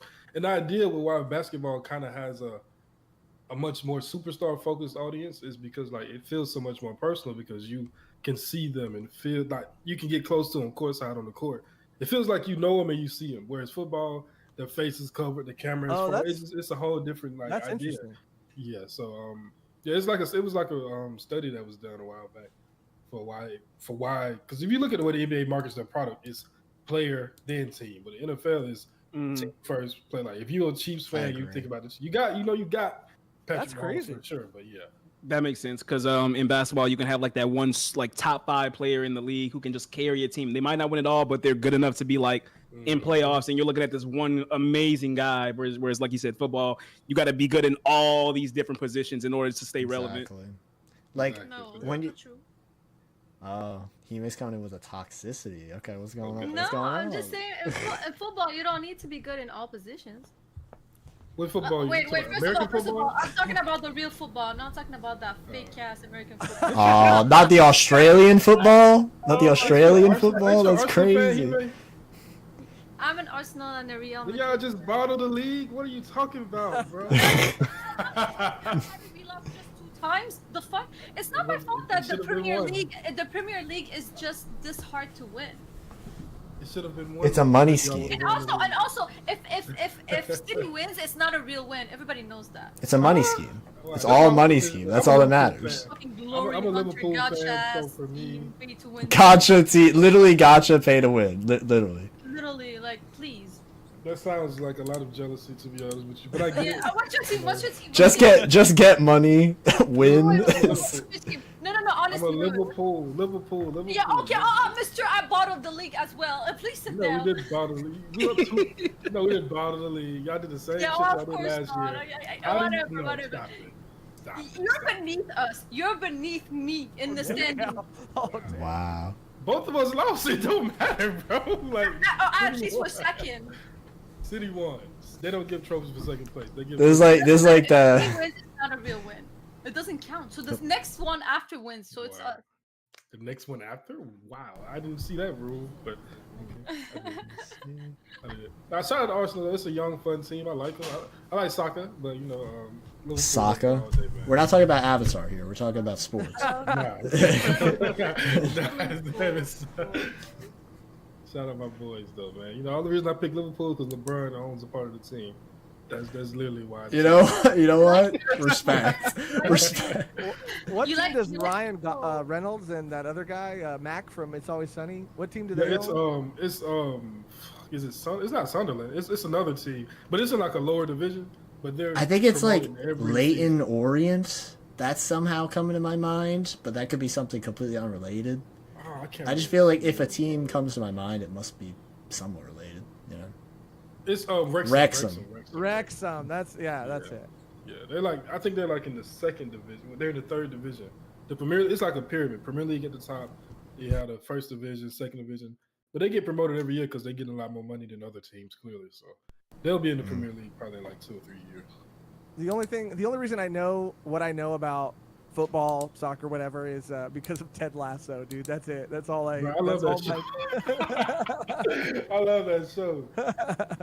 It was good, dude. I liked it too. It was good. It's funny. It's insightful. They hit a lot of different angles for that one, man. Shout out to NBC for that one. I was like, oh, I didn't know football worked like.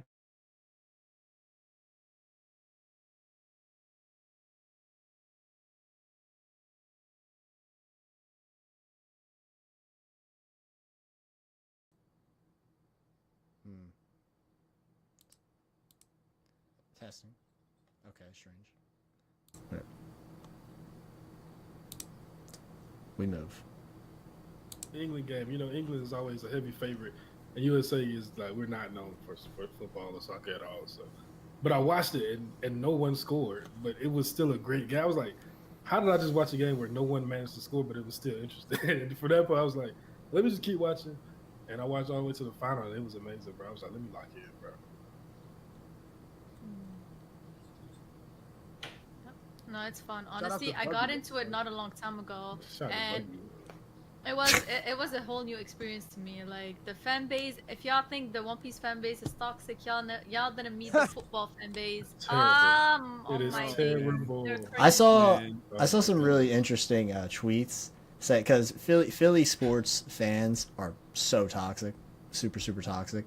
But they were saying like, oh, American sports, they're so toxic. But then literally there are cases in European countries where people are literally killed after games because of how intense they are. That's crazy. Kev, you wanna hear what's the worst part? The worst part is how much like toxicity there's in between the clubs. Like there's Oh, wow. clubs that wish their team lose so another rival team doesn't win the title. Yeah, it just happened. Literally. Literally everybody keeps being like, yo, I want my team to lose so Yeah. your team doesn't get the title. I want City to win because if City wins, nobody wins. Yeah, so That's basically, crazy. what happened was like last week, Arsenal, if it's City and Arsenal number 1 and number 2, and City had a game against the team that's like the rival to Arsenal, and basically all the fans were like, we do not need to beat City, we want to let them win so they can beat Arsenal because we don't like Arsenal. That is insane to me. I'm not gonna lie. That's like go that far. that feels like it's like Yo, Tottenham did the same. The last match, they literally were like, oh my god, we're so sad, we lost. They were actually happy. And then we have West Ham. No, the Twitter club West Ham. Like literally, they're like, I hope we lose 6-0. And I'm like, this is your own club. He's like, just so Arsenal doesn't win the title. I'm like, what the fuck? Bro? Nobody That's likes crazy. the fan base. The fan base is annoying. That's why we don't like y'all. I don't know. I never met annoying Arsenal fans. Maybe because like I'm still new. I don't know. You'll see soon. Don't worry. they'll appear eventually somewhere. I'm gonna have to head out. I just wanted to, I feel bad because Hime, Chestnut, a couple other people just got here, but this has been so fun, dude. I could talk about One Piece all day, but it's so sick to talk to you guys about like other stuff too. The random. This was really fun, Kev. Yeah, this is the appeal of the stream. It's like, yeah, we could talk about One Piece. We probably won't though. we probably won't. But yeah. No, this great. is it's just like it's refreshing. It's fun, man. I feel like we get to like know each other more. You know what I mean? I don't know. The community building. You know what I'm saying? The community building. For sure. Yeah, hell yeah. Community building. That's cool. But enjoy the rest of the stream. I'll catch you guys later. For sure. Thank you for having us, Kev. I hope you watch Knuckles past episode 1. You know, God. you'll have a horrible time. If you do it, I am eagerly awaiting. I might hate watch it just to watch it. Like it's already it actually has really good reviews. Really good reviews. I know. That's what's Yeah. crazy. Like they're putting it. They said like it got watched. Like Fallout, Last of Us, and Knuckles. They're talking about them in the same conversation. I'm like, bro, this is not how it should be. Knuckles does not deserve to be here. Last of Us But, and Knuckles. It is what it is. Maybe I'm missing something. I don't know. I gotta. You're watch not. You're not missing. No, you are missing some horrible content. That's what you're missing. So I need you to watch it. I just need to hear you guys just talk about it. And shouts to Megan for liking Cream the Rabbit. That was really cool. That was one of my highlights of the stream. That was one of my like that was such an unexpected curve. I was like, yeah, I like that. I know she gained some. The respect points. point. Roger with the TVC mention. Megan with the Cream the Rabbit. That was great. That was great. Well, thank you, dude. Thank you. I mean, honestly, it was cool talking to everybody, man. This was so fun. I'll catch you guys later. Have a good rest of your stream. Oh, for sure, John. Yeah, very There you go, John. This is my second time meeting you. It was nice, bro. Yeah, hell yeah. It was really, really, really fun. Take care, guys. All right. Shouts to Volume 1 for sure. But Chestnut, you hopped in. How you doing? How you doing this fine day? I just got out of work and nothing is set up, so There you go. You Perfect. get extremely tired, Tanuki, bro. Perfect. There we go. Kev, I have a question, my brother. Okay. Lay it on me. Last night, someone from the Top Man Agenda dropped a diss track. Oh, the to Top Man Dak- Agenda? To Dak and yeah. The Top The Men? diss track to Dak and Grand Line Bound. I was just wondering if you heard it. I have not. I gotta hear it now. I gotta hear it now. I didn't know the Top Men dropped. Yeah, how you? This is number one song in the country, big dog. What you Oh, for real? Not like Us got topped? Yeah, I gotta hear this. Man. Oh man, I'm gonna send it to you. Okay, I'm excited. Someone in the chat put Well, Josh Jacob, you can send him the and link if you want to. The third chibi girl is here. all three of the chibi girls. No, Kev, you don't want to listen to the song. Trust me. Oh, you don't want to no, hear the song? You don't want to listen. You don't want to hear the song? No, Kev, you're gonna get copyrighted. Don't play it. Oh, I got you. I'm gonna get copy. No, if I hear it, cease and desist stuff, bro. Don't if I hear it, I don't know. Is Emu Birdman or Drake or like who's Emu gonna be in like the scheme of this? But they're gonna use the Mother Flame on my house. Oh, for sure. Yeah, because the bars were too fire, so it's got to be the Mother Flame. It just makes sense, you know. That's what I heard. You're talking of JJ too much, man. I mean, the song is actually pretty good. I'm not gonna lie. Although I will say, like, real talk, I was worried when you guys were playing it last night that you guys were gonna get copyrighted because I think the beat to the song is the actual beat. And wait, and for which song? The song that JJ made. It's actually pretty good, but real talk, I was worried about copyright when they were playing it because the beat is from I'm the saying real song. which beat is it? It's the Jumpman beat. Yeah. Oh, well then, yeah. I thought if it was one of the Kendrick beats, it would have been fine. That's why I was like, oh, yeah, that actually could be kind of bad. Oh yeah, Kendrick is taking off strikes. That's fire. Yeah, super sick. Yo, that's funny. Like I tried to put the joint on my TikTok, and then when I put it on there, they muted it because they were like, "Nah, we can't let this song ride." Like I'm like, yo, that was Emu. That was the hand of Emu directly. No. But I wouldn't even call it, like a real diss. You know what I'm saying? I just had to get some things off my chest. I would tell you what just it's speak like. on a couple of people real quick. Yeah, it's like that.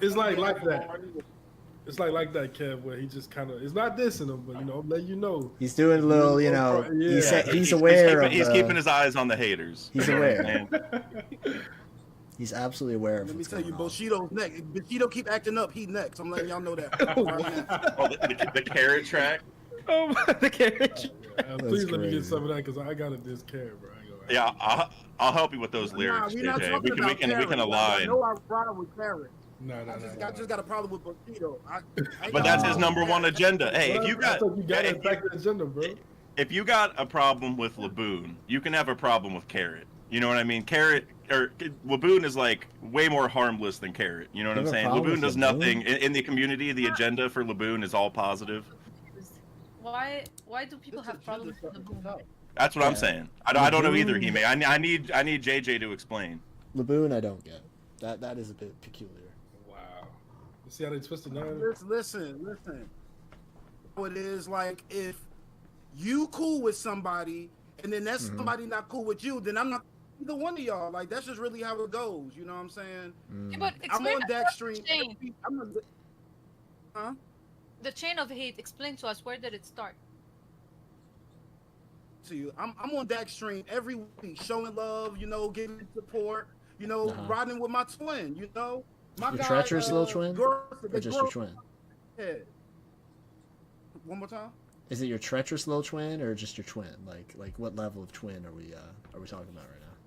Listen, we was locked in. You know what I'm saying? Okay. He talked down Zoro and Frankie, and I was still locked in with the guy. But I want to make a JJK reference so bad to those who are caught up. I'm not gonna say. I'm not gonna do it. Anyone who's caught up knows already what I was gonna say. Yes, sir. Gorosei pop up the egghead, and everybody start getting into action except Top Man. So then your boy Dak just want to go on like a tangent, talking about the design is whack, he ain't doing nothing, blah blah blah, whoop whoop. I'm like, yo, you just say John is corny. Just say JJ's corny. Like you throwing all these strays, just hit me in the face. You know what I'm saying? So like, when I think of Dak, I think of moles and I think of whales.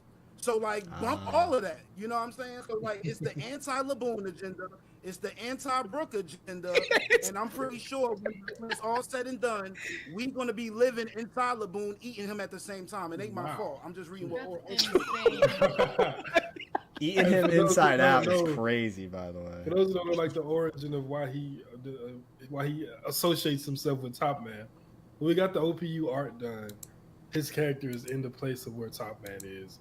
And he's the only person that really cares about that, though. So yeah, You gotta take your wins with your losses. So. That's insane. And yo, that was before he was. Once his name came out as being Top Man Workery, I was like, yo, Top Man is the top man, and it's really nothing to debate about. It's gotta be that. Really nothing to debate about it. And then, you know, I get the cosign for Morge. He's like, you know, closest to the sun, logical. Oh, yo. That's why he's fighting Zoro. Wait. We gotta stop real quick. Shout outs to Double O Flevins. $20 dono. 2024 Year of the Boar. It's a cult, bro. I'm telling you, bro. These No, it is the Year of the Dragon. It is. It literally is the Year of the Dragon. Man, it's growing slowly but surely. I'm telling you right now, it's 2024. Come 2025, you can't come on the bandwagon. I'm just letting y'all know that right now. So join on while you can. You know, I keep telling y'all. I don't really want to like spoil older story because that's kind of rude. But like when Top Man takes out Emu and becomes the final boss, y'all gonna be like, dang, I should have been following JJ. I'm just saying. Hey, look, we're putting that pig on a rotisserie, JJ.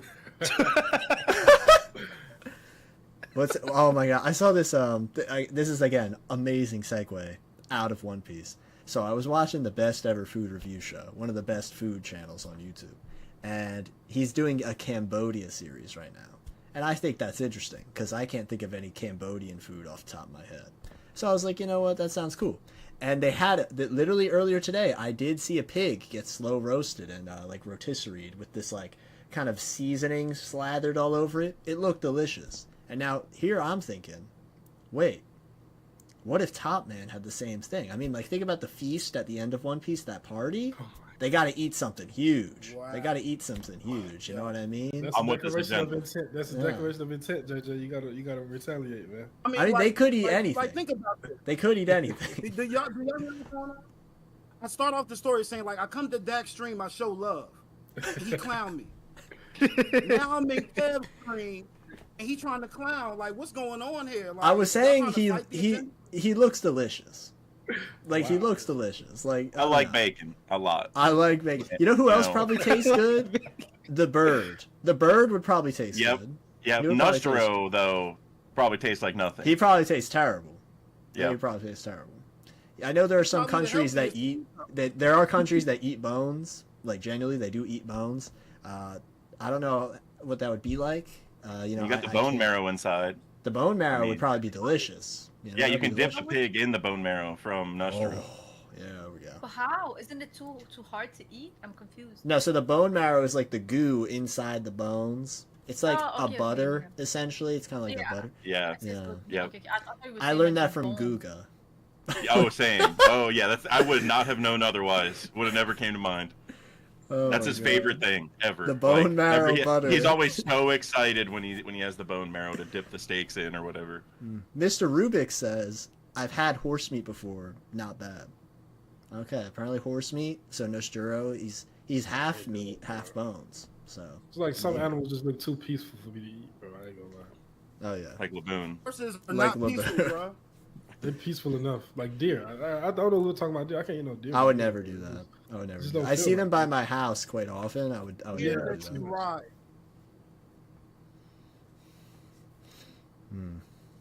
I have had deer jerky before and it was good. I got tricked into eating deer. I kept telling my dad I'm not eating deer just because of the reasons I just said.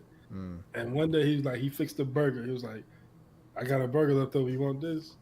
As soon as I bit into it, he started laughing. That was deer meat. I was like, okay, all right, bet. That's wild. That's wild. Bro. That is not cool, bro. Yeah.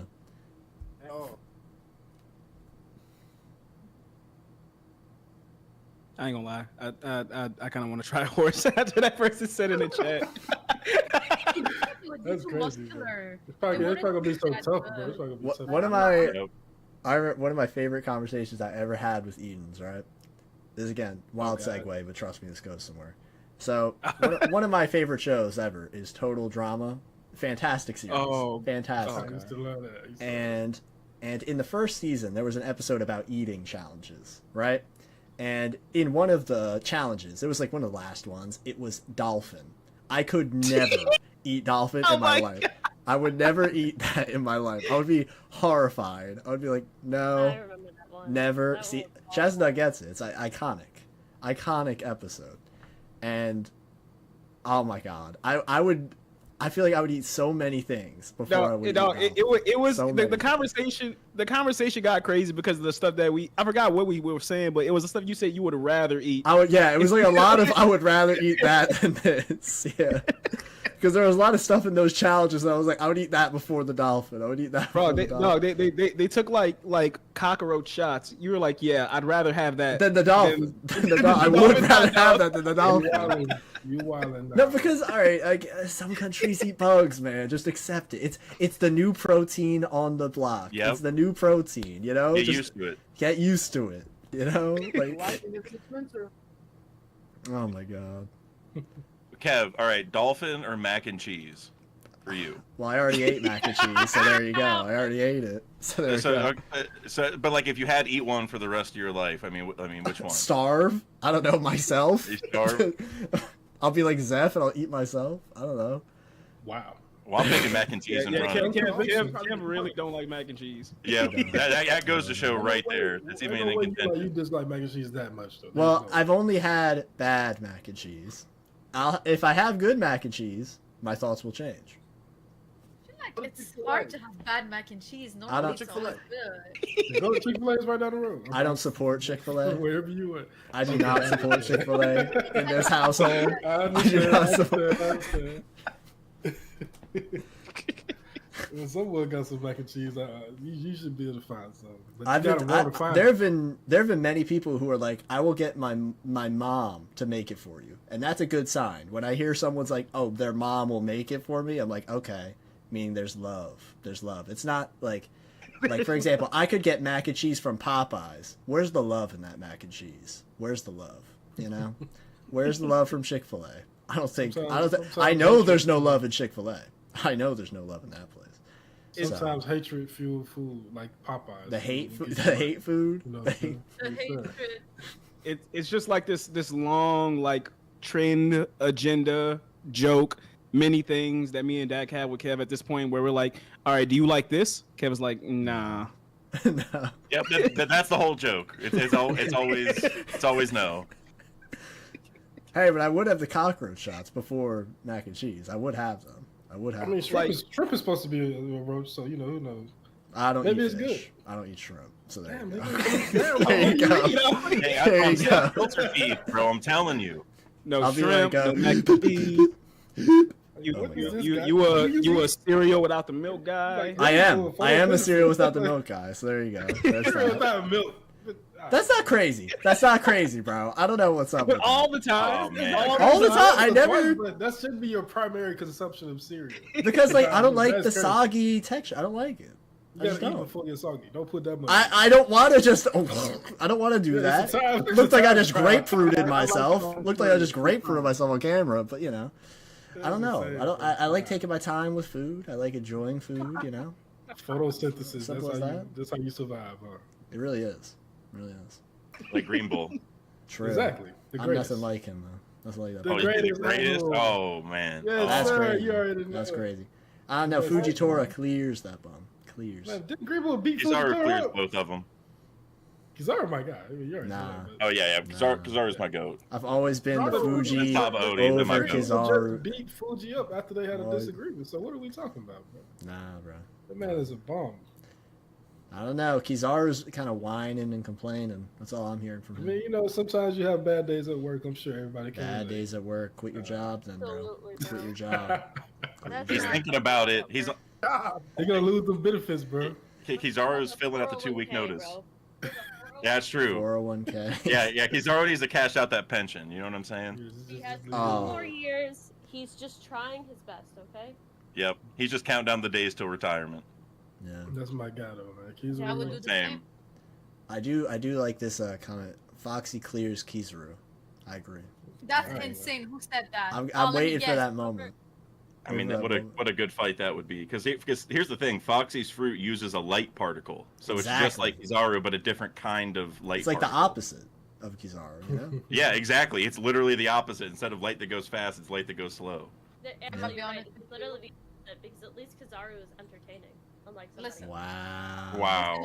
With Dak wait in till the Foxy call. comes back. Wait till Foxy comes back. Keep that energy. He needs to use his devil fruit to beat like Foxy. Let's be for real here. He doesn't even need it. I mean, I would assume that Foxy's fruit wouldn't even work on him because of the difference in hockey. I hope, but you know. Oh, true. I haven't seen any Foxy good Admiral Awakens. fruit. I mean, I ain't seen any Foxy good hockey Awakening? Admirals either. Foxy's awakening. He's You know, gonna they slow have everything actually around him. The coding just because of Marineford, but yeah, like, but that's the thing because they never have been pushed to the limit of like having to use that much hockey against like fathers like them, you know. I guess. You know, saying that's- Foxy's there's father? a cope there, but I Hey, feel, hey, Foxy was 200 or 920 and 0 until he fought Luffy. 900 and 0. Allegedly. I mean, against what other bombs? Captain Kuro. like that. Captain But Kuro. listen, I think Foxy is funny. Don't get me wrong, but I don't think he's like top of the verse. Hey, he's coming back. That's all I'm saying. He's coming back. He was that Marine giving Saturn that info in the sorbet flashback. That was him. Ooh. All right, we got a lot to learn about my guy Foxy. Do you think when Foxy awakens, he won't have a split head? He'll have a one head? Like, is that what Foxy's gonna like awaken to reveal? Like, what do you think? Because it'll be like when he awakens, his hair will be in one piece, maybe. Well, since he has a paramecia, I doubt it because he's probably just gonna, like he's not gonna transform. I guess is what I'm saying. No, but it's like, you know how the time skip, the character's designs change somewhat. That's what. Over the last 2 years, maybe. Yeah. Maybe his hair will form into one piece. Well, we don't got to worry about that because he's not coming back, so it's fine. What if his hair splits again? So it's like Emu's tall four. crown thing. Oh, cool. That's what I'm saying. See, There we look, go. come on, guys. There we go. Somehow we just keep going further down this rabbit hole. It's actually a stop it. foxhole. It's actually a Oh, foxhole. If it was a rabbit hole, we would be talking about carrots. So. It's either a foxhole or a mole tunnel. One of the two. The foxhole was crazy. Now that I think about it, it is kind of interesting. Like when I'm thinking about the fact that like we don't even get like no Foxy panel with him like reacting to stuff. But we're already seeing like so many characters from the past, like Doflamingo. Like we saw how many Tanjiro, times? Last chapter, right? Yep. And we see Iceberg. We've seen him a few times, which are like those are right in the same area as we last saw Foxy. You know what I mean? So who comes back first, Foxy or Geen? Foxy. I'm gonna say Foxy just because as much as I want Geen to come back, at this point, man, I'm getting worried. I'm telling people, dog. Geen died. With Dak, that Foxy does not come back. Geen died in the I think Foxy comes back just because of the Davy back tournament type stuff. Like he can come back as a flashback or something, but he's coming back. He's gonna join the Cross Guild and he's gonna inspire the Cross Guild to have a Davy back fight versus the Straw Hats to get the Poneglyph rubber. Honestly, I can see that, but maybe not against the. Actually, yeah, against who? Against the Straw Hat. It has to be. Well, because the Cross Guild, we've already faced all of them except for me. Well, we fought Mihawk, but Zora lost, obviously, so we have to fight him again. But everyone else, we don't have to fight a second time. So I think a Davy back fight's like the perfect middle ground to like bring them back in, but not just have combat stuff. But then Zoro and Mihawk, because the final round is a combat round.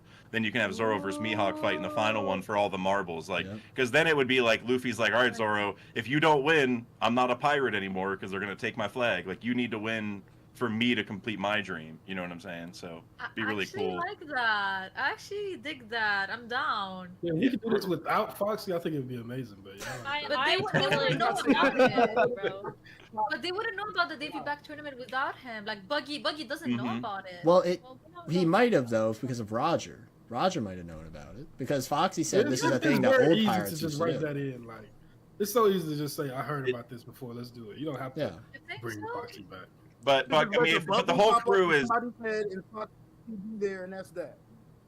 the whole crew is like our build of past villains we've already defeated, right? Yeah. So getting Foxy in that group to me makes so much sense because he's another one we've defeated. Like they all need to team up together to try to beat us. You know what I mean? So he wouldn't probably do anything in the Davy back fight. Like we wouldn't have to see him fighting or doing anything probably other than like scheming. You know what I mean? Like telling him how to cheat. Yeah, I just Exactly. I have to take a break from Captain Morgan. I've really been on I've really been on the board of the idea that Foxy is a member of Shanks's crew because Shanks has so many like weirdos under his crew, and that Shanks knows about the Davy Back fight, and that's how Foxy knew about it. So if Shanks knows about it, Buggy can easily know about it since they were on the same crew as Roger. So I can see that being the case. Now we're reaching a bit. I feel bad for Doc. He's just trying to make like stuff work, and you guys are just destroying everything. No, I'm gonna have my everything he said, but Foxy. That's all. I'm gonna have my time in the sun when Foxy comes back. It's all right. You No, know, he will. He'll I'm all come back. good. He'll come back. I'm Foxy pretty. League? Is that what I'm hearing? Foxy League. I mean, that already exists. There's several of those. I don't know. There's many. I feel like Foxy was in Stampede. He's gonna come back if Foxy was in Stampede. Like he was also with had Wapol. Also, the Adventure of Nebulandia was based on Foxy and the Davy Back fight. That was like an OVA, so it wasn't like a legit movie or whatever. But that's like another special thing based on Foxy. Let me see if I can find a pic of him. But he was with Wapol and Stampede, and then like one of the worst generation went right in front of them, and they were like, "We're here too," and that was like the whole joke for that scene. Because nobody cares about him. Exactly. Yeah. Facts. Exactly. Which makes it fun. Real Which life means they have to keep constantly butting their heads in. You know. This might be another case of Oda taking the gag a little bit too far, brother. Oh yeah, okay. Doran said in the chat, Foxy or Enel, who comes back first? Foxy. And now, Well, they're both gonna come back in the same arc. after everything we saw last chapters, you guys still y'all don't think that Enel's coming back first? I don't know. I've always been on the thing. Enel doesn't really need to come back. He could. It would be cool, but I don't think he needs to. Just for the moon stuff, you know. Because why would he not stay on the moon? Is kind of the thing I kept thinking of. Why No, would but he that's not the just thing. stay? Well, I don't think he needs to come back on Earth, but at least we get like a glimpse of him. POV. Yeah, that's well, fine. That's let's completely define fine. what coming back means. Because when y'all say coming back for characters, I'm thinking they come back with like To the main story. story stuff. Like Yeah. Lucci came back. yeah, they're relevant in some way, and they meet the straw hats. We just getting like a cover story or something. I can see that for Enel before Foxy. Oh, definitely then. Definitely. I agree with Crow. Yeah, I think the thing with Enel is like, so he just went to the moon and basically found those hieroglyphs that basically said, oh, the people that used to live on the moon actually went down to the Earth. And so I think he's going to be up there like thinking like, oh, is the moon not the special place I thought? Like, is the Earth actually, the better place? Like, that's what my ancestors did. Like, they went down there. So I need to rethink about it. Yeah, because they're like, we ran out of resources and went to the blue planet. So he might be like, oh, the blue planet, is that better? You know what I'm saying? Is that the real endless Earth or whatever? Because like it's superior, I guess. I think you're right. I think that Enel, because obviously I'm a Dax subscriber. Everybody subscribe to Dax channel. Appreciate you. But I Same. think I really everyone love else your here. theory. Literally, everybody go get Dax to 100K, bro. But I think what's really awesome about the one theory you made where Enel comes back in Elbaf, somebody should link his video because it's probably one of my favorite Dak theories. I really like the fact that like Enel could kind of come back as anything, right? Like, I don't think he's gonna come back as like truly evil, especially after having like that experience on the moon. And with everything like happening in Egghead right now, I think the fact that like Enel like coming back into the story, going into the Elbaf, and even maybe giving us some information about some of the technology of the Ancient Kingdom. Like, what if this place he's looking for is actually Laugh-Tale? You know what I mean? So I think it's interesting. I think that theory holds up really well, especially with recent chapters. Yeah, like the last chapter with like the energy source stuff, like Enel went up there and powered up that whole planet basically with his fruit, and we're all, looking at the mother flame and stuff. So I'm just like, if there was a time for Enel to come back, it's got to be soon, because we're obviously focusing on Ancient Kingdom tech, power sources, all that. So, and also, I mean, the space pirates, their Jolly Roger looks like Vegapunk's head. True. Which is just like, okay, well, he should come back near the time we meet Vegapunk, right? Or while we have Vegapunk with us, if he ends up surviving somehow, or we just take even a satellite. I definitely agree there. The one thing I'm kind of like shaky on is you brought up Laugh-Tale, and it's like, I don't see why Enel would be related to Laugh-Tale. Because if I'm thinking about Laugh-Tale and like the characters that will be there, and like the end game, it's the 4 Yonko we have. Those are like the 4 who are like they're vying for that. And I feel like adding Enel into it would almost diminish the impact of these 4 characters, if that makes sense. I do like Enel coming back as a whole. Like, that's a fun idea. But I feel like if he comes back in, like, in Laugh Tale, if he comes back in Laugh Tale, I would probably be kind of like, what? More than anything. I think he'd never come back in Laugh Tale, you know what I mean? But it may Yeah. be the place that he's looking for, and it could also tie together really well, like a lot of the lore of the Blue Sea and the White Sea. That's what I'm saying. I don't think he's gonna be in the race at all in Laugh Tale. Yeah, But I okay. think him coming back would be pretty interesting. That's why Yeah, I 'cause think him coming back in Elbaf is kind of cool, because it's like we know this isn't even close to the end really, because we have the Final War and Laugh Tale, you know, whichever order you choose. Those two are going to happen after Elbaf, like regardless. So if he does come back sooner rather than later, it would be better for the story as a whole, in my opinion.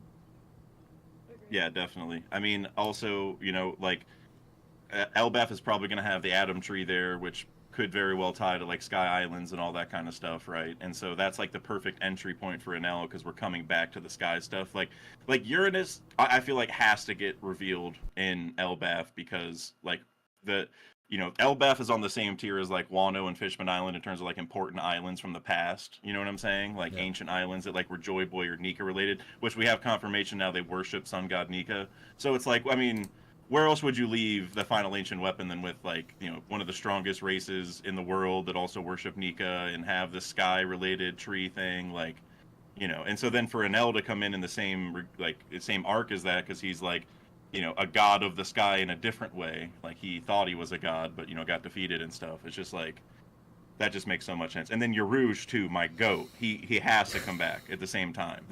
Him and Enel, whenever Enel comes back, Yarouge is quickly following, or vice versa, for sure. He still needs his time in the spotlight, obviously. Like, I don't know. I really did hope he would join Blackbeard. I really did hope. I feel like that would have been a really fun direction for his character. So I am hoping he gets something that's like an equal amount of like oomph. Maybe not an equal amount, because joining Blackbeard's massive. Yeah. But I don't know. I hope he gets something that is still very hype. You know what I mean? I don't know. I'm very in the weeds with him. I have no idea of really what's going to happen with him going forward. He's still like a complete mystery to me.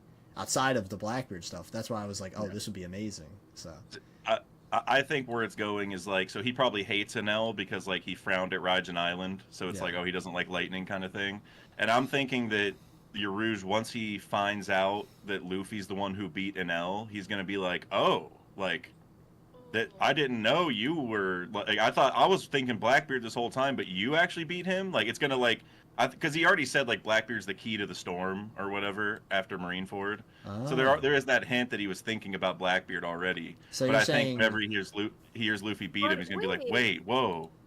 So you're saying... No, it went to the news, no? Like everybody knows that. Wait, actually, did it make the news or something that he beat Enel? No. Nobody knows who Enel is because he's on the White Sea. Yeah. Oh. That's interesting. Yeah, because Burka got destroyed, so like, and Yarouge, who's from Burka, well, we not 100% confirmed, but I mean, based off his wings, it's almost confirmed. He probably hasn't been up to the sky since because he lost his home island. Like he's been a pirate this whole time, and so I'm thinking Enel lost, and he has not heard because he just there's no news coming from there. He'd have to go back and hear it himself from the Skypians. But we kind of saw like at the beginning of the time skip that he, you know, went under Fishman Island or got to the other side of the Red Line some way and is like, you know, going on the adventure still. Like he didn't turn around and go to Skypiea at any point. He did go to Balloon Terminal, but that's in the New World. You know what I'm saying? So he never went back from what we can see. So I don't know how he would know unless someone came and told him. So he may not know yet. And also, whenever he pulls up to Raijin Island, there's this old woman who stops him and is like, hey, can I sell you some umbrellas? Which is kind of ironic because they're pulling up to a lightning island. And like you normally want umbrellas for rainy places, not lightning. You know what I'm saying? But I'm wondering if she's selling rubber umbrellas. And so then he's going to find, like, he may have found out at Raijin Island, like, oh, rubber stops lightning? Because Sky people didn't know about rubber. And so he might have...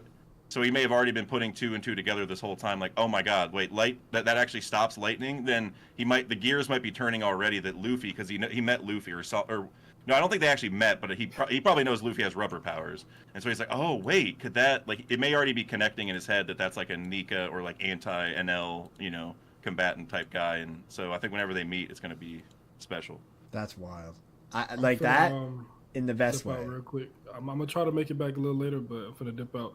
I gotta go get my son from my mom's house. So yeah. Oh, good, bro. All right. If I don't make it back though, appreciate you for having me on. This was fun. Yeah, for sure. Some very nice One Piece conversation for about 5 minutes. At least when I was there. Shout out to everybody that's on and everybody that left. Appreciate y'all. All right, appreciate you for hopping Shout on. out to another team top man. Salute, bro. I don't fucking like Top Man. Stop throwing me into that umbrella. All right, let's not do that. Okay, I'm just neutral. What team are you on? I don't like. What team are you on? You got to pick a side, bro. Garling. Okay, peace out. Peace out, Crow. He be hating on the boom though. That's what he do be hating on the boom though. Oh, for sure. Nah, I don't know about that one. Laboon hate makes my blood boil, man. My blood's boiling right now. I'm like JJ would.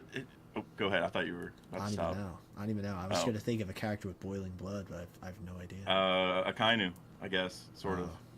Yeah. But well, what I was gonna say, JJ's been saying stuff like Laboon is gonna feed a whole island, like they're gonna use them, because remember whenever Vivi and Mr. Nine came to kill Laboon and feed an island with him or whatever. Yeah.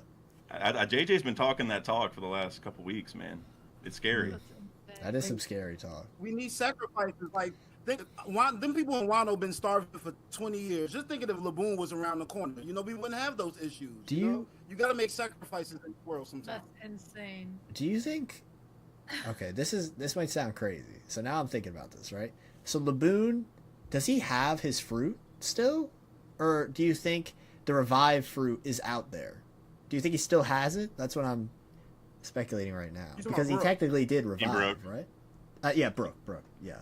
Do you think he still has it, or do you think it's just out there because he already is revived and he? I think he still has it. Okay. Because he's only alive. I forget exactly how he put it in Fishman Island, but he said that his fruit gives him a unique, intangible energy that allows him to stay on this mortal plane. I think is the way he put it. Okay. And so it's the fruit is what's allowing him to exist here. So I think he still has the powers of it until he dies again. Okay, because I was thinking, let's say, let's perish the thought. Let's say that Laboon does die, right? But Laboon also gets the revived fruit, so Laboon and Brooke are kind of together forever. That would be pretty wholesome in a dark, weird way, but it would be pretty wholesome. That was just something I thought of out of nowhere because you were talking about Laboon dying. I mean, all we got to do is, start pumping Laboon with some green blood from the Yomi Yomi no Mi, and then we're good. Because it's a paramecia. True. He's already like a cyborg whale a little bit with all the modifications. Yeah, on the inside. Yeah, wait, he actually gets stuff injected to him by Crocus. So just make that some green blood from Vegapunk with the Yomi Yomi, and we're good. There you go. That'd be because it is a paramecia. Oh, that's crazy. Yeah. Yes, but here's the thing. Actually, hold on, guys. This is actually really crazy. Brooke is a skeleton, so he doesn't have blood samples that he could take from Brooke. So what if he can't do it because of that? See, I thought you were doing that would actually be so cool. Oda just dude, that would be such a genius move. That'd be crazy. That would be such an easy way for an immortality operation medicine or whatever. That'd be such an easy way for that. But it's no, you don't get that. So that's fine. Wow. I actually like that a lot. Yeah. That's fine. I mean, I guess you maybe could use hair, maybe. Yeah, hair, DNA. Still DNA, but I don't know. Maybe that's the purpose of the afro the whole time. It's immortality. Immortality. Oh.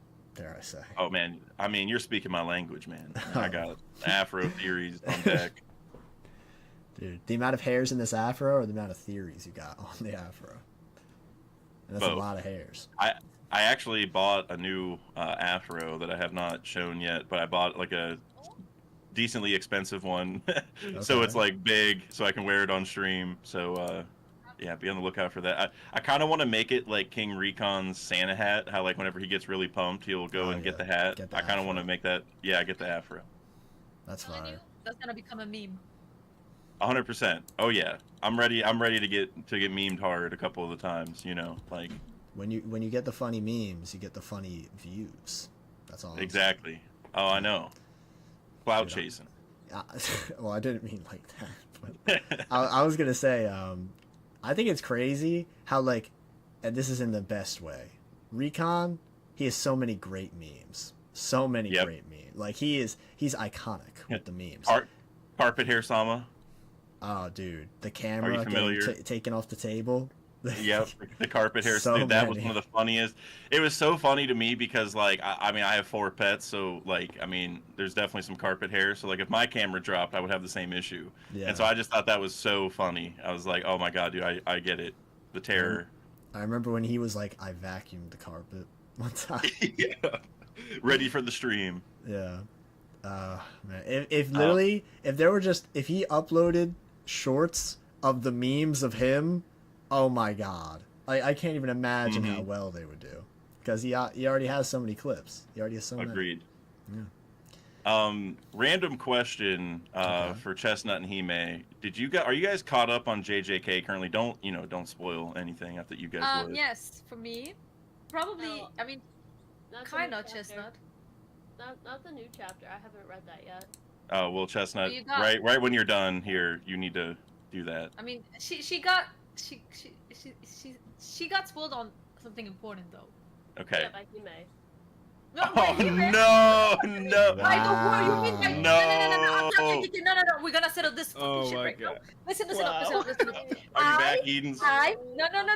Everybody, wait. I put the hashtags on Twitter. She doesn't know how to mute hashtags. That's not my fault. Hashtags on her replies though, so all of a sudden I'll just see like a random reply. If you mute, no. If you mute the hashtag, everything that is within this post doesn't show. He may be spoiling me with her replies, bro. Bro, but you see, this is not the time. She doesn't want to resolve the issue. She just want to accuse me. If there was ever a time to not spoil someone on JJK, it's literally the last chapter. I feel like that would be the worst one to get spoiled on. Listen, can somebody show us how to mute hashtags so she stopped accusing me? I am a content creator. I have to speak. It's not even speaking. It'll be like this time when it drops, I'll like pop on Twitter and I'll pop open and I be seeing he may talk about it, bro. Yeah, it's under my post, which I'll have the hashtag. If you mute the hashtag, you don't see the replies. I can't even get into Twitter before I be seeing you, bro. That's your fault. You have to mute the hashtag before the spoilers and the leaks come out. No, everybody, no, I'm sorry. This is the actual truth. You have to mute it beforehand. Everybody does that.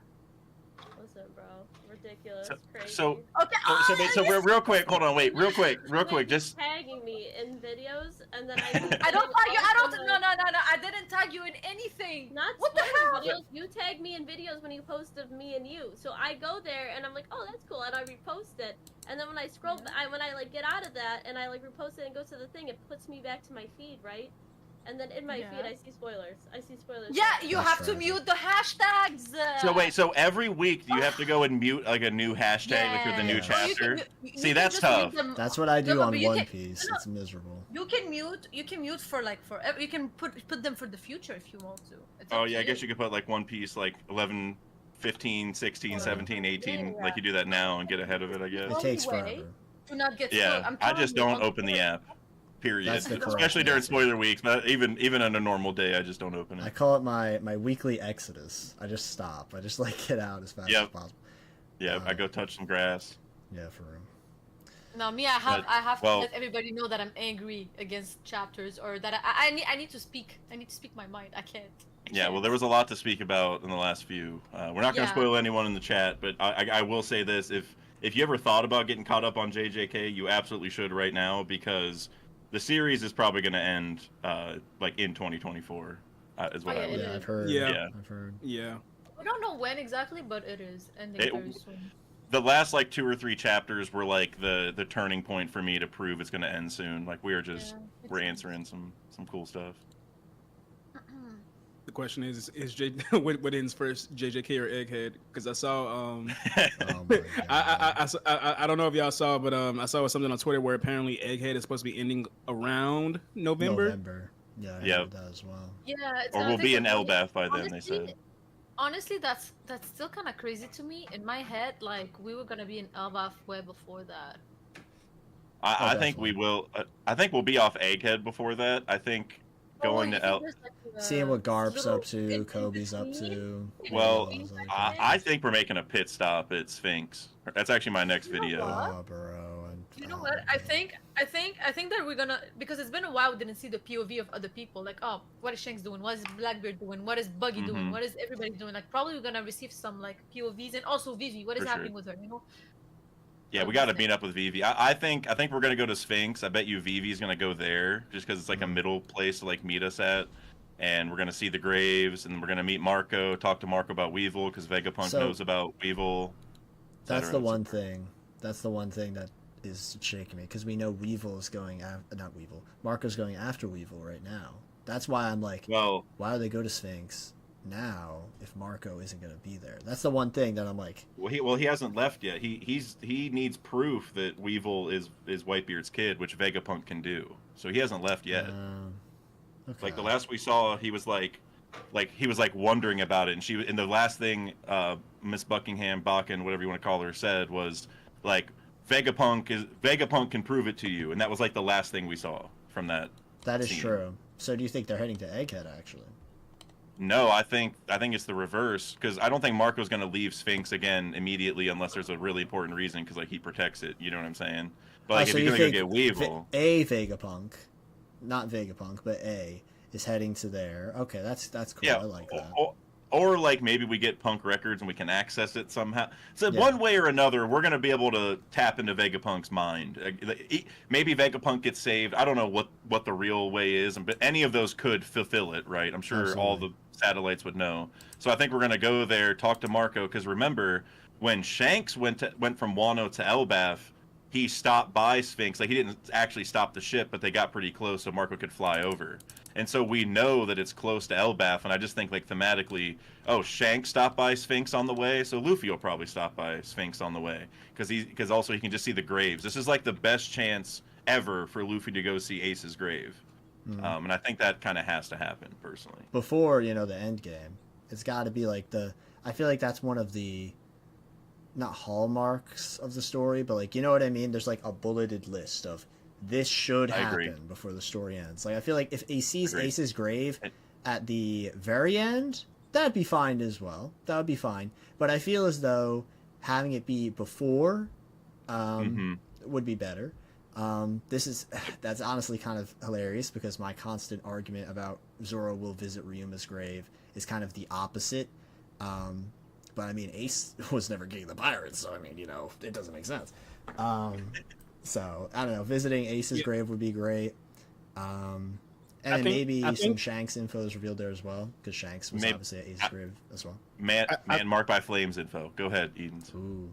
Yeah, my bad. I was just saying, Kev. I think we talked about it like a couple weeks back when I was telling you an idea I like. I don't know how much stock I would put into it, but I could see because we were having that whole discussion about like the location of the grave, and I was saying like. I could see a scenario where like Sabo, since we know Sabo's been there, we could or maybe around that time when like the Straw Hats meet the Revolutionaries, and we're gonna see like Luffy and Dragon meet and all that. Maybe Sabo could bring up, oh yeah, like I know where Ace's grave is, and then like Sabo's the one that takes him to Ace's grave. Yeah, I would love because the whole like Brothers Cup thing that they did when they were young. So exactly because really cool Sabo was revealed, not revealed, but like to be alive because there were 3 cups at Ace's grave in the cover story. That was the hint that Sabo was alive. Yeah, because obviously a lot of people suspected it after the flashback, but that would be really cool. I really like that. I just want to hop on this message real quick. Shout outs to King Recon. Literally, we talked about him 5 minutes ago, maybe even less, maybe more. Says all love, brother Kev. Tell Hime that Arsenal is not winning the Premier League trophy on Sunday. Feel bad for my boy Dak and his Cavs too. Sobbing emoji. Okay, Recon, pull up. We're gonna so fight. It was literally like a 1-2, but with 2 hooks. You don't know where they're going. All love. By the way. And I need to know, Recon, who's your team? I need to know because I'm going to slander his team so bad. He talks about it a lot on his stream. A lot. He talks about. I'm not gonna say it, but he but does that's so nice. I didn't know he was a football fan. I mean, if he is. Listen, if you're a football fan, we need to speak about football together. funny. It was a tough end to Yo, the season with Kev, injuries. What you I say, gotta dip JJ? out real quick. I just realized I don't got some stuff in regards to something I'm cooking right now, so I got to run to the store. But I Gotcha. just wanted to show love. You know, all hell Buggy. You know what I'm saying? I had to come show Yes. support to All you hell know Buggy. the greatest villain turned protagonist, you know, in anime history as far as I'm concerned, Oh, yeah. with my little bit of experience. Shout out to everybody in the stream. Des, I appreciate you coming through. I'm like, he in, so I'm gonna tag myself out real quick. Dak, me and you gonna have a talk, man. We gonna have a talk. Cause yo, you my guy, but like we gonna have to figure some things out. You know what I'm saying? It's just gonna have to come to that day. Just answer this question, y'all JJ. boys- What you cooking? Some whale? Oh my god. Oh geez, That's you know, insane. you know, when I go to Antarctica next year, I'm gonna make sure I grab me a couple of belugas. You know what I'm saying, to make some burgers, but Belugas. we keep it light. Whoa, This is chill. ground, you know, ground turkey spaghetti. You know what I'm saying, but whale is definitely on the menu. Within 24 is the year of the boar, and then 2025 we just eating all porpoises, dolphins, all of that. I'm just saying. But Not dolphins. y'all boys be safe, man. You have a good one, Okay, JJ. good To y'all. Have a good one.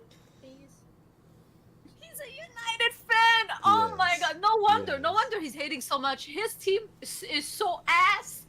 Oh my god. Oh my days. I pity you. I pity you. Wow. Wow. And we defeated them. That's the funny part. You're looking Sucks down to on them. sucks. That's crazy. Sucks to sucks. All right. So I do wanna give a little intro to my guy Desnez. Welcome. And I also want to give a huge shout out. He released a video earlier today where he interviewed Iñaki, which was a fire video. I watched that before the stream started. So, shouts to you. Hopefully you're doing well. It's also probably super late at night. Yeah, I was gonna say it's like pitch black. The fact that we can see that it's nighttime. Yeah. Oh, you're muted, but you're muted right now. I don't think he knows. Des, you're muted, by the way. There you go. Can you hear me? Yeah, we can hear Right? you now. Yeah. Yeah, it's pitch black outside, and I just want to say thank you and stuff. I'm on a high right now. Yeah, I can don't tell. know. I'm so totally overwhelmed with everything. So sorry that That's totally fine. Totally fine. I understand Yeah. the hype. I understand the hype. People in the chat are saying great video. You know, shouts to Kusaland. He said great video on your end. I still can't believe it. It's so surreal, and yeah. I'm really hyped for. Is that a spoiler for meeting Kev? Oh, I'm yeah, really don't hyped. worry about it. Don't worry about it. Don't worry I'm about really it. hyped for. Don't worry about it. Yeah. So, hopefully, what time is it for you? It's probably what, like 2 in the morning? It's 2 a.m. essentially. Yeah. Yeah, I was like, oh my god. Yeah. There you go. That's the grind set right there. That's the grind set. Yeah. And also, hello to Doug and Tanuki, and Edens. Yep. Wow, And you making Hime, it- of I was- course. I was about to say, wow, that's crazy. What's up? That says also fire video, and I appreciate Thank you. for asking the question. I was so good. I was listening to it while I was at work. Thank you. Yeah. Was there I'm so one question? overwhelmed. Was there one question specific that you were like floored by? Because I know in a recent interview he talked about he was a big old nerd for video games, and obviously you are a big old nerd for video games as well. But that's So- unrelated. Was there a question that had you like, oh wow, that's crazy? So there are some stuff that I'm not allowed to say that we talked about that. That's fine. Yeah, I needed to cut out. But essentially, we talked a lot about video games, essentially, yeah, and about Smash, and he really loves Smash. And we talked about Nintendo games, and he recommended some games to me, and I recommended some games to him. So he's really awesome in the case of just being himself and being like Lou. It's so crazy, guys. He's just Luffy. It's so overwhelming. IRL. Yeah, really. Yeah, that's It's crazy. I remember one part he was like, oh, I'm trying to learn guitar, get the Straw Hat Jams. I was like, that sounds awesome. Yeah. It's crazy. Yeah. Like literally, I can't even. I remember you mentioned this to me a while ago. I'm just like, it's so cool seeing it like it come to fruition. You know what I'm saying? Like it's super sick, man. Super sick. And it wasn't even. Yeah, I wrote him when I was like at 500 subs or something like that. But eventually he wrote me to get this interview done. So that was really incredible for him to go to YouTubers that he claimed he have watched. I don't really know if he really watched me or not, but I'm so flattered by that he wrote me and get out to me and tried to get that interview done before filming, because they will be filming soon. And yeah, it's so crazy. And tomorrow you can see another interview by Goldio. I don't know if you know him. It's a Spanish YouTuber. The interview will be in Spanish as well, but he has some subtitles. And I talked with Goldio for many times. I know him for like 1 or 2 years, right? And just a few days ago, we realized, okay, after my date with Idaki, he went on his Discord and talked with him for like an interview. So it was really crazy that we like had an interview back to back and didn't tell each other after that. Yeah, so really crazy. Yeah, it's super sick. And you just have like, it's like, what are those like it's almost like a coincidence, but it's like you both have the same, you know, the same brain rot for One Piece, you know, as we all do, so that's crazy. And then one after the other is like, again, like what are the odds type of situation, you know? Yeah. I think you can see I'm outside. I'm partying right now, so sorry that I couldn't be on fine. the whole time. I can tell you're having a good time. Yeah. And I will still be lurking in the chat and want to say thank you to all of you guys that hyped me up for this. It was so overwhelming. I'm an emotional guy, okay? I cried for 2 weeks at least, the whole time suddenly. Occasionally I cried for just being happy that I can be in the situation right now and have it was everything that I ever imagined to do with the channel, and now I just reconfigure what I want to do with the channel after that, because it was so a high goal that I reached suddenly. And thank you guys, thank all of you that said very positive stuff about that. And I will be in the chat, of course, and thank you for all of you in the chat and amazing people here. Yeah, it was an amazing video, and it's obviously it's sick that you're able to hop in as well. Like you said, it's like 2 a.m, so sick of you able to hop in. I owe you this, so yeah. Man, City's on the high, bro. Oh my Just God. got a crazy interview done. Yeah, bro. Oh man, I still can't. It's so crazy. I still can't believe that I did this. I never had this thing like being crazy about meeting a celebrity or something like that. I never had this. I'm never in this. Usually you say like, okay, 14-year-old girls have this like phase of hyping up an actor or something like that. But I went through that in like, oh man, it's so crazy. Yeah, the so starstruck kind of, yeah. But yeah, it's very big I think for all of in our community, and I will keep on pushing him with questions. So he said he will answer some of the questions via text. So if you still have questions left, I already sent him the questions that all of you asked me that I didn't got to him in the interview, but maybe he will answer them via text or via his Instagram. Oh, okay. He at least promised me to get through all of the questions from the YouTubers, so that's a big plus for all of us. Yeah, true. If we're obsessed with it, you know, he's trying to, you know. yeah, he's really trying to get into the community and show the people that he knows that the whole One Piece thing is just passion, and yeah. Yeah, this One Piece shit gets serious. That's Yeah. Okay, guys. Yeah. I don't want to bother anymore with black screen. No, you're not bothering at all. But obviously appreciate you calling in, being able to at such a late time for you, obviously. So. Oh man, I just keep smiling the whole the last 2 weeks. I can't stop smiling. It's crazy. One Piece does so much for us. I think, especially with these amazing chapters recently. It's crazy. It's so crazy.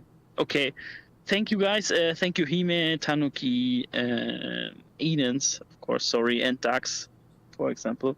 Kuzorando in chat for sure. Martha in the chat for sure, and Kev especially. Kev, I really want to see you in person. It would be so great, I guess. Yeah. For sure, bro. Yeah. I need an autograph as well. So practice that. My cursive is complete garbage. So I'll just let you know that right now. My cursive is a horrendous time. Like, I'm one of those people who I'm pretty bad at writing, which is hilarious. So I literally write mostly in capital letters most of the time now because one, I think it's aesthetically pleasing. Wow. But yeah, I don't know. I just do that because most of the time I'm just typing anyway, and I'm left-handed, so I always smear all the stuff anyway. So it's like when I write in big letters, it's not as easy to smear it because it's not all condensed together as much. Yeah. If only English was written the opposite direction, it would be a lot easier probably. But it is what it is. An autograph is still an autograph, so yeah, I'll work on it. I'll work on it. Trust me. So thank you. Bye. Right, Bye, have guys. A good one, Desmos. Have a great night. Have a good one. Yeah, but for my handwriting is awful. It's pretty awful. Same. Yeah. I actually was just writing cursive the other day to check if I still could, and I did. No, I can, but it looks bad. That's the thing. I can, but it just looks like. What about regular print handwriting? It's not as good as it could be. It's not as good as it could be. You know. All you gotta do is get the signature down pat. Exactly. You know? And if you stylize a little bit, no, man. Oh yeah. I remember. I think I was like my first year of college, or maybe like my senior year of high school. I can't remember, but sometime around the time I turned 18. I remember practicing my signature like a million times. Like, what do I want this to look like? Like, I want it to be cool, but I want to be able to draw it in like 2 seconds. You know, Yeah, like, I don't want it to be like I want to be able to just make a quick scribble, but I want it to look cool and for you to know it's my name. And so I'm not gonna describe it because it wouldn't even help to you to visualize it. But I think it looks pretty cool. But I did practice it like a lot. The one thing that I did that I think is kind of cool. So my last name starts with a C. So what I do is my name is Kev, obviously, no IN at the end, of course. But so basically, it's like the Actually, line for the yeah. My name is actually Kevin D. Og. You know. No, it's just Kev Dog C. I'm not going to say the last name. Kev Dog C. Yeah, exactly. So it's like the line for the K, but you know how the K is like 2 angles. It's like a C for the so it's like a fusion of both. And that's something I tried for a while. I'm like, I kind of like it. I kind of don't. But it's there now. It's something, you know? It kind of looks like just a weird... Yeah, it's kind of weird. And, but I like it. I mean, at least for me, once you get one signature ingrained, it's like so hard to not draw it, or at least something close to the original. Like, my hand like automatically just does it at this point. Yeah, muscle memory. Can you even change it? I feel like you shouldn't. You're not allowed. Mm-hmm. Like that's my problem is that I was too young when I created my signature, and like I'm stuck with it for life, you know. Yeah, once you start, the more documents you sign with it, the harder it is to switch it. I remember there like around the time like I was in college sometime, and I remember I was signing up for a test. Maybe it was like the GRE for grad school. I can't remember. Okay. But I remember I took it, and I actually got not like reprimanded, but whenever I was going to go take my GRE test, they actually like pulled me aside, or like, "Hey, we need to like talk to you because your signatures didn't match." And I looked, and like the signature they had on file was like from when I like just like signed up for college. So I was like barely 18, so it was like just my name, but like kind of cursive-y. And then my new signature looks nothing like it because like I was using that after that. So I actually already had that problem. They were pretty like easy to work around it because like they had the date for like the old one. So like, oh yeah, you were young, but yeah, it does matter. I don't know, bro. I just put scribbles on a paper. They're like, "Can you sign this for like a wound vac form?" I'm like, "Yeah."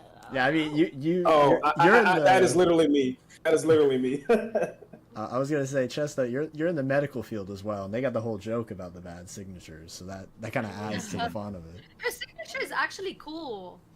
My signature is just 2 P's. You guys will never figure out my last name nor my first name, but Oh yeah, my it's just God. It's just 2 P's. Ponabel Put a Pubblegum. couple. We'll never Wow, guess you it. guessed it on the first Oh guess. my man. God. That's crazy.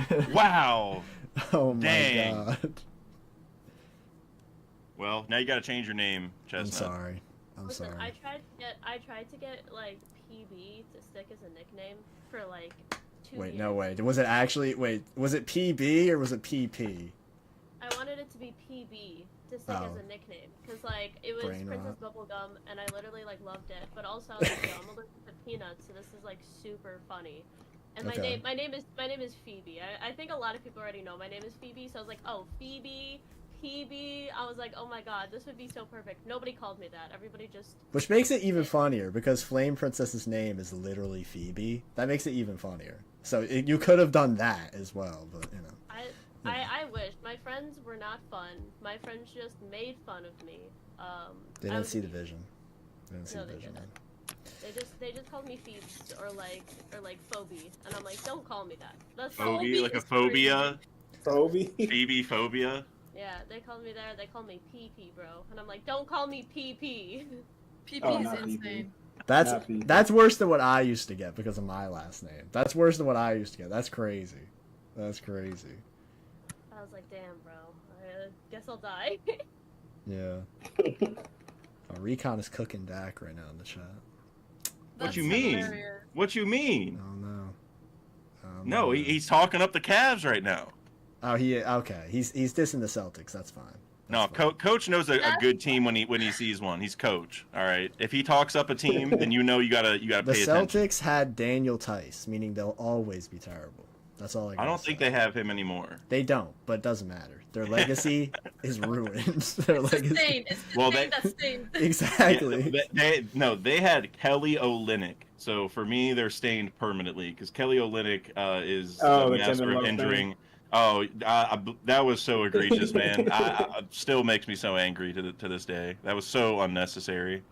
They're losing by 1,000,000 points and tears his arm out of his socket. Pulls a man's come arm on, out of dude. his socket. What the Yeah, hell? yeah, It was on yeah. a rebound and Kelly Olynyk was pissed and like grabbed Kevin Love's arm and kind of pulled it and it literally I think it like tore his labrum and he was out for the whole playoffs. It was the first round. I think I showed it to you a long time ago, Kevin. It might have been like a year and a half ago. I think I showed it to you. Oh, maybe. It was egregious. Maybe. Yeah, we would have won the finals in 2015 if he wasn't hurt because we were better than that version of the Warriors. Like it was a competitive series without Kevin Love, and then we won the next year. So, and we also were missing Kyrie for that series because he only played Game 1 and hurt himself in overtime. So Doron Ross just said, "I gotta go. Have a good rest of the stream. LeBron isn't going to the Cavs." I'm sure Lakers fans are saying that, but yo, LeBron was just at the Cavs game a few days ago. All right, last time he did that, to my knowledge, he left the Heat a few months later to go to the Cavs. When he shows up to the Cavs games, you know it's curtain talk. It's like a redemption. He's got to go full circle for the career. He's making sure everyone still loves him, you know, and he's also scouting the team, in my opinion, because like he's definitely. like, let me go see these guys in the playoffs, real time. Definitely, I see the vision there. And also, like his son is probably going to go in the draft. Technically, he can revert it still and keep playing college, but he's probably going to go in the draft. Yeah. And he's not like shooting any big movies in LA right now, so like there's no like LeBron doesn't have as much reason to stay there as he did the last few years. So Yeah, because he has that whole studio thing. So that's one of my main things. If he's not in LA, studio thing, I guess it'll stay there. But Yeah, there's like it's mainly like, does he need to be in the area during the season as much as before? And he doesn't, right? Like he doesn't have his kids' games to go to anymore. Which I don't know if I think Bryce has. I think the middle kid or young kid has one more year of high school. I think so. Yeah. So yeah, LeBron's ready to get some rings. I just stopped thinking about it. I just stopped thinking about it. I thought he wouldn't leave Miami. I thought he wouldn't go to the Lakers. Both happened. I'm just reading the tea leaves. Doesn't George he want Niang to for play with his LeBron. son? Yeah, he does. That's like his dream or something. He want to play with this. The thing is like. What happened? The thing is that no, it's just because I can't see in the stream anymore. Oh no, I did that because someone messaged me, so I just turned. No, I was just wondering if it was normal. But yeah, no. But that's the thing. Like he needs to switch team if you want to win anything. He can't stay there. Mm-hmm. I agree. Like you, it's not Kobe's era anymore. Like you can't lead a team to win. I'm sorry to say this. Like yes, like it was possible before, but now the technical skill, like the skills are so much higher. You can't lead a whole team by yourself. It's impossible. Well, and he's also in the Western Conference, and they are so like a lot better than the Eastern Conference right now. So like if he stays there with the Lakers, he's facing like the best teams in the league immediately in the playoffs. Where if he goes to the East, he's going to have like an easier time in the first couple rounds at least. Definitely. And then he only has to play one West team like in the finals. He doesn't have to play 3 of them to get to the finals. So yeah, and I think his son's an interesting thing because I think it's kind of debatable, but he's not really like an NBA type prospect. Like if his name was anything other than Bronny James, he would not be even getting talked about getting drafted right now. So that's a whole other thing. Like I don't know, I mean, baby for basketball. Yeah, it's a little weird for me, but like if my son got drafted only because he's my son, and like the team knew I would go there to go play with him, that just is like a weird thing. Weird vibes. Like it's just like you're like your kid should make it because he's good enough. You know what I mean? Like I don't know. Yeah, because he was already getting those talks because he made like the McDonald's American game for high school, and he it's been out there that he made that because of LeBron when there are like more worthy people to make that. So it's like getting that going into the professionals wouldn't be a good look for him. And I'm sure he doesn't even like want that following him his whole career. Like, oh, I only got this because of my dad, not my hard work. Yep. And it's crazy because like part of it is definitely being his son, but a big part of it is that the team just thinks they can get LeBron by drafting him. Because like you look at other people's kids, like Michael Jordan's kid, for example, who I think was Michael Jordan Jr., I think was his name. But he played at like UCF, I think, or somewhat smaller school, but still D1 and wherever. And he like didn't end up being anything. And that's freaking Michael Jordan's kid. Like the only thing is that LeBron could be coming with his son as a combo package. You know what I mean? And so that's just like, it's like extra weird. I completely agree. If I was LeBron, I'd be like, you know what? If it works out, it works out. But I'm not gonna say right now I'm going to whatever team he gets picked on. Like that's just, I think he should agree to go to the Cavs. Well, the draft happens first, but man, I think he should go tell the Cavs, like maybe like under the table, like yeah, man, I'm probably coming over there. And then I think he actually isn't technically a part of the Lakers right now because he has to opt in still. So maybe it's not tampering, but maybe he can tell them and then they can draft Bronny as like a little nod. But like I don't think it should be LeBron's like whoever picks him, I'm going. I mean, he definitely. Right. The thing is, he has so much pull in the league. He obviously could do that, but again, it would probably diminish his son's reputation as a whole if he did do that. Yeah, especially considering he only has about like at most like 3 years left, and it's like his son has a whole career like ahead of him. Yeah, it would make his son almost feel like a gimmick more than anything. It's like, look, LeBron's Robin, like, and LeBron's Batman. Like, it's literally like that. Yeah, and maybe even less than that because like Robin at least has like he has the skills necessary to be Robin like on his own. Where it's like this is like Batman's kid just being elevated to Robin just because like not because there's any What was the Robin? The role. What's Tim Drake? No, that's Tim Drake is the first one, right? No, that's the Dick Grayson. No. The one that died. Tim Drake is the third. The one that died. Jason Todd. Jason Todd. Bronny's Eden, raising the Eden, top. Eden's make him stop. Make him stop. We can't do this. We can't have this conversation. I don't know, man. No, actually, Bronny might not even be one of the 4 main Robins. He's just one of the other Robins. You know, one of the other ones. I don't. He's the equipment manager. Oh, he's Alfred. He's the equipment manager. He's Oh my Alfred. God. He's Alfred. Alfred. He's Alfred. That's crazy. Yeah, disrespectful. Hey, I mean, look, Bronny's like he's not even. What is he like 6'1" without shoes? Like yeah, 6'1". It's like he doesn't like his wingspan was all right, but he doesn't measure that well. You don't need to be tall anymore. Like you can still be. You never. I mean, yes, it helps. It helps. But you gotta. But some very good players are not that tall. Like. But they can dribble and shoot to make up for it. Like they're playmakers. Where he's like. He that's not his style. He's all defense. He has the tax money from his dad's name. Literally. Think about how much marketing, whatever team, like, if he's on like some, let me think of like a super mid team, like I don't know, the Jazz. Let's say the Jazz. The Jazz are on the way up. No, say the Hornets. The Hornets, yeah. Like you know what I mean? Just a team that no one thinks of when they think of basketball. Like the Bulls people think of all the time. NBA team. They're a NBA team. Put it like that. Yeah, like they're a NBA whatever. You know what I'm saying? Yeah, that's the Hornets. They exist. Don't forget, like he's still in the beginning of his career. Like give him some time. You know, he's still not at his prime. Like I think he will get better with time. You know. But there's so many prospects that have just as much or more potential that grade out better now. You know what I mean? I agree. Yeah, like if his name was not Bronny James, he wouldn't even be getting thought of. Like he would just be an undrafted player. You know what I'm saying? So that's my thing is like, it's not that he's like a bad basketball player because like I mean he went to a D1 school and he had like a weird season because he had like a heart issue. But that's another thing is like this dude passed out in the middle of the court and like I feel bad for him for sure. But like he had a heart issue where he like literally just like fell over in the middle of practice. And I'm just like, you know, most of the time when that happens, teams get scared off and don't want to sign the player because it's so scary. You know, like they might have that issue happen again and they just lose them forever, which that has happened to several players before. And so I'm just like that alone should be something that, like, no offense, should probably take him off a lot of boards because it's just scary. But the thing is, like, is it like a one-time thing or does he have like health issues, like a known health issues? You know. I think that's hard to say. It came out of nowhere. This is our first time hearing it.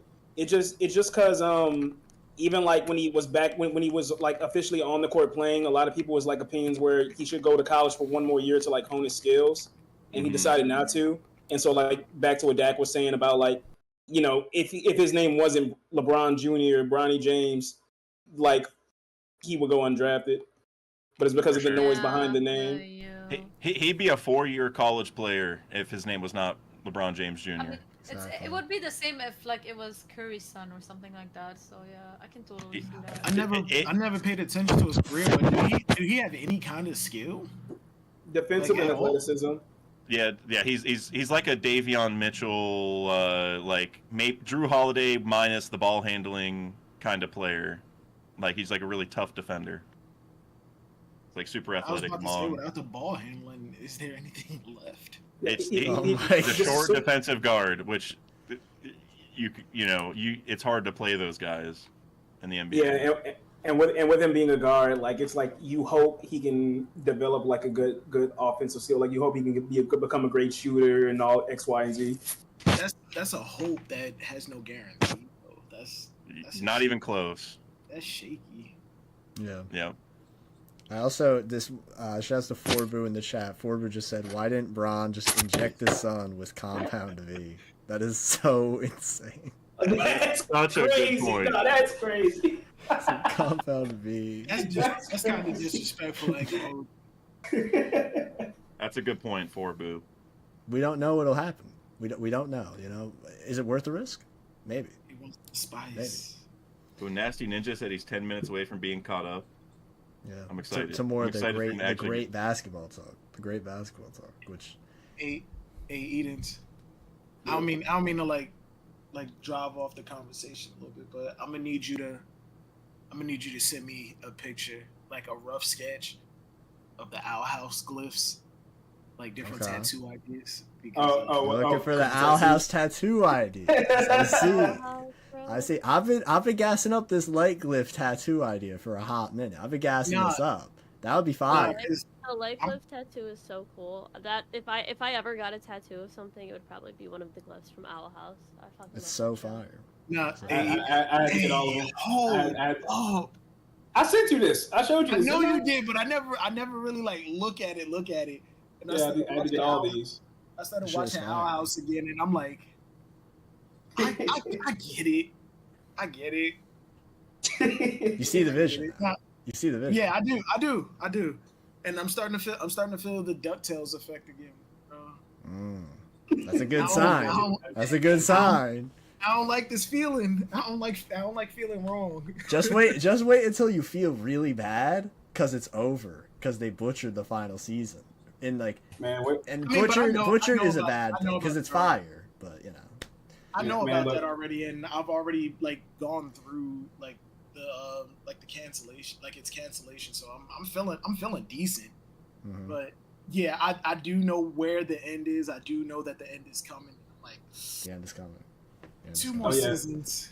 Two more seasons. Yo, Kev, I forgot I had to pull this out for your thing. You know, Buggy that's Bash. cold. That's Yeah, cold. I had to pull this out for you. The Buggy Bash. Not on camera, but you know, it's right here next to me. Nah, Kev, I was doing I was posing Buggy's 3D model, and I was trying to get it done before the stream, but Okay. real life got in the way. I'm still gonna finish it, trust and believe, but life got in the way. You have to But show nah, up it- for the show up for the goat buggy. Fans, we love to see it. Yeah. Oh no, I absolutely hate Buggy. What? But it's for the Absolutely. respect. He respects Buggy. You know. I hate Like- I hate Buggy. Passion. I bleed Buggy. I love Buggy to death. Oh my god, he's my goat. He's literally, you don't understand. Like, I have a delusional infatuation. I have a sickness. A Nah, mental illness. Kev, what you said before? Chopper's only tax is that he's cute. I would hold Chopper in my Oh, I did arm. say that. Oh my god. Yeah. I forgot. I was- I would love Chopper, and I hate Chopper. I hate him with a burning passion. I would hold him in my arms and rep him as my son before I enjoy anything that Buggy. Nah. You are crazy. With the chopper plushies in the background as well. Wait, no, I got a better one. Hold up. I got a Chopper Buggy. The goats. Oh, yo. They did a fusion dance, and then look what happened. Oh, I got so much Buggy stuff, man. I I'm love screaming. Do I have a Oh, Buggy? you have one of figure those over here? skeleton ones too. That's fun. It's so nice. On the Yeah. first try, I bought one and I got Buggy. Listen, it was fate. I was fated. True. Nah, but Edens, the only reason that I asked about the Owl House glyphs is because I'm starting to design, like, and draw up my half sleeve, Okay. and like I need references. I already got the Naruto, the One Piece, Monster Hunter. Now I'm starting to move into like some of the animation references. And I'm trying to figure out how I could squeeze DuckTales in there without it being too obvious. But I got Witcher. I got the Witcher glyphs. I got the Witcher glyphs drawn up. I got the God of War glyphs. I got a couple glyphs, but then I was like, wait, I need like two more. And then I was like, wait, Have you finished Amphibia? Have you finished Amphibia? I have not. That's You a finish damn shame. Amphibia, That's a damn finish shame. Amphibia, and then you'll probably have your second one. There you go. That's a damn. I'm not saying nothing. I'm gonna start watching that soon, and I'm gonna make like a series of shorts. I'm gonna be like watching Amphibia for the first time and do a bunch of theories and stuff. Oh, that's And all. this and All that. you gotta say, Chestnut. Look at the username of my account. All you need to know. All you need to know. Just click on my name. You'll see what name it is. That's it. That's Amphibia. That's it. Listen, bro. I gotta Tell me watch when you it. start. I promise you. Just get through that first season. It's not bad, but you'll have a higher opinion of it. Like I told you, when you get to like season 3, but like season 2 is like I probably still say like my favorite season. Listen, I got through like the Steven universe like first season, so I feel like I can Yeah, yeah, you can. I feel like that's low key disrespectful. I feel like that's low key disrespectful. I get what Watching you it with mean, though. Hime, and she thinks it's like a child show. She's like, yeah, that's cute. Just wait. Just wait. Just wait. You have to keep I was going. watching Steven Universe with one of my nephews, and like I guess you could say my nieces too. Okay. They never really watched Steven Universe, and I guess this was like their first time going through it. One of my nieces, she's like 9. I forgot what season they were on, but it was when I don't know, but they were doing fusion and everything, and my niece quietly like leaned over and was like, "Are they supposed to be having sex?" And I was like, "What?" Oh my god! Ah, yes, the classic. The classic. Yeah, they don't even know what fusion is yet, bro. But I will say that's such a good video idea. I was like thinking of doing a video idea like, is fusion like actually sex? I don't think it is. I swear to God, I think it's like it's a deep emotional connection of. It's a It's about the conversation. bonds. It's about the bonds. No, wait. Can you say that again? It's a what? Me? No. Fusion is it's a. Oh, it's a deep emotional connection, bro. Between two people Dude, we're not talking about this. No, we're not talking about this right now, bro. We're not bringing this up right now. And you know what's even crazier? That connection becomes even stronger with more people. Oh my That's god! crazy. For the sake of not getting further into that show, let's drop that. Yeah, let's go. I will say that something about Steven Universe that I overlooked until I actually listened to it. And Eden's and Kev, we've had this conversation already.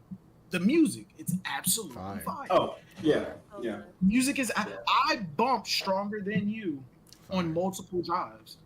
I've had a 28-hour drive from Jersey to Colorado, and I listened. Most of that was all like animation music, and Stronger Than You was played more than like 50 times. All I'm saying, you know, I've heard of people doing a Drake and Drive. I've heard of people doing a Rebecca and Drive. That's all I'm saying. Where's the Rebecca? I feel like that's a shot at me. Drake and Drive. Drake and Drive. That's great. Drake and Drive. Drake and Drive is out of pocket. Hey, hits. That's all I'm gonna say. Oh my god. Eden's, why am I not surprised? Like, are you like a diehard Drake fan? Like, I'm not gonna deny what's good music is good music. He was listening to every girl, and he was like, "This is the one." Okay, all right, you lying on my name now. You lying on. All right, I remember this. You're lying on my name. Like, I'm gonna get you next time. Watch. But Eden's will walk into a college university and be like, "Yo, best I ever had was his best track." That's a banger. That is a banger. So you know. Look, man, it's good music. It's good music. Steven Universe, good music. One of the best in any cartoon. I can't think of another one right now. Hazbin Hotel, another good one. Oh boy. I don't know, but that's a trend I'm seeing now with a lot of newer stuff. They're all like doing throwing their songs in there. And all I'm saying, Disney Phineas and Ferb did it all. Phineas and Ferb Phineas and Ferb ran so all these people could follow in its footsteps. That's all I'm saying. Multiple songs an episode, and every one is decent to a banger? Come on. Everything. Will never die. AGLET. All I'm saying, man. Phineas and Ferb, if without Phineas and Ferb, the word simp would not exist. True. Very true. Wait, it originated from there? Yeah. I'm messing with you, but they had a song called SIMP. It's called Squirrels in My Pants. SIMP, Squirrels in My Pants. I completely forgot it. It's been so long. That show is ridiculously iconic. It's just like people don't respect it. They don't respect it like it should be. I don't know. Kev, you know Phineas and Ferb is coming back, right? I do know Phineas and Ferb is coming back. As a soft reboot. I'm very excited for that. I'm hopefully optimistic. I love Phineas and Ferb, bro. Those songs. I like when they did when they were trying to get whatever boys. What was it? Love like, Handle. Boy. Love Handle. You trying to like I knew immediately. I'm just like, yeah. That's a good. That's a good one. And they were like, yo, the Fabulous song. That's, I'm Fabulous. Bro, I'd be I ain't got no rhythm. I ain't got no rhythm is good, but sometimes it's like you're the one who sets the bar. That's the best one. Fabulous. Totally. Yeah, I agree. Like literally like, throughout. You don't got rhythm, but look at what you're doing right there. I'm like, yeah. all I'm saying is whenever me and my friends get together, somehow Fabulous just plays in the background. It's like this like curse that always follows me. I'm fabulous. I love it. It's like Fabulous. My one friend, he does not watch One Piece, so I doubt he's watching this. But he is obsessed with the Victorious soundtrack. He's obsessed with it. Like it's like, and he plays it all the time. Or the songs in general. The songs in general. All right. The songs. All right, look, Kev. Mm-hmm. What was the song that Andre did? Song For Jade? to you. Yep, for Jade. That's the song. Wait, was it? Yeah, that's I'll the song. give you my song. Banger alert. All right, search up that like "Song to You" X Miss Independent. That shit goes so fucking hard. The Victorious remixes. Now we're breaking new ground. Shit. We're breaking new ground here. Kev's favorite Phineas and Ferb song is the Waggle Dance. Yeah, shut up. He knows that's the worst song in the series. He knows. No, that's You not love the that worst song. That's not the worst song. I know Okay. there is a worst song. It's just the fact that I don't remember it. Oh, true. The fact you don't remember it makes it worse. That, you know what? Honestly, I feel that. Nah, but realistically, best song, it's probably Fabulous is elite. That's a high contender. That is not the best song. Not Get You Goo is not the best song. Not Get You What? Goo. It's not. It's the catchiest. It's not the best song. I'm Phineas and this is Ferb, and we're gonna sing a song. Bro, that's like It's from not the best episode song. like 2 or something, bro. Like Yes, it you is. gotta get deeper Yeah, into the ball. Can't beat the original. I don't know. The Summer Belongs to You special. That was elite. That had so many bangers in it. Okay, all right, stop. The Queen of Mars. That was an early banger. That's a high contender. That's a high All the contender. bangers are in like the first like 4 seasons. That's a good run. That's a run. Summer Belongs to You. One of the only reasons that I remember that is because they took a shot at Nickelodeon when they were stuck on that island. And Oh yeah, the Phineas- sponge. Yeah. Yeah, he was like, "Wait, here's a sponge and a starfish. Maybe we could think of something." I'm sure we could think of something. And with then that. he was like, Yeah. "Wait, no, that's stupid." And Yeah. it took me like 3 years to make that connection. I swear to Christ, it took me like 3 years to make that connection. Yeah. I was mad at myself. Oh, but Come yeah. Home Perry. Come Home Perry was a banger. That was a banger. When you got you in the feels. You put Ashley Tisdale in almost any song at Disney. True. Swinter. Some people call it Wummer. Banger. Swummer. Nah, Chestnut. You're on I the forgot- Quentin. I forgot Did to you, ask this. Chestnut? Did you watch the 32-hour Quentin reviews? Dad reviews those old shows. Did you watch that? Bro, I've watched for Quentin reviews. I remember one time I was like, "Yo, he's reviewing iCarly. That's crazy." And then I watched his review on Victorious, and then I ended up watching his whole series on that. Yeah. But sometimes, bro, his videos be like insane. I'm like, bro, how are your videos 9 hours long? Yeah. I'm like struggling to get through them. Half the time I'm like, yo, it's like 5 hours. 9? Yeah, they're sagas. His one Victorious video is literally 9 hours long. I had to watch that shit over a month.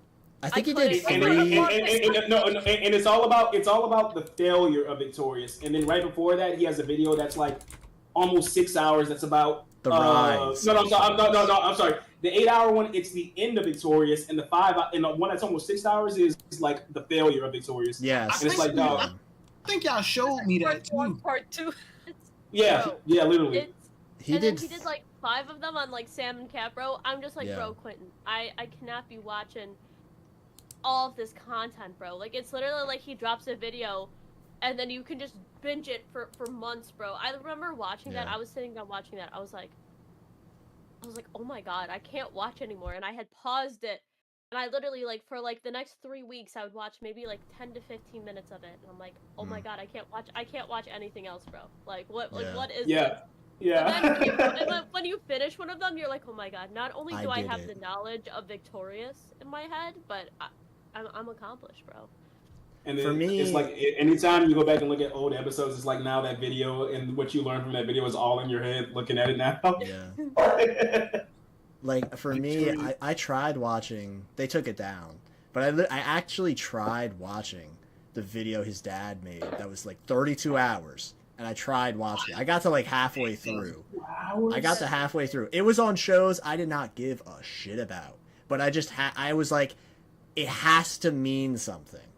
If it's 32 hours and he's saying this means something, it has to mean something. You know what I mean? So and guess what? Guess what? That entire first video, the 32-hour video, was part 1 of 3 videos. And then the transition at the end of the video is like, all right, now the TV has colored episodes, because it was all black and white footage. And it was all, imagine 32 hours of boring shows in black and white with very little variety. Bro, I was going actually insane around the 15-hour mark. Like, I was making a thread on Twitter. Wait. Around the 15-hour mark, you put 15 hours in and was going insane, and there was still another like 17 hours to go. Yes. Because I'm going to be honest, the Beverly Hillbilly section, I was somewhat invested. I was like, look, I actually know what the show is. But then the show called Petticoat Junction shows up. This is the most boring shit ever. Oh my god, it's horrible. Like, it was terrible. I was like, it's so bad. And you sat there for all of it. Yeah, because it apparently meant something. Apparently they all connect. I'm like, I gotta know.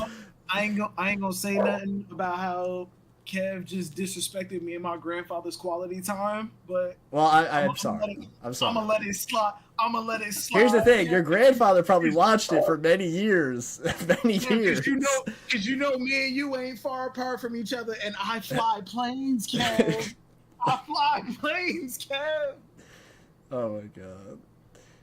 Jesus. Oh yeah, it's a spin-off of Green Acres. I didn't even get to the Green Acres part. There's a whole 3rd series that comes into this later in the video that I didn't even get to. What? Yeah, it's great. It's great. Did he ever cover Duke's time to watch this? I don't know. I was doing it while editing videos and stuff. So You just had it on in the background? Yeah. It was miserable. It was actually miserable. It was miserable. Yeah. Oh no, dog! I can't with you. I tried. All right, pickup question: did I miss the One Piece section of the Buggy Bash? It kind of comes and There goes. wasn't one. It comes. We skipped that. We went straight to NBA talk. We talked about JJ eating whales. That was strange. That was a strange thing. He talked about Laboon dying. Yeah, and like that was interesting. Eating whales is crazy. Yeah, he could move. I think Iceland still does that, but it's only for locals. It's not for tourists, because too many tourists would try and do it and kill the population. Pretty interesting. Shouts to the best ever food review show. Dak, have you started watching more of the best ever food review show? What is the best the ever show? food review show? No, that's what it's called. Oh really? Oh, I thought that was like a name No. for Guga. Oh. No, Guga actually has collabed with the best ever food review show multiple times. Wow. Yeah. Guga has collabed with every creator that makes food, I feel like. Yeah. Like he's done so many videos with other In the video with Guga, he ate a steak that was dry aged in ketchup. That was the video he was on. Mm. You don't like He's ketchup, done right? that a few times. No, I don't like Dry ketchup. aged No. in ketchup? Yeah, okay, I thought so. I was saying you no. don't like ketchup, yeah. Dude, Kev, you know there's people that like mac and cheese and ketchup And combined. ketchup. Yeah, that sounds terrible. I'm good off that. I like Yeah, ketchup. I like mac and cheese, but that sounds horrible. Yeah, I don't like a mix. Because it's like sweetness on the mac and cheese. That just sounds weird, you know? Why would you ruin mac and cheese like that? Yo, Kev, what I'm gonna do is I'm gonna make you my mac and cheese, right? Okay. There's Oh, no she's a good cook. The chestnut special? I actually do. I only use sharp cheeses because I'm super lactose intolerant, but it is. That sounds delicious. great. Yeah. I do 3 cheeses, noodles. You gotta use just like you can use any type of noodle, so whatever noodle you want, as long as it's not a port against God creation, I will use the noodle. Mhm. You just fucking put that shit in. You just make a small little roux. It's just like it's like a little cheese sauce. You know what I mean? You Yeah. put that shit on. Delicious. Put a little. If you like breadcrumbs, you put breadcrumbs. If you don't, more cheese. You know what I mean? Shit's good. As long as you got those breadcrumbs on the Yo, top. For the texture. I use panko breadcrumbs. It sounds and I toast bussin'. it first. Oh my god, bro. You know what Listen, that- you Well, know what I saw a guy use Hold on. goldfish at the top. What? Hey, hold up, pause, time out. Why do y'all sound like y'all know what y'all doing? Because this I sounds. be cooking. Listen, bro, I be That's making so roux all the time. I gotta like make mac and cheese for like New York. We gotta get some sort of stove, and everybody who's coming to New York. That would be I'll make crazy. a big thing of mac and Does cheese. the hotel have stuff in the rooms or no? I'm gonna guess hell no, because Oh, yeah, 'cause cooking gas. in there is gonna. No, Yeah. hotel don't have shit. Makes sense. Excuse me, I'm like 20 minutes from Manhattan. Screw Kev, screw Eden's. I will come for some mac and cheese. What do you say? I will Wow. come for mac and cheese. I'm just here. Wow. What happened? I said, what you said for? I'm just here. Because you in Texas. He didn't even get offered. He didn't get offered the mac and cheese as well. He just said, "Screw you." Bro. because who don't like mac and cheese? All right, okay. Kev don't. Kev don't. Yeah, Kev's the only one. Hold on, you don't like mac and cheese or ketchup? I get No. putting them together, but No, I've never liked ketchup. It's too sweet. It's like kind of gross. I don't like it. See, Oh my god, thank you. Our ketchup down here isn't like sweet. That right? was so vindicating. I don't know if I there's tasted different it. types, but Oh wait, down here. What do you mean by down? Oh, is that down Coach? where? Coach? Oh, Enter. Buffalo, Coach just pull up? Dude, you got to play the. Wait, do we have a whistle sound effect? No. I believe don't know. her. Oh, that the is. chip is here. Yeah, there you go. Close enough. Is that not King? Is that Lord Recon? Oh my shoot, god. oh my Is that god. Lord Oh, Recon? bro, he Yo, said Kev, pull up, and Recon said bet. He wants to Yeah, smoke. right. He ain't Yo, like Kev. that. My team beat his team, huh? Anytime you do something and Recon shows up, you got to have like the little NBA sound effect that they don't use no more. anytime like a game's about to get started. Oh my god. I don't know. I feel like I always wanted to find I think it's NBA Jam that has the "he's heating up" that sound effect. Yeah, I always want to find that shit. I always want to find it. It's like that. I always say that, and like I used to play this one Sonic game called Sonic Riders, which is a fire game. And the announcer lady says shit like, "Oh, he failed to land correctly," and that is like etched into my brain because it's like I feel like this is such a great insult. That announcer is like forever ingrained in my skull. I was actually gonna do something a few weeks ago because there was gonna be this there was this Sonic charity thing, which was really great. I didn't end up doing it because I was busy, but I watched a lot of the streams that were doing it, and it was for I get raided by a helicopter. So it was the Sonic charity stream, and they did this thing. It was for this charity group in England called Special Effects, which did like controllers for like kids with like physical disabilities and stuff. And they made like 10,000 pounds, which is a lot more than $10,000 apparently, which was new to me as well. So that was pretty awesome for like a first time event and all that. And I found there's like this Sonic Riders Online thing, and I wanted to try doing that for it.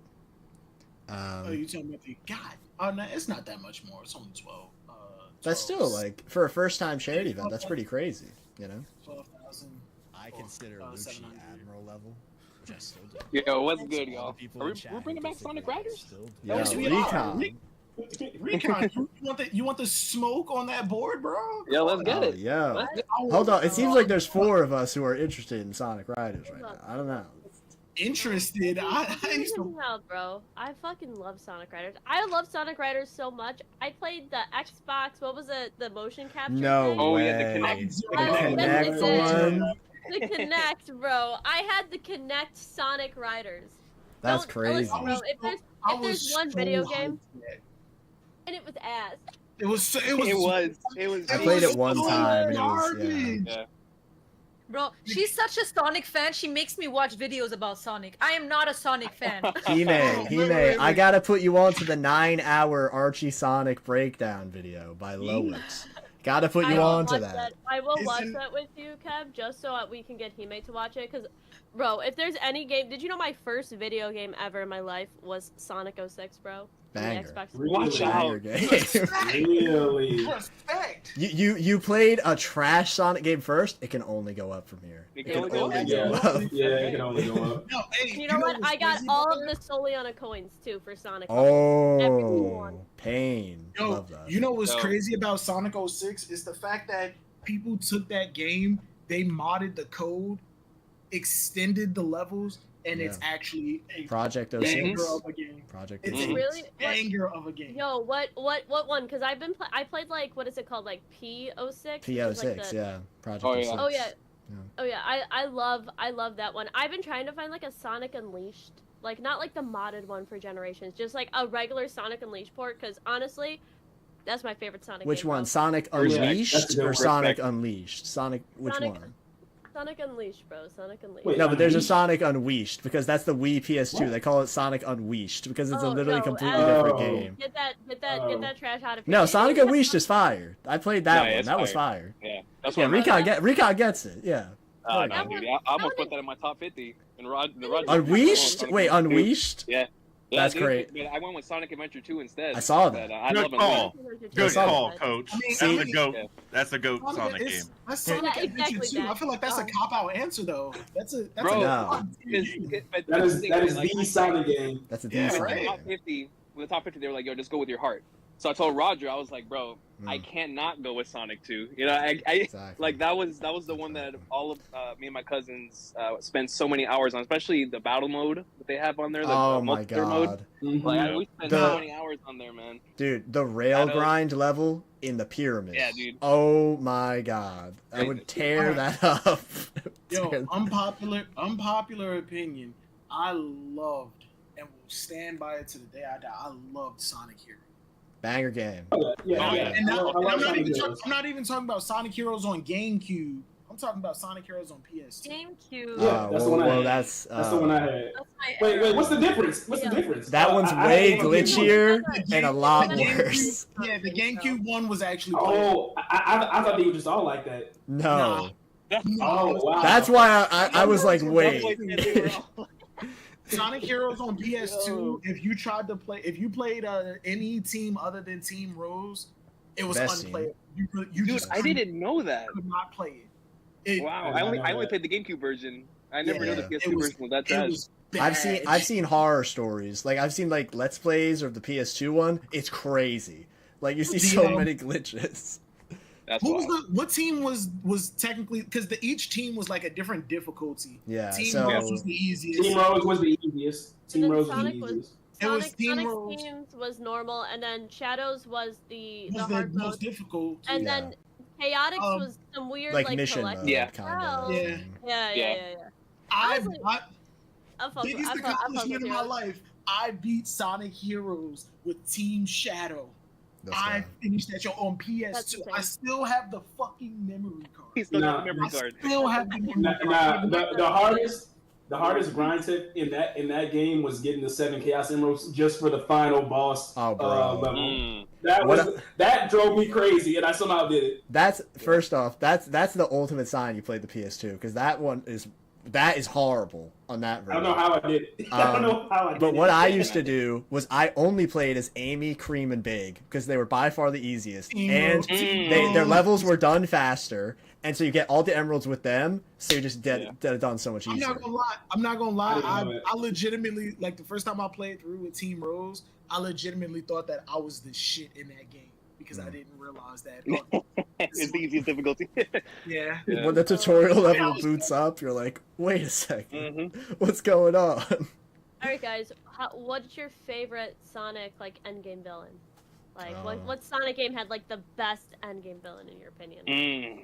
Yo, the Shadow for count. sure. The Shadow. Yeah, count. Shadow. Yeah, Shadow counts because I was about to say That cutscene, them walking side to side. Oh my god, dude! The end of Unleashed is the most anime thing ever, bro. Like with the dark Gaia, bro. Hard.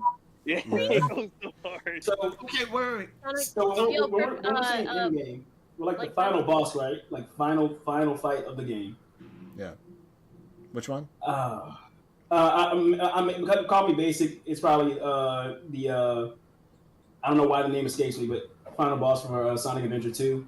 The Bio-Lizard. Bio-Lizard. The Bio-Lizard. The giant lizard, bro. That stuff still don't Elite. make no sense to me, bro. I don't know. I love the giant I could lizard, give you but- the breakdown. Trust me. The brain rot is so real. I could give you that 9-hour video. That 9-hour video, not even in it, but I know. Kev, unless Guile you was can, great. Kev, unless you can drop a 9-hour video, a 12-hour video Easy. on every ending of Shadow the Hedgehog. Don't talk to me. Oh, never mind. Oh, My enjoyment has just plummeted immediately. I completed it. Kevin, then Shadow after the that, Hedgehog, when you had to race Sonic to that Chaos Emerald, I beat Sonic. Yeah. I beat Sonic. Fire. So fire. Kev, after you make that video, you're gonna make a 9-hour video on why United's better than Arsenal. Oh. Is it- I saw Hime just like Hime just had like a conqueror is like what? No. Your team is a has-been team, okay? Hey. You need to look backward to see success. I keep looking forward. You got it. Hey, history leads to greatness. You know, we got to look back in order to succeed. I would be damned if I always had to look back to talk good about my team. That's sad because you know what? The future. It's the future that matters. Yo, I'll tell you. I'll tell you true, this. Queen. So true. I'll tell you this. I think this Sunday definitely Manchester City's taking it. There's no question. They're definitely taking home the PL. West Ham are shit. They're Right? ass. Yeah, they're trash. They lost. They lost against Tottenham. That lost against City. Like, of course they're gonna lose. Right. But I'll say this. Next year, whether we have the bald man or not, The bald man. I'm gonna say it right here. We are going to be placed higher than Arsenal next year. I believe. Hoyland, I believe in Hoyland, Garnacho. This is even recorded, if we right? stick with Rashford, This is yeah, recorded. This, will be recorded. This is evidence. Yo, y'all can put Timestamp. next year. Timestamp PL. shit right now. Right now. Listen. Yo, Recon, it's happening right now. I'm telling you. In your dreams. 5 hours, Yeah. 30 minutes, something. We are winning it all next year. Kev, We're coming Recon back. got his camera off. That's plausible deniability. You can say that wasn't me. This is an AI recon. This is AI. Hold up. Let me say it again. Let me turn on the camera. Oh. Hold up. No, I'm not that's trying to not get recon. rush check on the game. Give me a sec. I got the New York Knicks. No, that's not. What's the that's not score? recon. What's the score? I haven't been watching. What's the It's score? 31-31. That's not Okay. recon. That's Frankie. Yo, ladies and Frankie's gentlemen, wrong. for future individuals watching this stream, Okay. Manchester United is winning the Premier League next year, whether we have Ten Hag or not. That's all I'm saying. 2024, 2025, Manchester United is winning the Premier League. Recon. All I'm hearing is Everybody, a moment of silence for their loss that I can already oversee. Like, I have future sight. I'm telling you right now. Listen, your heart is gonna break, not just today, but next year too. Wow. Listen, bro, let Recon spit, bro. And you know what? If United wins, I'm sure that the Bills are gonna have a good chance too. And as a Buffalo Bills fan, Definitely. That's right. Jinxing. That's right. Listen, it's like jinxing two teams at once. Let's go. We have a good basketball player on our team, okay? A basketball player on a football team? What? He's going to be really good at slam dunking in the football, bro. That's like Michael Jordan on the baseball team. What does he know about baseball? Yeah, we'll talk about that part of history, bro. It never happened. I know Space Jam had it. It must be true. No, but real talk, I think the Bills have a shot next year. I agree. It's This is why you're my Until favorite. you said that, until Recon just said that, your facial expression had no hope. I just want to say something. If both the teams, if both United and the Bills, like, they don't get nowhere, I'm just gonna say it, like, Recon is a jinx. You know what? Because Recon said that about the Bills, I am a United fan now. I don't You like know what? soccer, but Be a loser fan and pick a struggle. Pick a struggle. You need to pick a struggle. Pick a struggle is crazy. Hey, pick a struggle. I Pick a struggle is appreciate crazy, that. bro. I Listen, appreciate you. We're going to the moon and back next and we, next year. and we absolutely will. I'm so excited now. That as a brand new United fan, I cannot wait for us to win. Let's go. Let's go. See, Tara and I'm telling you, because we're As about a to former, You as know a what? former You're Manchester he's fan, setting you up. He's setting you up. as a Listen, former okay. Manchester fan, I can tell you, Recon is setting you up. Listen, bro, I am a listen. Buffalo Bills fan. I am a Sabres fan. There is you're a Bills nothing. fan. There is no disappointment Sabres fan. worse than the Buffalo Sabres or the Buffalo Bills. There's Okay, I gotta tell you. Okay, I got a bigger There is disagreement. no. There is because to see this man's team in the standing, I have to press C more. I have to press C more. Do you know how bad this is? And that's Listen, called an listen, underdog, Kime. Underdog But story. check this out. Check this United. out. Underdog An story. underdog is supposed to be a team that was never big. They were big. That's the problem. We're about to face the team, Manchester City. We're about to face them for the FA Cup here in a couple. I think it's May 25th, if I'm not You think mistaken, you're gonna win? or the 31st. Oh, we're winning. Well, and listen, if they come in with the same type of energy that they just showed us, because you know how United is, they show up and they don't show up, or they show up and they're ready to go. It depends. We It depends. we only show up against our rivals, and the fact that we're facing City and they're a little. I think we might be all right. We destroyed Liverpool. Obviously, we lost to Arsenal every time this year. But I genuinely do believe that if they come in with the same energy that they just had in the most recent game, we can win the FA Cup, even if it's in penalties, even if we're almost out of there. If we win that FA Cup, I think we stay with Ten Hag and we go into the offseason, get a couple signings, and next year is our year. Listen, But I'm gonna be everything has honest. to go well. We'll see. I'm gonna be honest. I have nothing against Manchester United fan. I only have problems with Chelsea and Tottenham fans because they're rivals Respect. and they're insufferable. So Yeah. personally, I will always be against City. So I hope Okay. y'all win just because I hate City. Right, But right. the Not thing, you. exactly. So listen. On that, I hope I give you best of lucks. It's just like they're devils, bro. They're farmers. It's It's the, impossible to win against these people. It's like the enemy of my enemy is my friend. Right. You know, that kind no, of mentality. and that's what it is, Kev. Because like, like the one I hate the most is Liverpool, right? So anytime I see like a fellow individual who hates Liverpool, I'm like, okay, we're good. You know what I mean? We're good. And plus, he is also a Madrid fan, so it's like we can also get along on that side. We meet But, halfway there. Right. We'll meet halfway there. But in regards to, I definitely feel in regards to the Tottenham Chelsea thing, because man, Chelsea fans are also insufferable. Oh, they are. I appreciate the club and what they did in the past, but man, their fans are so bad. Our fans are bad too, but their fans are so insufferable too. Yeah. Oh yeah. So I had a question. For Hime and Recon, specifically too. So as a person who like wants to get into football, where do I start? I have no idea where to start. Okay, listen.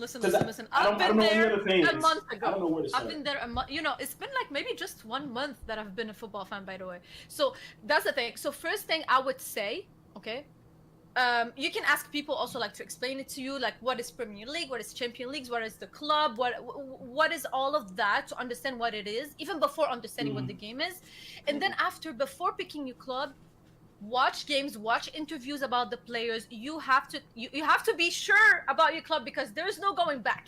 Otherwise, you're a plastic fan. No, there is. It's over. It's done.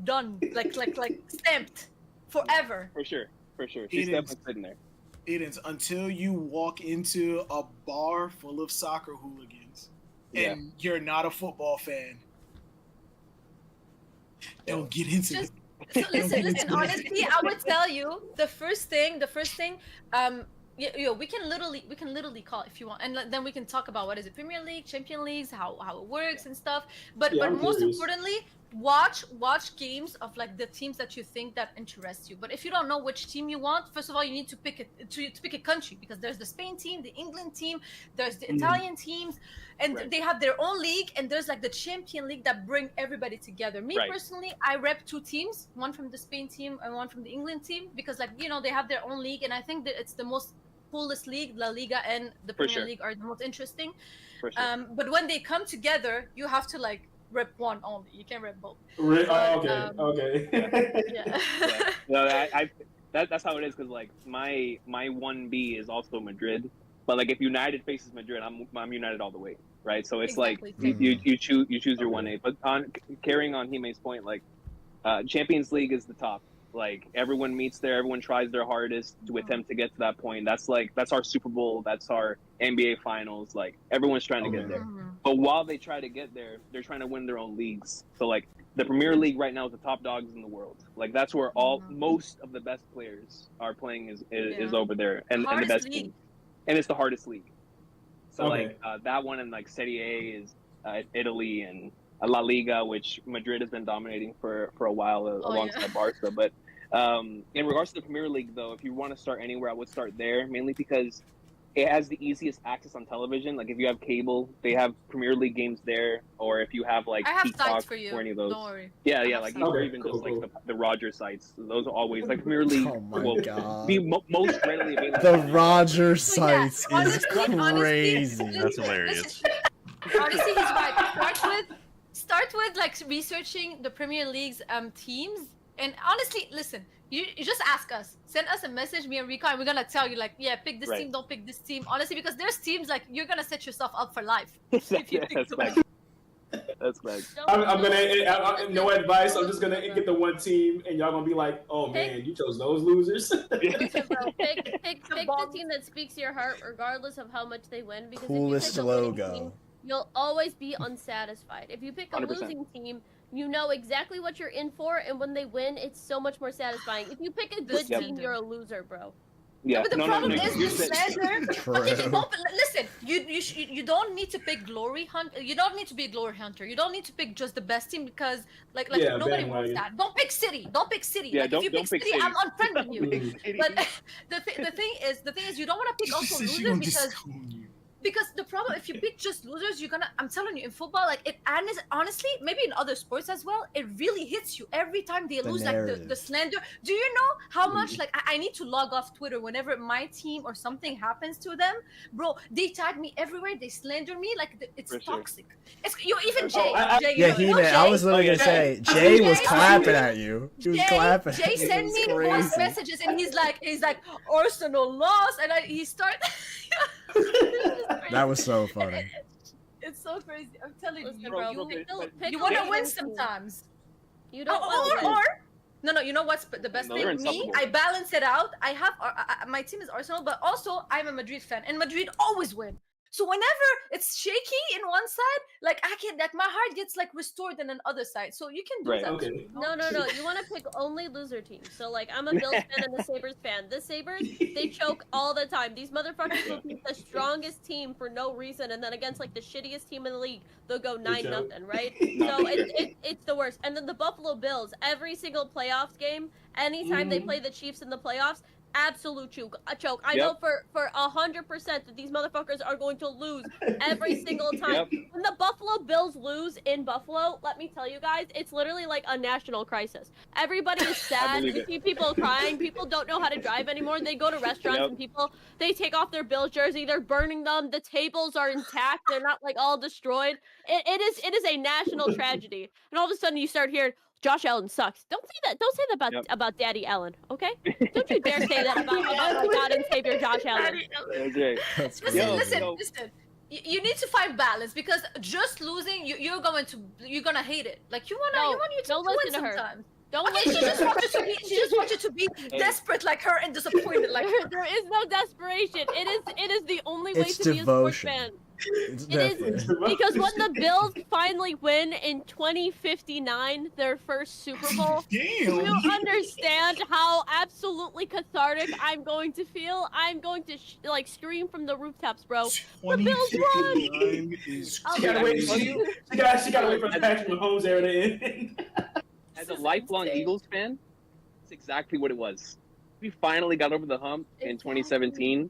It was like all those years of us being trash or almost making it. I love how Recon is more of an Eagles fan than me, and I live in the city where the Eagles are from. It's one of my favorite things about you, bro. Like, ironically, it is so funny. I can relate. I can relate to that. I can relate to that. Like my family, we're Saints fans. Imagine how I was in feeling in 2009 as a little kid. Like, oh my God, they got one. Exactly. I will never know pain like I do, y'all don't know what it's like to be a Giants fan. No, don't say that to a Buffalo Bills fan in here. Don't you dare say that Bills to a lost four straight Super Bowls. Four straight Super Bowls. Ever since David Tyree caught that touchdown on his helmet, the Giants have gone. Well, they won another Super Bowl after that.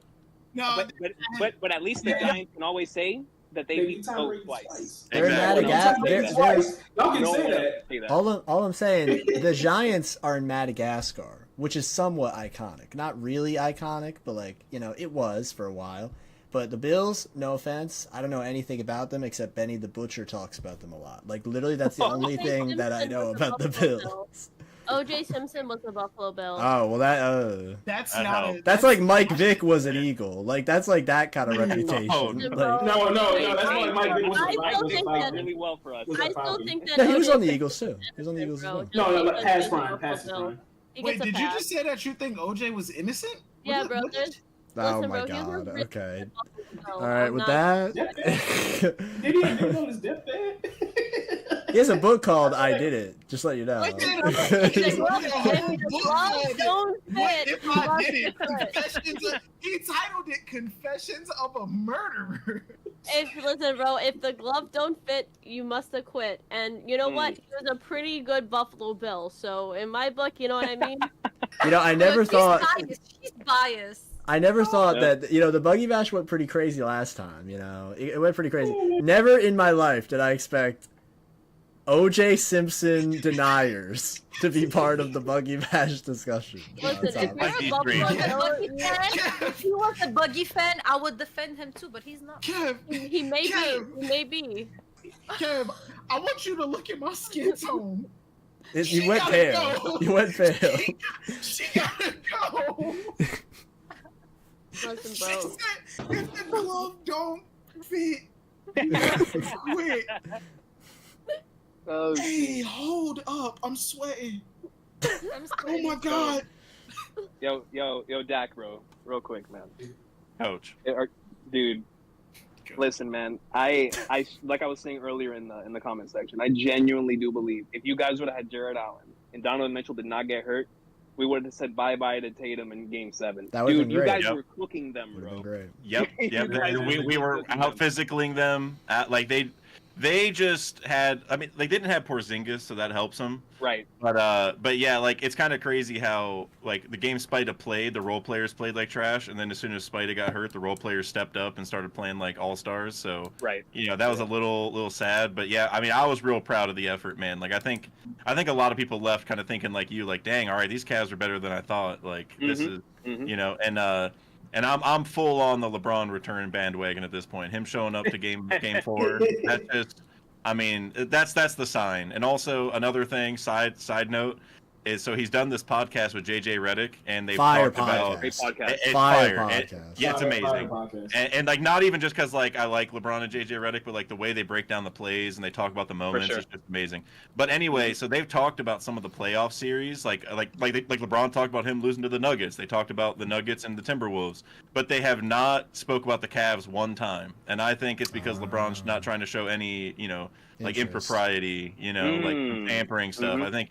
And so whenever he showed up to the game, but he didn't talk about it on the podcast, I'm like, oh, that's a signal to me. I was like, because he's not going to win on the Lakers. Like, I'm not even trying to throw shade, but the Lakers just aren't going to switch their team around in one season to be better than they were the last two. You know what I'm saying? Like LeBron's a year older.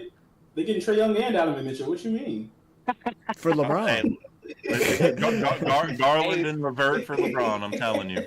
Dude, let me tell you, if Donovan Mitchell and Trae Young go to LA, one of those max contracts is gone. Either AD or LeBron. Yeah, there's no way it works. Yeah. But no, Spida's staying, man. It's Garland that's getting. His camp's already been coming out saying that they're going to demand a trade if Spida stays, which I feel like they would only be starting these rumors if they knew he was staying. Right. You know what I'm saying? Yeah. So I wonder where he's going to go. I mean, obviously. LA. Yeah, probably LA. But if LeBron doesn't come, which I like, not even just because I'm a biased Cavs fan, but I seriously think LeBron's making a move. But if he doesn't, then San Antonio is where Garland would go. It's like a perfect fit for him. With Wemby. Okay. Yeah, him and Wemby lobs all day. He's fun. a Tony Parker-esque point guard in my opinion. Right. Like a smooth, like ball handler first, pass first, but can score when needed type point guard. And yeah, I just think Pop is gonna coach the hell out of him if he goes there. But it could also be a 3-team trade. Like maybe the Lakers don't want Garland, which honestly, Garland and Anthony Davis, I feel like would be a good start in terms of for sure. like, building a future because they're both a little bit younger. Well, I mean, AD is like 30 now, but still. Yeah, we'll see how it goes, bro. It's been wild. Yeah. These playoffs they've been a lot of fun to watch, bro. Agreed. One of the best in a while. Yeah, every series is coming down to the wire. I love how, for example, like somebody like the Knicks, who used to be really prominent, are back in prominence. So they've been a lot of fun to watch. I've been really enjoying watching the Mavericks. That they've been a lot of fun to see the rise of the Timberwolves, dude. They're nasty. Anthony Edwards narrative. I put Kev on the Anthony Edwards narrative, so he knows what's up now. Yes, sir. Yeah, whoever wins between Nuggets and Timberwolves is winning the finals, in my opinion. Yeah, I can definitely see that happening, honestly. Yeah. Celtics just seem like, I don't know, too weak to me. I mean, I got to see them with Porzingis against a better opponent. Maybe they'll step it up, but I just feel like they're just like unserious a lot of the time.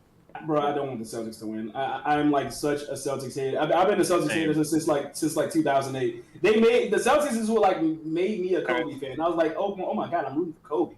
Like I used to be a Kobe hater just because like people in my family like Kobe. I'm like, nah, I don't like him just because y'all like him. And then somehow I became a Kobe fan because I was rooting against the Celtics. No, I feel that because the same thing was just in soccer, or my family's really big into Barcelona, so I had to pick Real Madrid. You know what I mean? I was like, nah, I get it. That's crazy. Barca's downfall needs to be studied. Barca's downfall needs to be studied. Oh no, for sure. Yeah. Also, I think I'm gonna peace out because I'm very tired. Hopefully, you guys don't take any of my jokes too seriously, especially with the Buffalo Bills. Listen, bro, I always think that OJ joke is so funny. He's dead now, so it doesn't really matter. True. He can rot. He can rot. He can't commit any more offenses. I guess. No, you're good. You're good. The slow speed chase is still one of the best action scenes in all of news history. Listen, I got big respect for the Buffalo Bills. I got zero respect for murderers.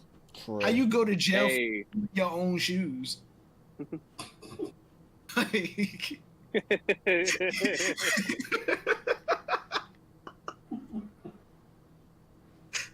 Oh my god, this is awesome.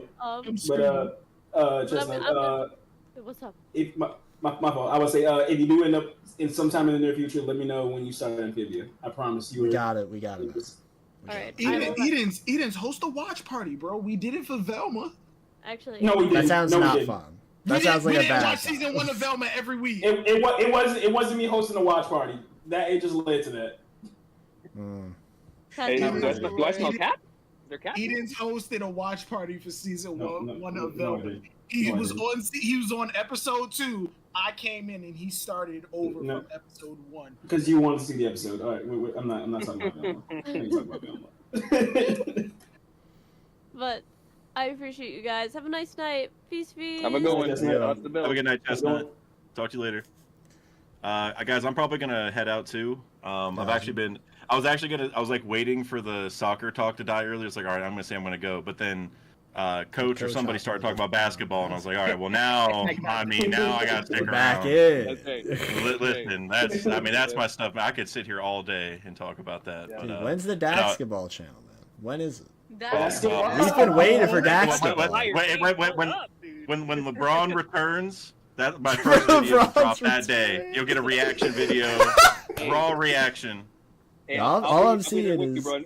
Invite me. We'll do a basketball reacts over on the new channel, bro. It'll be Bron coming in, talk about how they brought in another player too. You know how LeBron always brings in like someone else. Yeah, and LeBron will go up there and be like, not 1, not 2, not 3, just like the Heat. If you know that, he'll probably stop at 3 because he ain't playing that long. But yeah, he's already 40, so you know I'm okay with 1 or 2. But But all right, guys, it's a great stream. Everyone Sure. watching, make sure you like the stream and also go subscribe to everyone here if you haven't already. I think Kev has everyone tagged down below, I think, or whatever. So yeah, appreciate you, Kev. I'm excited for the 3rd Buggy Bash next year. I'm sure we'll have another one. I can't wait to see what we'll talk about next time. Maybe the NBA Finals. Yeah. Maybe the maybe the The playoffs NBA again. Finals, the NBA Finals, well, like the straws are almost at laugh tail. They're like, what are these guys Ain't talking no way. about? No, next year. Ain't no way. Ain't no way they're at Hey, no, laugh you're tail right, you're next right. We'll year. be in Elbath. We'll Oh still be in yeah. Elbath. We'll be If we get to Lautaro next year, hopefully. I don't know what I'm gonna do. Like, I've been falling off too. If we get to Lautaro, no, why the fuck am I saying Lautaro? If we get to Raftel next year, I might have to shut down my channel. I might have to like kill my channel. Yeah, that would be crazy. The With end how of an long era. Egghead has been, The that would Void be shocking channel. if we got there. Yeah, not for sure. Yeah, that's true. Like especially with all the breaks. Yeah, I'm sure Oda's going to take another month break at some point. Hard read Elbath till 2026. Hard read. Okay. I don't know. I feel Yeah. that.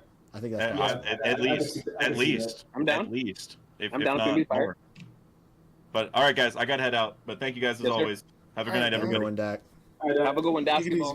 man. Such a fire name, bro. Bro, I've been telling him he's got to do this for such a long time. Like, he brought up the idea once, and I'm like, bro, why aren't you doing it? Because Edens was showing me this one guy.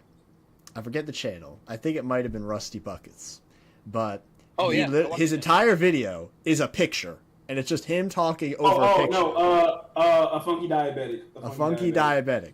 Bro, if he can get hundreds of thousands of views on a picture with audio over it, that's all you gotta do. Like, it's really... I'm there. Kev, look at the attention span of people now, bro. No, but he makes them You gotta think now. about That's the what I'm rise of- saying. that's what I'm saying. You got to think about the rise of TikTok. The attention span. If you want to make long form content for like short attention span, people just put up a picture and talk over it. True. People can stare at that Spitting. one picture. He's spitting. True. And I mean, think but about while we podcasts, you know? Yo, before we jump off One Piece, I want to springboard. Like talking about Elbath, I Okay. got more. Like I started a new job, and I got people at my new job. This is an office, by the way. There are old people, really old people. I got people to start One Piece, Oh my god. and when they started, and not read, they started watching. They Wow. loved it. They enjoyed it. Some of the younger people started reading, and today, before I left, this is a guy named Paul that I got into. Just He said Wano was the most disappointing thing that I have ever had the pleasure of viewing. And I was like, my people. And the next words out of his mouth were, when are we going to Elbath? How long until we get to Elbath? Because he hasn't gotten the AK yet. He's just getting to the point where Yamato said, I'm not joining you. True. He screamed at me.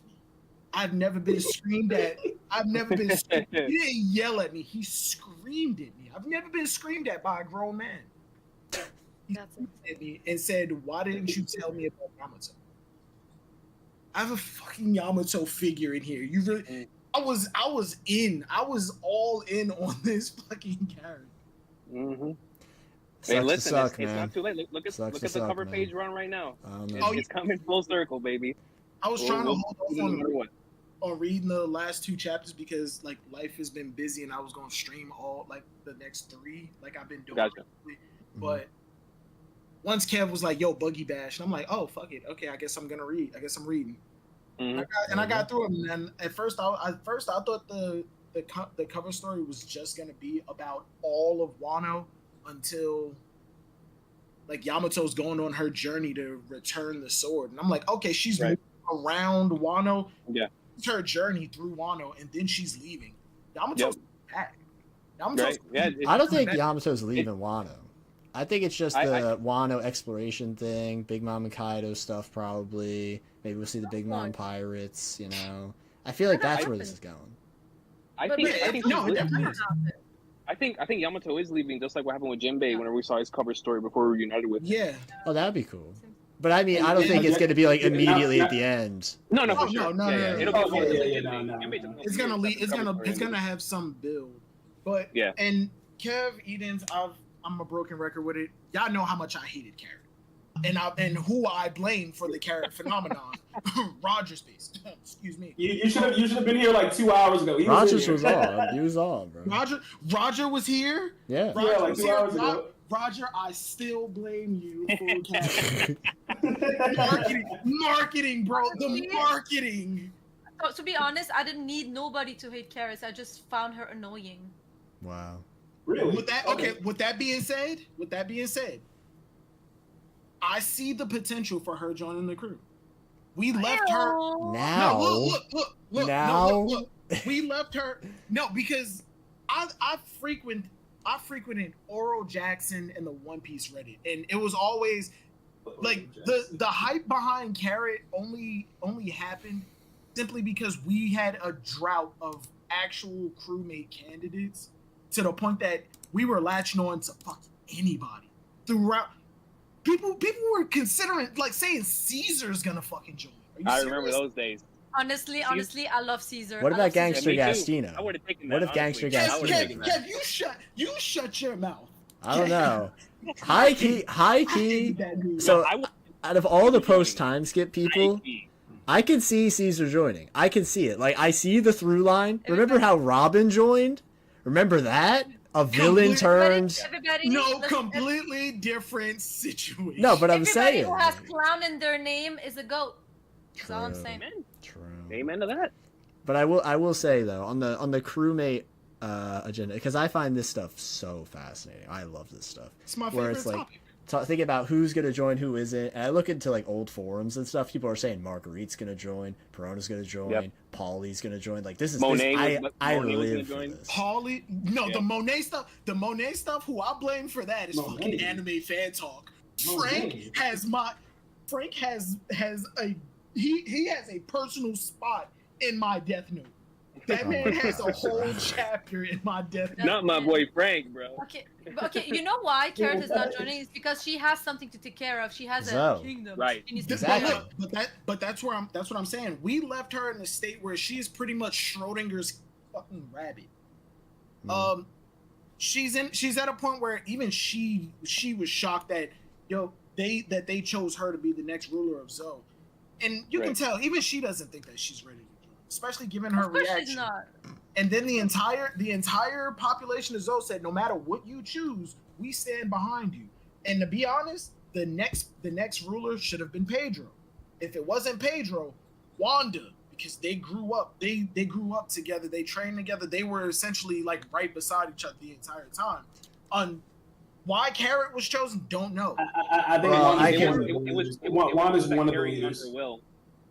Isn't it two? Isn't Wanda one leader and Carrot's the second? Yeah, they're like the pairs. Yeah.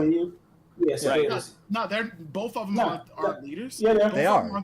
Yes. Yeah. They both Wanda are. and Carrot are both the next rulers. Yeah, of Wanda Zoe. and Carrot. Yeah. Wanda and Carrot, because people were saying that it should have been Sicilian, whatever his name was. I thought they were saying that. I thought they were saying that because they were both ruler. What is it? Ruler birds? Like they. Carrot and Wanda, like one's ruler of the day, one's of the night. Yeah, Like because how Eno and Neko were were. pair rulers. Right. Yeah. I thought they got rid of. I thought they got rid of No. that, and they only did rule of the day and night because they hated each other. No. It's They did it it's so still- people can sleep and so people can constantly be on watch for any attack. Oh, okay. Yeah. Okay, but even still, Carrot, absolutely not ready. The entire population was saying, "Yo, we will, no matter what you choose, we stand behind you." In my opinion, I took that as if she leaves, they're gonna be okay with it, and we were left in a state of not knowing what her decision was. And I could, like you said, Kev, I could see the through line for Carrot actually like joining.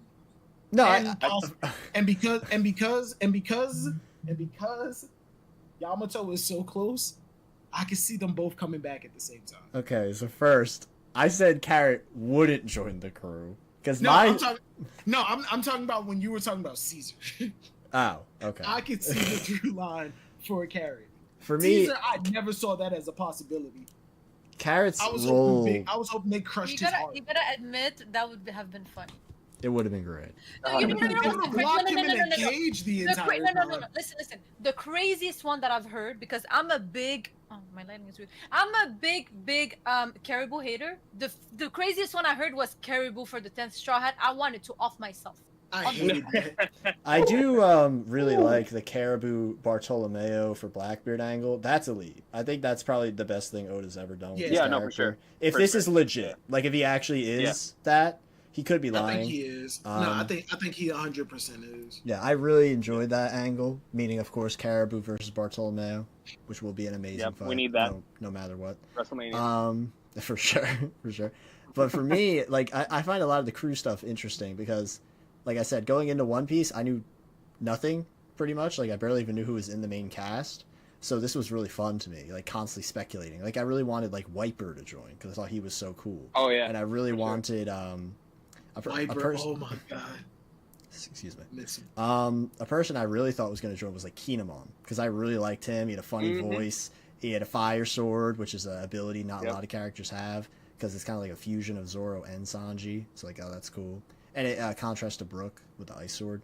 But then when Zoro took the fire sword, I was like, he's never joining. He's never joining. That was my death knell for Kinemon, which is really sad. When I got back into One Piece, much like you, I didn't know who was part of the main cast.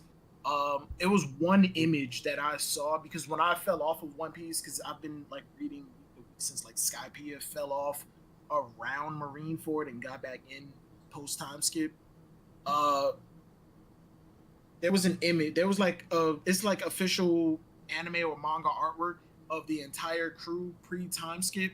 It had Luffy and it had everybody up to Robin, and I was like, wait, I remember this lady. She joined the crew. Didn't know she joined. What the hell? That was me. And then next to Robin, it was a dude with blue hair leaning over like this, and I'm like, who the fuck are you? That was me. And then just a straight up skeleton. I was like, I need to get the back into this and started rereading One Piece, and that was a great feeling. I was the guy who like his the casual Western experience with One Piece was through 4Kids, and I'm looking at it like obviously I'm looking at it as like, bro, like what is this? What am I looking at? Years go by, and then I'm like the Naruto Bleach guy, and then for the longest time I'm like, bro, like what is this One Piece stuff, bro? Like look what is up with these designs? And then how the turns have taken. And then next thing I know, because in the 4Kids version, I made it all the way to Alabasta, and when I got introduced to like Luffy having a brother Ace, I was like, oh dude, fire powers. I was like, yo, this guy's cool. I'm like, yeah, nah, I'm here for this. I like this guy. I'm here till the end. I was like, I like this guy. Luffy got a brother. I'm like, hold up, this looks cool. And then I find out when Toonami started showing the dub episodes, like the new dub, bro. Like this is what some people don't know. Like my introduction to Ace was when they used to call him Trace. Like, they used to call him Trace. Trace and Chaser. They called him Trace. It's Trace. Yeah, they called him Trace, and they called Smoker Chaser. It was because you know the reason they called him Trace instead of Ace is because the censorship thought that Ace was too closely related to gambling. They didn't want to influence kids to gamble. And Smoker is obvious, smoking.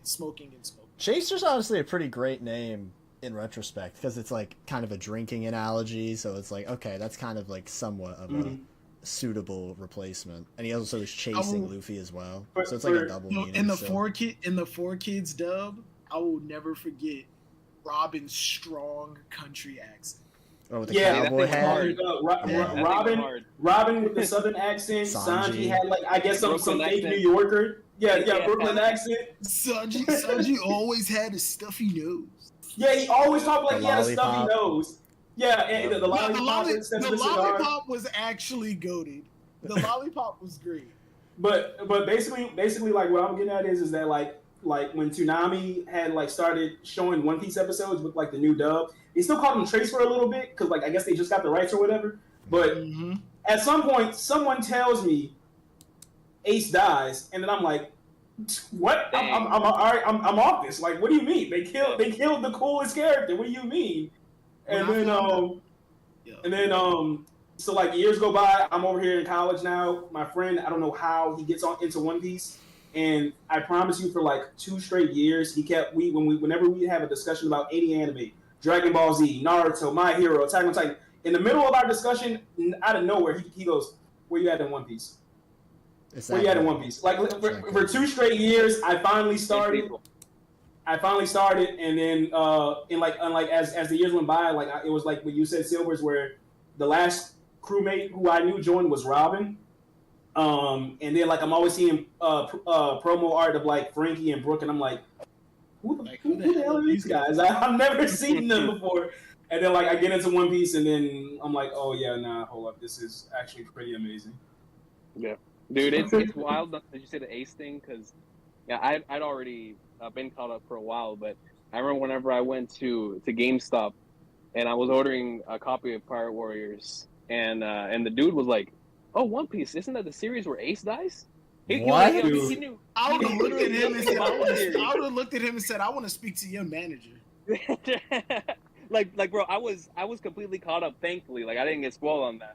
But imagine if I wasn't caught up and he would have told me, that. Like, "Yo, oh, isn't that the series where Ace dies?"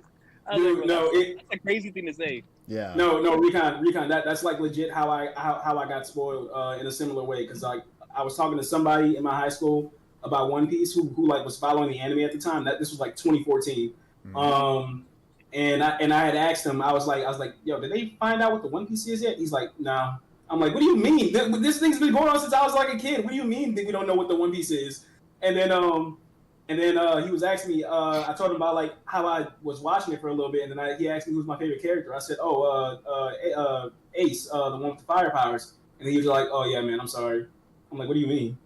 He's like, "Oh yeah, dude." I'm so happy that I was week to week when that happened. I'm so happy. Yeah, no, that's maybe why I have the best experience. Probably, for real. Wait, you read that? You read the chapters, or you watched the episodes? Or I'm curious to know. No, I wasn't. No, by the way, I started only reading like One Piece on Whole Cake Island because it was wow. The pacing killed me. The For sure. Literally if you Recon, you know the struggle of going through Dressrosa week to week. Oh yeah, bro. I covered it every week. Week to week, and then I love it. I love Dressrosa. I love Dressrosa. Upon the reread, Dressrosa is beautiful. But I was so hyped for Wano that I wanted to hurry up and get there, and then Dressrosa you wait like a decade. Dressrosa dragged on for so long, and every 2 chapters, Oda was going on a break, and then and then we come back. We were running up that mountain for like 3 months. I swear to God. Oh yeah. Okay, but he was in the hospital. No, I was about to bring that up. I don't blame Oda. Yeah, like in 2014, he got sick because I remember that's whenever the community they labeled his art at the time Squiggle Vision, because it was a lot of squiggly lines because of what was happening, of course, in the hospital. And it was so unfortunate because that was such a pivotal point in Dressrosa that he got sick and he was taking a lot of breaks, which I think made Dressrosa feel even longer. Because even though Wano was longer than Dressrosa, the fatigue really set in. Yeah, like it really set in, and I love Dressrosa. Like that's one of my favorite arcs. But that week to week grind after like I want to say like chapter 740 something up until like 770, that was tough. That was tough, man. But it's still a fantastic arc. I love that arc. But Dressrosa had me. It legitimately Dressrosa had me wanting to just absolutely drop One Piece. And at the time, Recon, I owe you and Sawyer 7 Mage and Zoro Fanboy for keeping me in One Piece at that time. If it wasn't for y'all and the way that y'all reacted to the videos, I swear to God, I would not be reading One Piece. That's me. It was like because in Whole Cake, I was never I wasn't a content creator. I was nothing. Like I was just like a fan, you know. I was watching Whole Cake, and I don't know, you know, like when like it wasn't even the worst pacing that I've ever witnessed in One Piece. It's just like, you know, like with the years when like, you know, frustration accumulate. For sure. And at some some point, they were like, it was Nami, Luffy, I don't know who was with them. They were running inside of the woods with the Nami trees. and The seducing. That shit, you know, Oh, the same, man. you know, the same. I don't know how many Yep. episodes there was, and at some point I was like, yo, I swear to God, I was like, I closed the episode and I was like, fuck that shit. I pulled up the manga and I read it and I never looked back. I never No, looked back once. You know what was worse? I think I'm the this only is my one. turning point. This is my I turning think point. I think I'm the only one who sat there and watched all of One Piece up to like Wano when I had to start reading the manga. Like, cause like I didn't think twice about it, cause like I told this to you, Kev. Like the reason why I love like Enies Lobby as much as I do is because of like the music in the moment when Luffy beats Lucci. Yeah. And I'm like I would not Lucci get that always because here's the thing.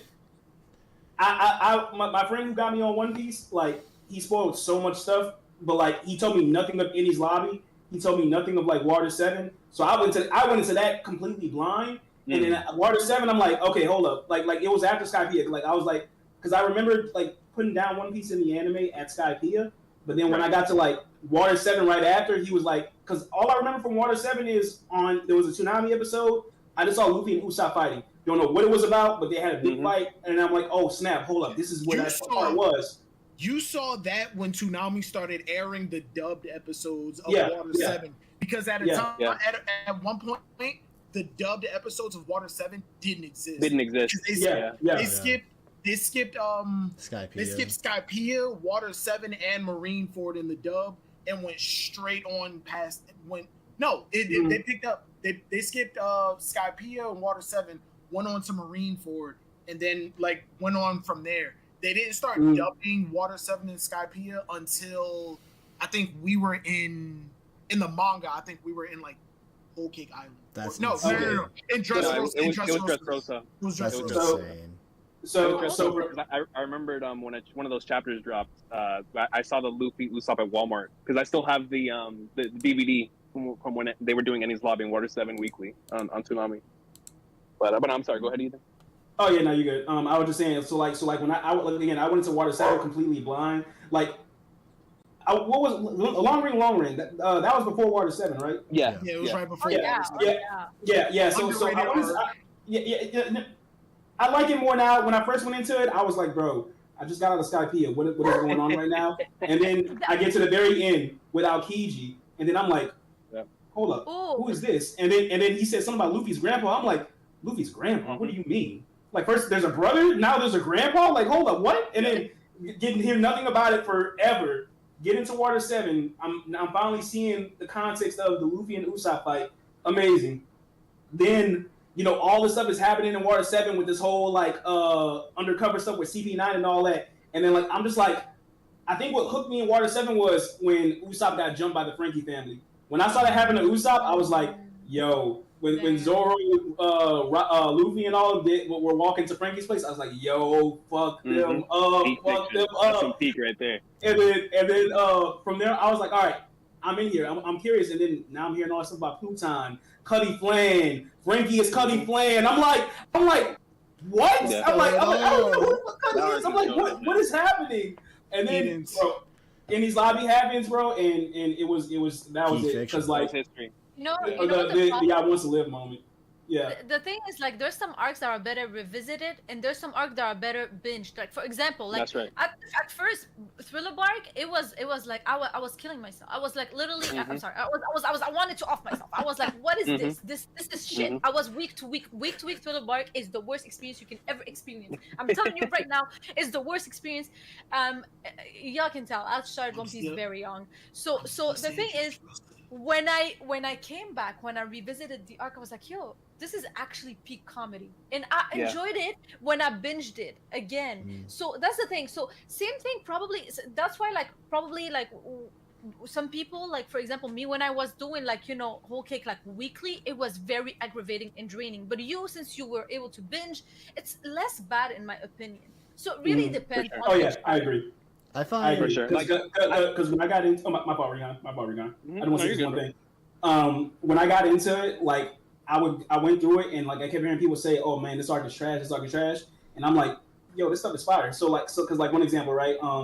Like Marineford, like I think what pushed me through was, all right, I'm here until Ace dies. I'm like, I just got to see how it happens. And every arc after Skypiea, I was like, all right, is this the arc? Okay, no. Is this the arc? No. And I get to Blackbeard versus Ace, and I'm like, oh fuck, what's happening? He's about to die right here. and then it's like, oh no, it ain't happened yet. We got Thriller Bark, we got Saba Odi, we got Impel Down, and now here we are. Now we're at Marineford. I'm like, oh fuck, it happened. But dude, everything from there on, must have been shook whenever Luffy freed Ace and he didn't die. Where you're like, oh snap, Dude, like, what's going on? No, Dude, when I got spoiled on Ace's death, I was like, okay, I'm just waiting for it to happen. Just like you, Edens. We got to Marineford, and I'm like, this is where he dies? That's crazy. He got captured. Okay, this is where he dies. I'm preparing myself. Then he got free, and they started running. They had the victory music. I'm like, oh, so he must die later. He must die later on. And then Akainu dropped a yo daddy joke, and he turned around, and I was like, crazy. Marineford. That is joke. Oh my god. Marineford made me the biggest Kizaru hater. Not because he wasn't cool. I just hated how casual he looked in the midst of all this mayhem going on. Honestly, I get that because now I'm a huge Kizaru fan, but before I was like, why this man looks like why does he not give a shit? Like why does he look high? Why does he look like he doesn't? Dude, casually. I used to love Kizaru, especially like during the Saboti, arc. Oh yeah, Saboti. His introduction is so good. But I'm starting to hate him because Oda's making him sympathetic. Coming to Egghead, having to put down Sentomaru. You want somebody who doesn't care. Be a Green Bull fan. Be an Akainu fan.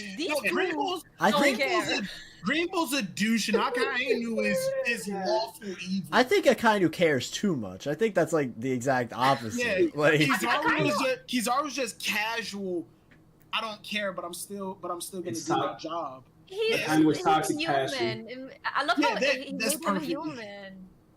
You know, Now that's that relatable. they're making him sympathetic to the point that okay, he's dropping that I don't care attitude. He's still like outwardly expressing I don't care, but at the same time, it's a facade. You can see it on his face. This hurts to like put you down, Sentomaru. This hurts that I have to put down Vegapunk. Like this, and I'm mad about it because I was waiting for the longest time for someone to finally put their hands on Kizaru. I'm like, yo, you're too cocky. I've been waiting for you to get your ass whooped since Marineford. I need someone to do it. Here we are in AK. It's happening, and like, oh, now you got me feeling bad for the guy because you don't want. I'm not gonna lie, Sanji fans in the mud. They may never get their Sanji versus Kizaru fight. Blame Toei for that. If they never made that opening, Sanji fans wouldn't be clamoring for it. And the thing is, you talking about the opening that had the 15th anniversary opening? Yeah. It was like the big three straw hats, the Monster Trio versus the three Admirals. Oh yeah, when Akainu didn't have his scar. Yeah. And the thing is, I've always been waiting for, like, for me, it's never been Sanji Kizaru, it's always been Zoro Kizaru. It's always been that. Because Saba Odi, why would they set that up and not let it pay off? Like, what's the purpose of that? The only time I've ever heard anybody say anything about Zoro versus Kizaru, the only justification that they've ever had was that Kizaru's, like, light sword is named after, like, a famous... And he has a sword as well! Yeah, and he has a sword as well. It's a famous Japanese mythological sword. I feel like that matchup is just weird. Like, but the thing is, think about it. It's always green and yellow. It's always green and yellow. Okay, always. Bartolomeo and Cavendish was made for a reason. I'm just saying. Listen, he uses a sword. He also was going to kill Zoro. He was going to kill. It was not some let him slide. He had his head on the ground, foot on his head, ready to kill him. Yeah, I'm not gonna lie. And then you know who saved Zoro? Rayleigh, the Zoro of Roger. Like, bruh, it's right there. The problem is y'all downplay Admiral so much. You think a commander, Zoro. One is supposed to go against an admiral. No, I'm sorry, but Zoro is not on the level of an admiral. Okay, I don't care. No, here's the thing. Akainu and Kuzan above Zoro. Zoro, Kizaru. I see that. I see that. Nuh-uh. Yo. The only reason that I think the Zoro Kizaru fight. Thank you. Yeah, Recon. Yeah. Dude, Zoro, Down, bro, please, Zoro I right know, I now. can't. I feel like Zoro right now is high dipping Fujitora. He would probably high dip. Well, Kizaru's difficult, right? Because I feel like Kizaru's more up to Kuzan and Akainu. Mhm. Yeah, I feel like he's like right in the middle ground. But in terms of, I love Fujitora, but I do think that Zoro got him.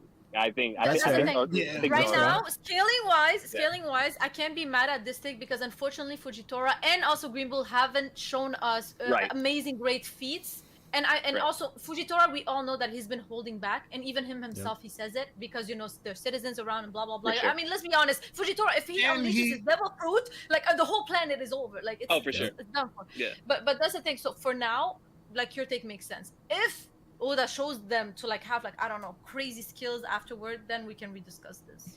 The only reason that I think that the Zoro Kizaru fight works is because Oda doesn't really like to do mirror matchups, and Zoro versus Fujitora and Dressrosa would have been a dope fight, and arguably they did have a bit of a scuffle, but it was kind of off screen.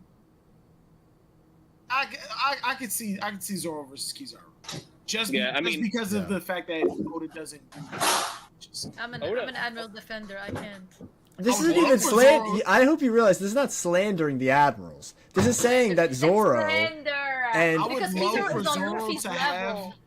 Luffy is going to be above Kizaru. Yeah, okay, but still, like he's not. Nah, I'm not. I mean, I already view Luffy as like, I put him and Shanks and Blackbeard in the top 3 without Emu. Obviously, Emu's the top 1. I put those 3 as the top 3 because they're the big dogs who are gonna go after the One Piece at the end of the day. They're the only characters that. Okay, this is gonna sound toxic. They're the only ones that matter. Like in the grand scheme, Buggy, he's obviously gonna rise up. He's not there yet. Yeah.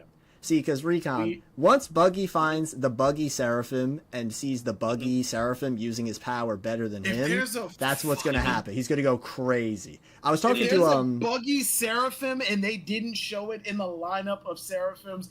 Honestly, it's gonna be broken. To God, I'll switch over to the Church of Buggy. No, but here's the thing. It might not be. I am praying it happens. I am praying it happens. So here's the thing. Buggy Seraphim, and they didn't show it in the lineup.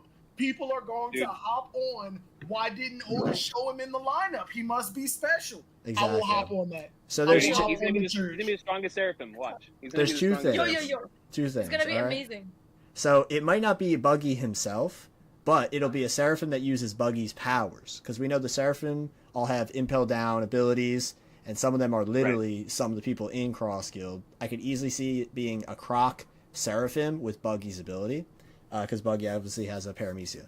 And here's what I was talking with Randy about this, because I was on his channel for Theory, and what he did was really cool. So in this one cover story, Buggy is with like a little monkey fella, and they're like playing like mix and match with a bunch of blocks. And so Buggy has like this massive cube and then his hand. And so the theory is that since Buggy can just move his parts around and do a bunch of fun stuff, if he just attached like a massive steel thing to his hand and can freely move it around forever, it's not going to cause him any pressure, So he could just send this massive steel block towards someone. Remember how he sent the knives toward people? He could just send all these massive attacks towards people. So that's kind of an idea as to how Buggy can be better with his ability. I think that would be really fun. And again, I don't know, just seeing Crocodile and Mihawk react to the Seraphim Buggy power being way better than the normal Buggy, that is straight out of Oda's brain. Like I could see him writing it. One thing. Buggy cannot even be cut by Black Blade. We saw Exactly. it. Mihawk couldn't That is only if he separates himself before the blade touches him. Okay? So you think Buggy was able to separate himself before seeing a Mihawk attack? Are you saying that Mihawk is this much of a problem? Buggy's faster than Mihawk? It did cut him to ribbons. Y'all are blowing this out of proportion. Is Mihawk a fraud? Okay. Did Luffy have future sight in Marineford? Did Buggy? Yes. No, did Luffy have future sight? No, but that's the thing. Is that how he avoided Let me getting finish. cut by? Let me talk. No. Listen. He had. The wrong That's the way. thing. You remember what happened with Usopp and Dressrosa, where how he's seen the future with Sugar, whatever her name. So Mhm. it's the same thing. So he had this power, but he just didn't know how to use it. He saw in the future and he evaded. That's what happened. Buggy, we never saw any panels of him having like some sort of future side moments. So it's not about future side. It's about the fact that Buggy is just him and cannot be cut even by Black Blade. Just listen, people need to cope harder because Buggy is him. Buggy is him. He's Buggy's him. Until that And Buggy also- Seraphim shows up. No, you know what? And Buggy's also, head. Mihawk was stated by Oda to be hiding in Buggy's shadows. I just want to state that Exactly. again. Exactly. Oh my Again. God. All I'm saying is, if Buggy didn't have the idea of working together with Croc and then eventually Mihawk, because Buggy was the one who had the idea of the Cross Guild, you know, Buggy was like Crocodile. No, hear me out. Crocodile went to Mihawk. No, And then no. they went to Buggy. No. So Crocodile could get his money back, bro. No, here's the thing. But Buggy who made it suggested, popular? Buggy suggested, oh, how about I work for you? And then wouldn't you know it, the people who were with Buggy was like, okay, let's do that. And then Crocodile and Mihawk could have easily been like, no, he's not in charge of us.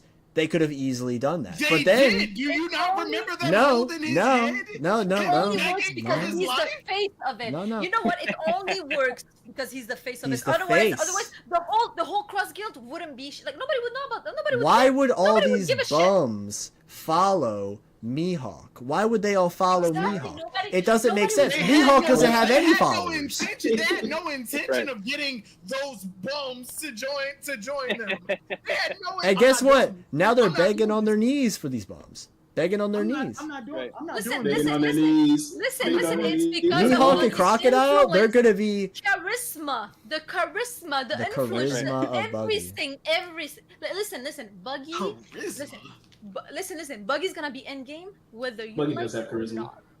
Hey, But Buggy I'll say what you- but Buggy does have charisma. Buggy does have charisma. You can't lie. Come on, Buggy does have charisma. Did you watch Marineford? that is the greatest compliment you could give to Buggy. Hey, Everybody would follow him. Everybody would hey, follow him. Hercule was the Mihawk X factor said- in them beating Boo, so that's kind of a compliment.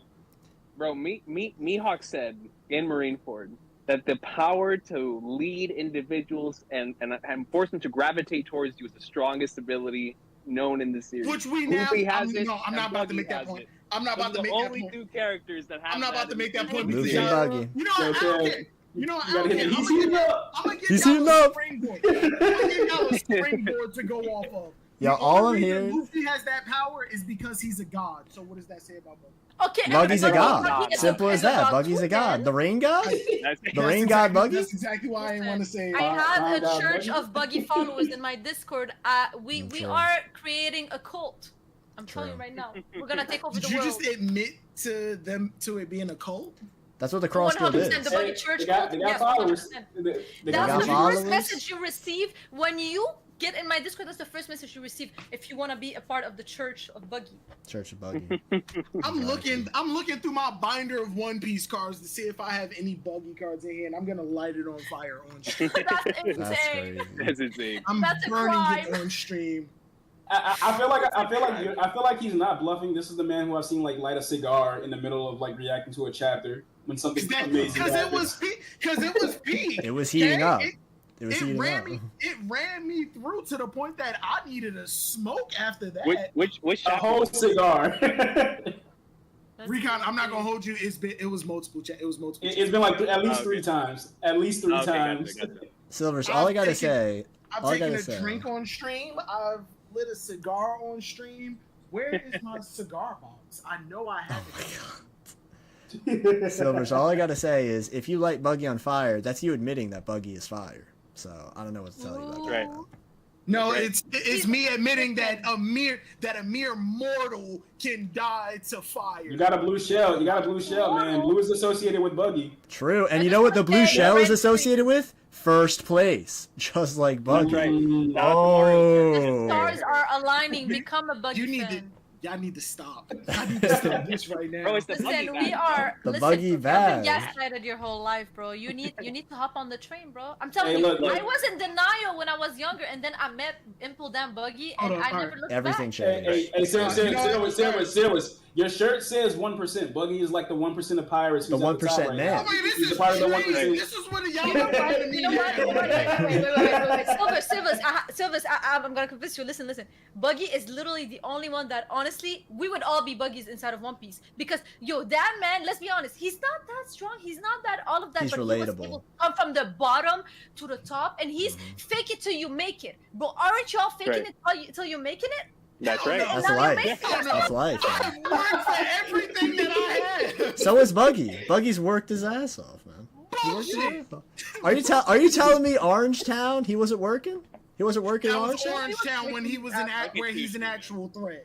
Exactly. He was The East working in East Blue Orangetown. is the weakest to see. Okay, well, hear me out. What did Now- Buggy now do it's after Yonko. Orangetown? And where does Mihawk come from? I'm not doing this. I'm not doing this because yo, Edens said the East Blue is the weakest sea. I just had a full conversation with myself to where that whole thing just got spun to okay, if the East Blue is the weakest Luffy's sea, from the but weakest sea. who do they Guard's spawn? from the weakest sea. Pirate Kings. Yeah, it's my Pirate Kings. No, only kings come from the weakest sea. Listen, Yeah. I'm telling you, the faster you accept it, the more at peace you will be. Exactly. I'm telling And you. you know what else? You know what else would be at peace? One Piece would be at peace when you accept Buggy. Yeah. You know. Yeah, Hold on. no, for sure. Do I Listen, have a- man. Do I still have one in here? Give me like 2 seconds. Oh Oh, my god. yes I do. I got a nightcap cigar right here. Oh, this is the vanilla. Wait. You know who smokes cigars? Whose pack are we Crocodile. smoking? Crocodile smokes cigars. Crocodile You works know, for Buggy. you know who he follows? You know who he Buggy. follows? Buggy. He works for Yo, Buggy. you got This is Yeah, this is Crocodile a follows vanilla. Buggy. This is a vanilla chocolate blend. I got this in Puerto Rico when I had went. I love this flavor. I will save this until if Buggy has a seraphim and I convert to the Church of Buggy, I will smoke this on stream and I will sing the praise of Buggy. There we go. I must say, There we go. we have two important moments inside of this video: the United moment and this moment. And I'm remembering. I will save it. You know what?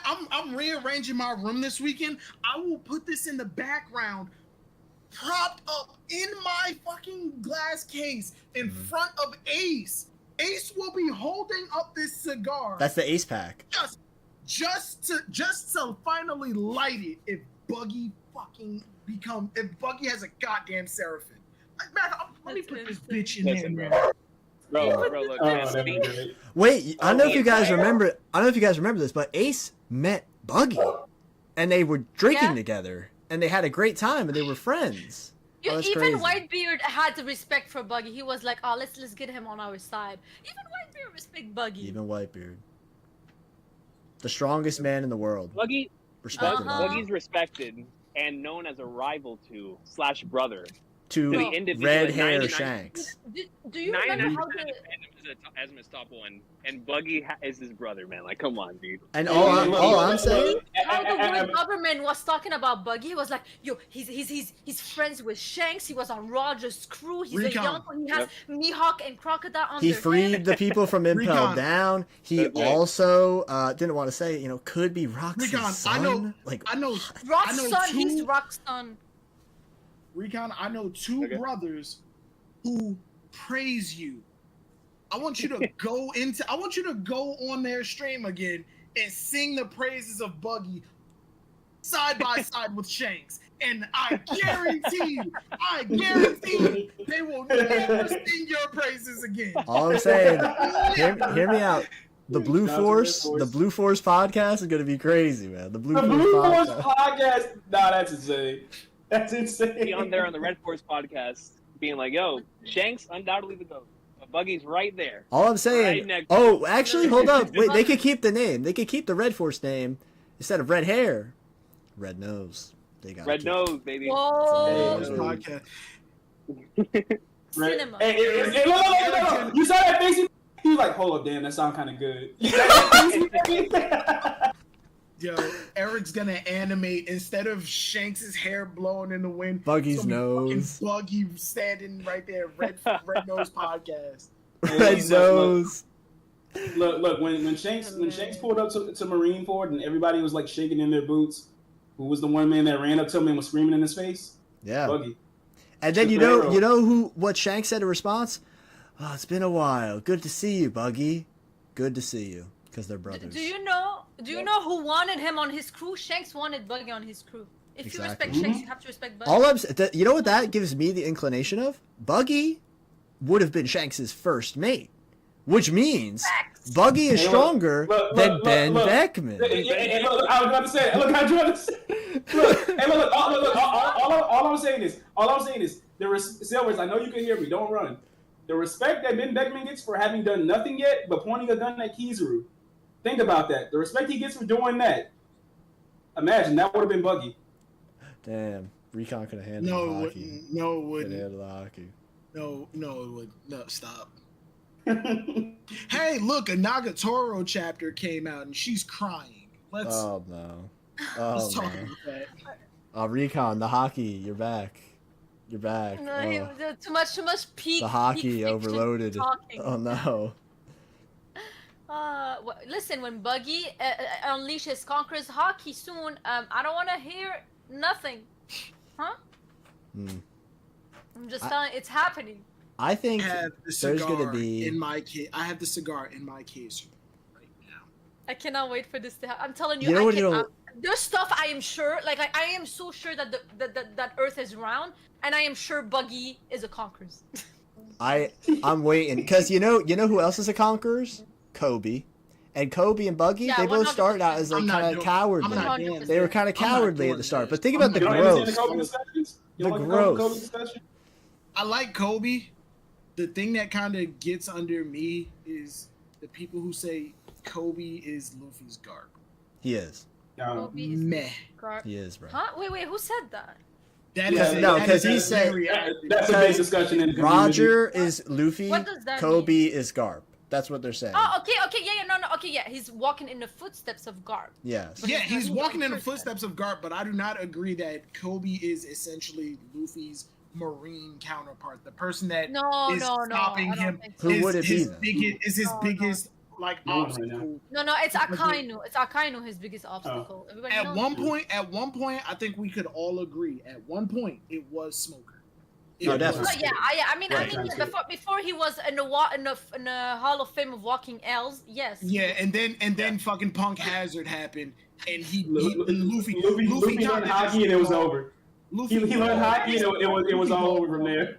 You Yeah. Smoker's MIA from the series, bro. Where is he? I thought he would be with the kids, with Punk Hazard kids.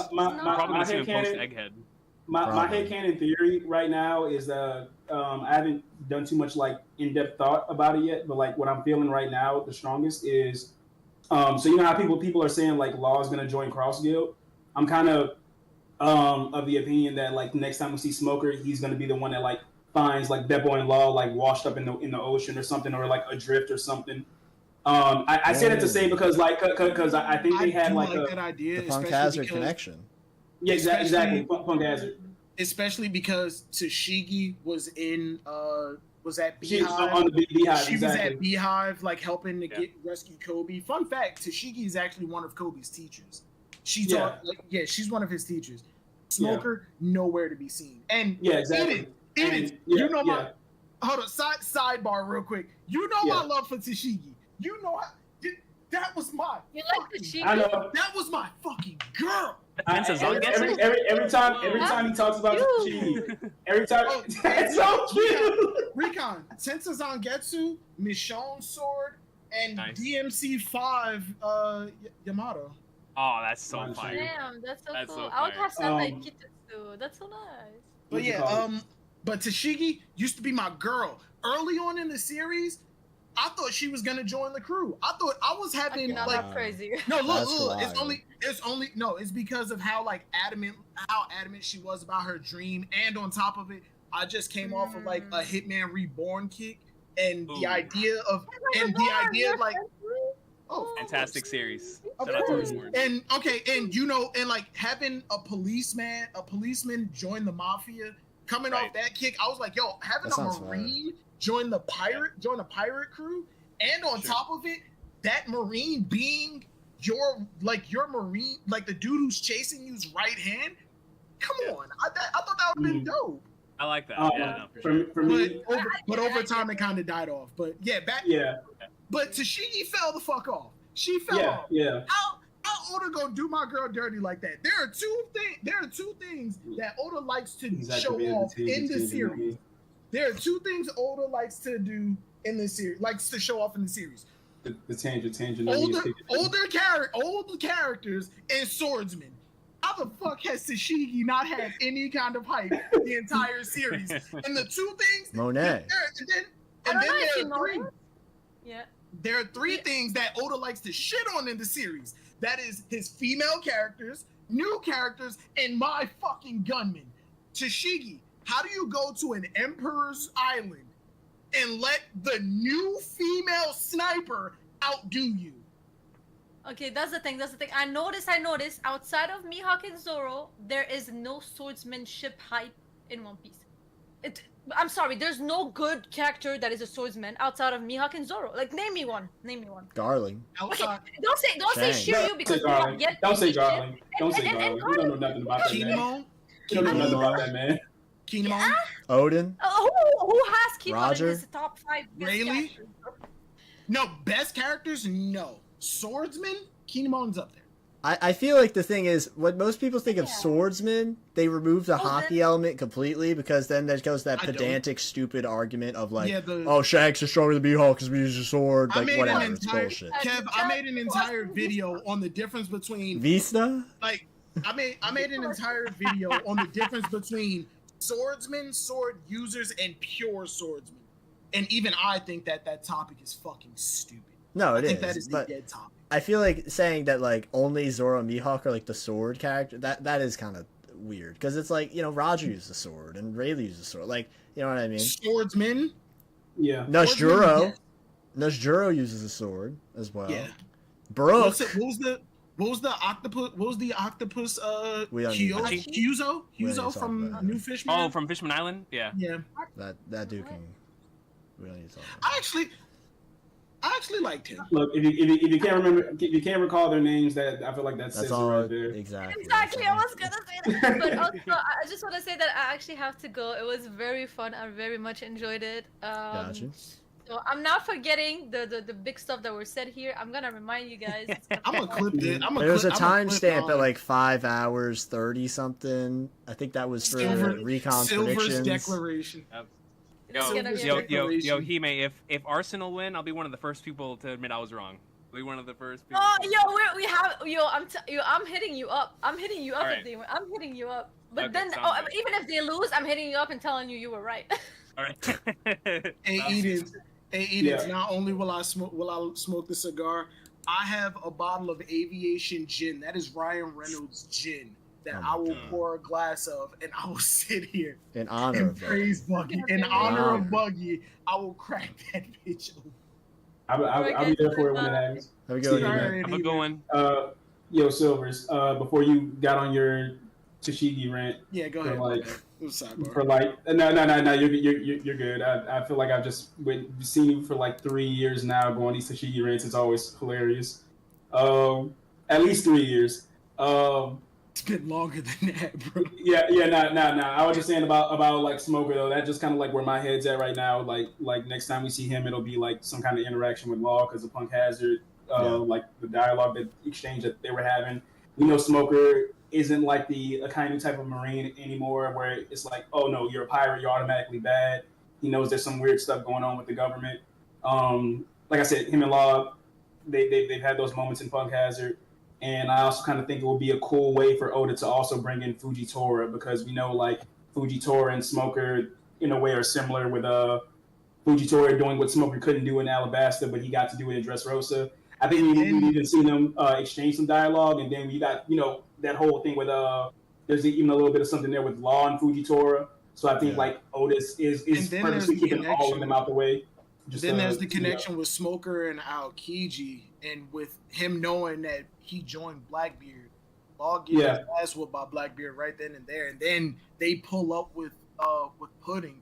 You know, Smoker might not let that slide. So my only thing is I don't know where that will lead, like where they go from there, but that just like what I'm really feeling strongly about right now. Some kind of like Smoker and Law interaction. Maybe Fujitora is in the mix too, because we haven't seen him. Chronologically in the story, we haven't seen him since he found out Big Mom and Kaido were teaming up. Yeah. Like chronologically, like outside of flashbacks, we do not know where this man has been since he found out they were teaming up. All we know is like it was right after the Reverie, and he had the bandages on his head, something about a Sea King.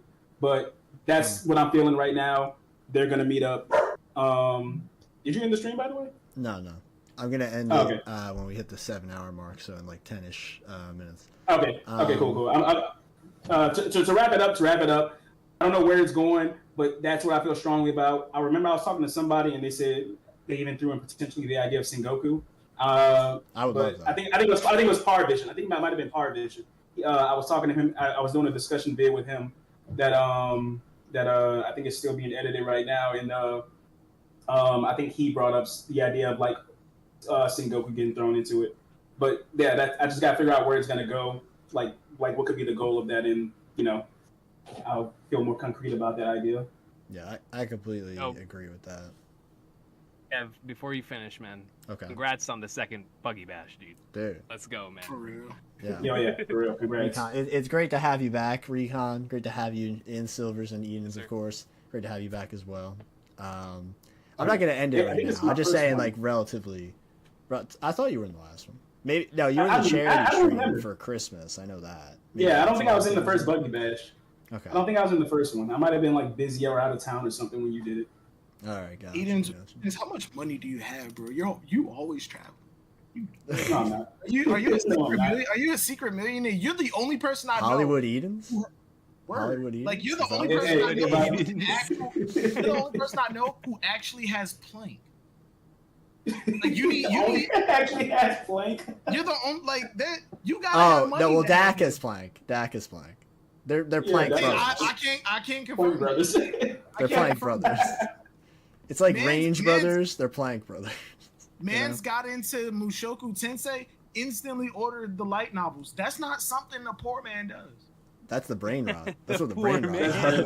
That's not something a poor man does. It took me like 20 years just to get the first two box sets of One Piece. Bro, I've been collecting One Piece volumes for so long. I remember my first go around at having a job when I graduated high school. I sent my parents to go buy the latest volume of Punk Hazard.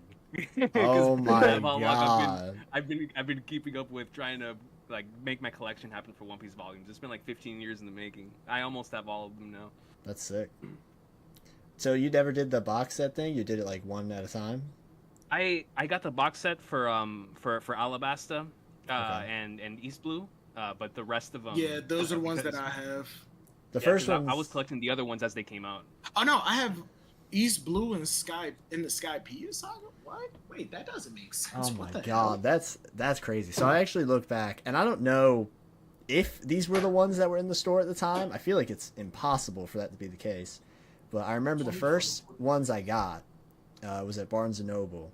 And I was going through, because this is right when I'm in Wano at this point, which makes me think that Wano books must have been out.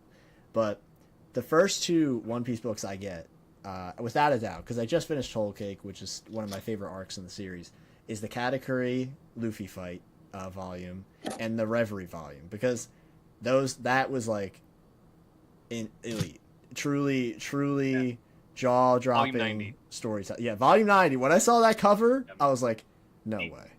No way. I don't remember what volume this was, but I remember when Film Red came out, they released this volume, and it had, this cover for it. The 4 billion thing? Yeah, I still haven't opened this yet, so, So when are you sending that to me? You say you were sending that to me 2 years ago, and I still don't have it. Edens, that's your PS5 joke, man. When do you send me PS5? Hey, Edens, I got a PS5 right here that I barely use. I will trade you for a Space Jam poster. Ooh. Okay. A poster for a PS5 is crazy. Bro, that's how little games that thing has. That's crazy. What volume is this? Oh, this is. Oh shit, it's this one. Yeah. Oh, it just has a different cover. That's Yeah, interesting. it just has the film red cover. I think that's 104. Yeah. If I'm mistaken. That's really. But I it's thought all- it would but have been it's the all- four. So that must be the volume when Shanks did the Wi-Fi hockey on Green Bull, then, right? This is the Probably. Yeah, shit. As soon as you said that, that's the green. That's The green. goats. Yeah. Okay. And this is the. It's all in Japanese too. Like I got duped when I first ordered this and got it, and I was like, you know what? I don't care. I got the variant cover. That's all. This is all I cared about. That's pretty sick. Yeah, no, that's awesome, dude. Dude, Silver, so let me turn on my camera. Do you remember, since you've been reading One Piece for a long time, do you remember these legendary things, dude? Our Shonen insane. Jump issues we used to get? Oh my god. Yo, Recon. I lost all of my Shonen Jump volumes in a house fire. My first ever Shonen Jump volume, it was because it was like I was in elementary school and we took a trip to the skating rink, and everybody rushed the payphones because one of my friends was like, "Yo, those magazines over there, if you mail in like that little postcard, you get a free Egyptian god card." I ran over there, but what people were doing, they were ripping the postcards out of the magazines and just leaving the magazine. So I grabbed the whole magazine thinking it was in there and opened it up. There was nothing in there. The volume that I got was it was when Luffy kicked Nami's desk out of Arlong Park. Oh wow. Oh wow. And in that same volume was the beginning was when Rock Lee dropped his weights. That's crazy. I had that's that elite. original volume. That is elite. When I tell you, I cried real human tears. I ugly man cried when we had that fire, and most of the house was fine. It was just my room, because my room was like close to the kitchen where the fire started, and my closet that I had everything in got caught in that fire. My room didn't get caught, just the fucking, and it burned through and burned everything in there. That's unfortunate, man. That is so unfortunate, bro. I was pissed when my mother was talking about like insurance company and everything. I was like, "Do you think they can get my magazines back?" She looked at me like I was fucking stupid. Yeah, Yeah, man. Like, that would probably be those- worth. Like realistically, if you kept that like mint condition, genuinely probably like over $10,000. Genuinely, Oh no, you probably that was not mint. It was not in mint condition. no, but I'm saying like if you did, just thinking about it, like Here's- bro. Kev, I have one that has one of the most iconic Bleach chapters. It's whenever Ichigo first gets his first Bankai transformation. I have that volume you can Shonen Jump, and it's completely in color. And, Oh, wow. and I don't care how much it costs. Or how much it'll sell for. I'm never selling it. I hold it to such a high degree. Like that is one of my most prized possessions. Is that Shonen Jump volume. In that same Shonen Jump volume with the Ichigo first Bankai, Luffy also fights Crocodile in that issue. So it's like a lot of heat is happening in that greatness. It's crazy, dude. I I know love my those Shonen Jump issues, man.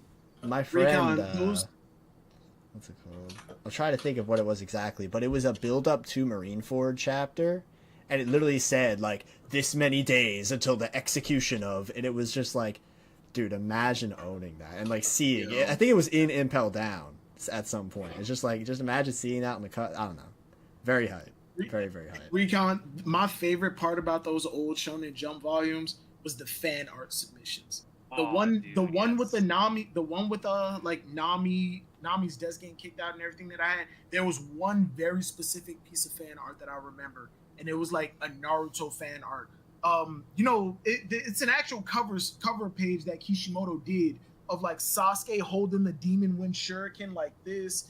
Oh, nice. Yeah, but somebody did fan art of their own OC, and like another character with like a big ass Odachi holding it like this. It was so cool. fun. It was so dope, and that was what made me go ninjas. but this guy's wearing a big, like a bright orange jumpsuit. I think I'm gonna read this. And that got me into Naruto. That's what got me into I like how Naruto. the fan art, not the actual like Not the actual story. That fan art, That's so that fire. fan art is what made me like actually go to the Naruto story that was in that volume. And like I saw him drop the weights and kick Gaara, and like the scary smile with his face cracking and all that.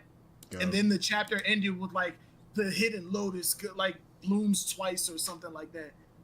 I had no idea what the fuck was going on. That was really And, like, fire. Out of all the stuff from Naruto I've seen, that was fire. And then like I remember when that later, episode aired on Toonami, dude. Yeah, That and then was like so a sweet. year later, Oh, yeah. Toonami Yeah, announced Naruto is coming. Like Toonami announced Naruto, and I started watching it and got to like that fight, and I was like, wait, why do I know what's about to happen in it? Because this was before I knew that manga was way ahead of anime. Right. Like I thought it like happened simultaneously. My stupid kid brain. But I was like, why do I know what's about to happen? He's gonna kick him and he's gonna smile, and then he stood up and was like, now it's getting interesting. I'm like, oh my god, I can see the future. Dude, the observation is going crazy right now. Yo, Edens, I have to ask because I know you said this earlier. Because I was of the same ilk as you, Naruto and Bleach fan to the core, still am to this day. And then I got into One Piece after, but I used to watch those old episodes. I have to ask, what was your earliest memory or earliest episode you remember watching from Naruto and Bleach on TV? What was the earliest one? Naruto, the very first episode, because there was a lot of promo for it on Toonami back in like 2006 or 2005, and I was just like, "Yo, what is this? This looks like a fire cartoon." Like I'm thinking like this is like a Western cartoon before like the word anime is like I understand like what exactly anime is. And Bleach, I want to say was the same thing all through Toonami, like in the mid 2000s. The very first episodes, like the promo for I can't remember the promo for Bleach. But I remember it didn't sell me as hard as the promo for Naruto did. I just remember seeing, oh, yo, ninjas? What is going on? I'm like, okay, I'm here with it. And then episode 1, I see a big demon fox just going around destroying the village. I'm like, oh, okay, I'm here for this. And ever since then, it's been that. Am I the only one that started Bleach on YouTube in parts? That's how I did that after. That's I how did that after Adult Swim. It was Adult Swim for me first, then I watched it on YouTube in parts for Bleach. I eventually because for me, I was when I got into like really learned what anime was, I was like the dub only guy, and then when I learned what sub was, I was like, I'm not reading that. I got impatient, and I'm like, all right, I can't sit here and wait. So I started watching sub, and then I was like, oh wait, the manga's ahead of this. I'm not reading that. I want to see the stuff in motion. Got impatient, started reading the manga. Exactly. But when I said like, all right, I need more of this, like before it like premieres on TV, that's when I ran to and found out about YouTube and started watching everything on there, like all in parts. Like, bro, that's the funny thing. People don't know today. A lot of people don't know today, like who like just get into YouTube. They're like, yeah, back then you could watch like every anime and like everything. Part 3 video. No, Edens, you don't know the struggle. Like, I don't know how many of y'all know who Maximilian dude is. The GOAT. Oh, He's the I'm GOAT. a huge Final Fantasy fan. I'm right there. That's my guy. I forget everybody. Sometimes I forget everybody in his culture. But Maximilian dude described it perfectly. I'm not as old as him or as young as him. His age is like all over the fucking place. I think he's like almost 40. Pretty certain. No idea, but he described it perfectly. I got into anime like before I knew what anime was, when you still had to like go to a DVD store and get the boot. Like, did you know Blockbuster used to sell bootlegs? There were bootlegs of anime, but it wasn't sold by Blockbuster themselves. The guy who worked at Blockbuster had a friend in Japan who would record them on VHSs, send them to him, and then he'd convert it from VHS to DVD. He would sell those himself out of the Blockbuster we used to go to. I watched Cowboy Bebop for the first time because I bought a DVD from Blockbuster. I still have that old scratched up plain white DVD in that fucking closet right now. In that fucking closet. And it's funny too though, because Naruto wasn't like my first anime. It was just when like I started learning more about what exactly an anime was. Right. Because Same on my. Okay, yeah, because I was Pokemon, that kid. obviously. Yeah, exactly. I was that kid who like looked at like Toonami in the late '90s, early 2000s, where it was like Dragon Ball Z, the Big O, Sailor Moon, Ronin no Ronin Kenshin, Warriors. and all that. Yep. Ronin Warrior. Oh Ronin my Warriors. God. I'm thinking this is all cartoons, and then it's like, find out years later. Oh no, this is anime. I do think it's really Bro, funny. I was the biggest Sailor Moon fan. I never knew it was an anime until I was like 15. I was like, Dude, oh, this is crazy. Right? Same. I never finished Sailor Moon until like after high school. Why did nobody warn me about that ending? Don't tell me. Don't tell me. I'm still on the watch right now. I've never finished it. I just remember as a kid just seeing episodes happen and not really knowing that there was actually a plot in that show. Oh, and it's fantastic. Yeah, like it's really good. I was gonna make the worst comparison. No, wait, hold on. No, Kev, I think you were the one that I was talking to about this. Yeah, it was you and Eden's. The magical girl saga that ran through the U.S. Yeah. Oh yeah. Mew Mew power. Tokyo Mew Mew, Tokyo Mew Mew, bro. 4Kids classic. 4Kids classic. Kev's favorite miraculous ladybug. I was gonna say Sailor Moon walked so Miraculous could run and look like crap. You know, I still need to watch Miraculous. I heard that the movie that came out is like non-canon. It's not. It's like parallel universe non-canon. Yeah, it's like a parallel. Don't think too hard about it. Honestly, movie pretty fire. Pretty fire. Bro, it's crazy because like I remembered the first time that I watched a subtitle thing. Right, it was they were doing the Naruto Neji marathon. If you guys remember that on Toonami. Yeah.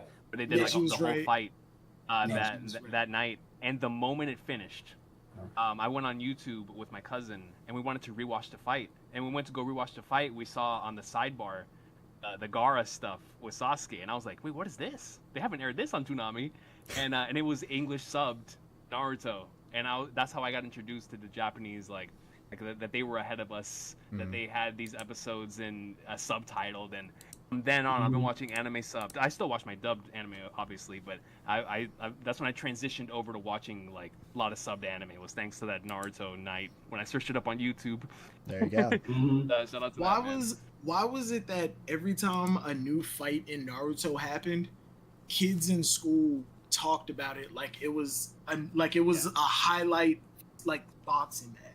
Oh, for sure. It was the same thing with Dragon Ball. It was Dragon Ball Naruto.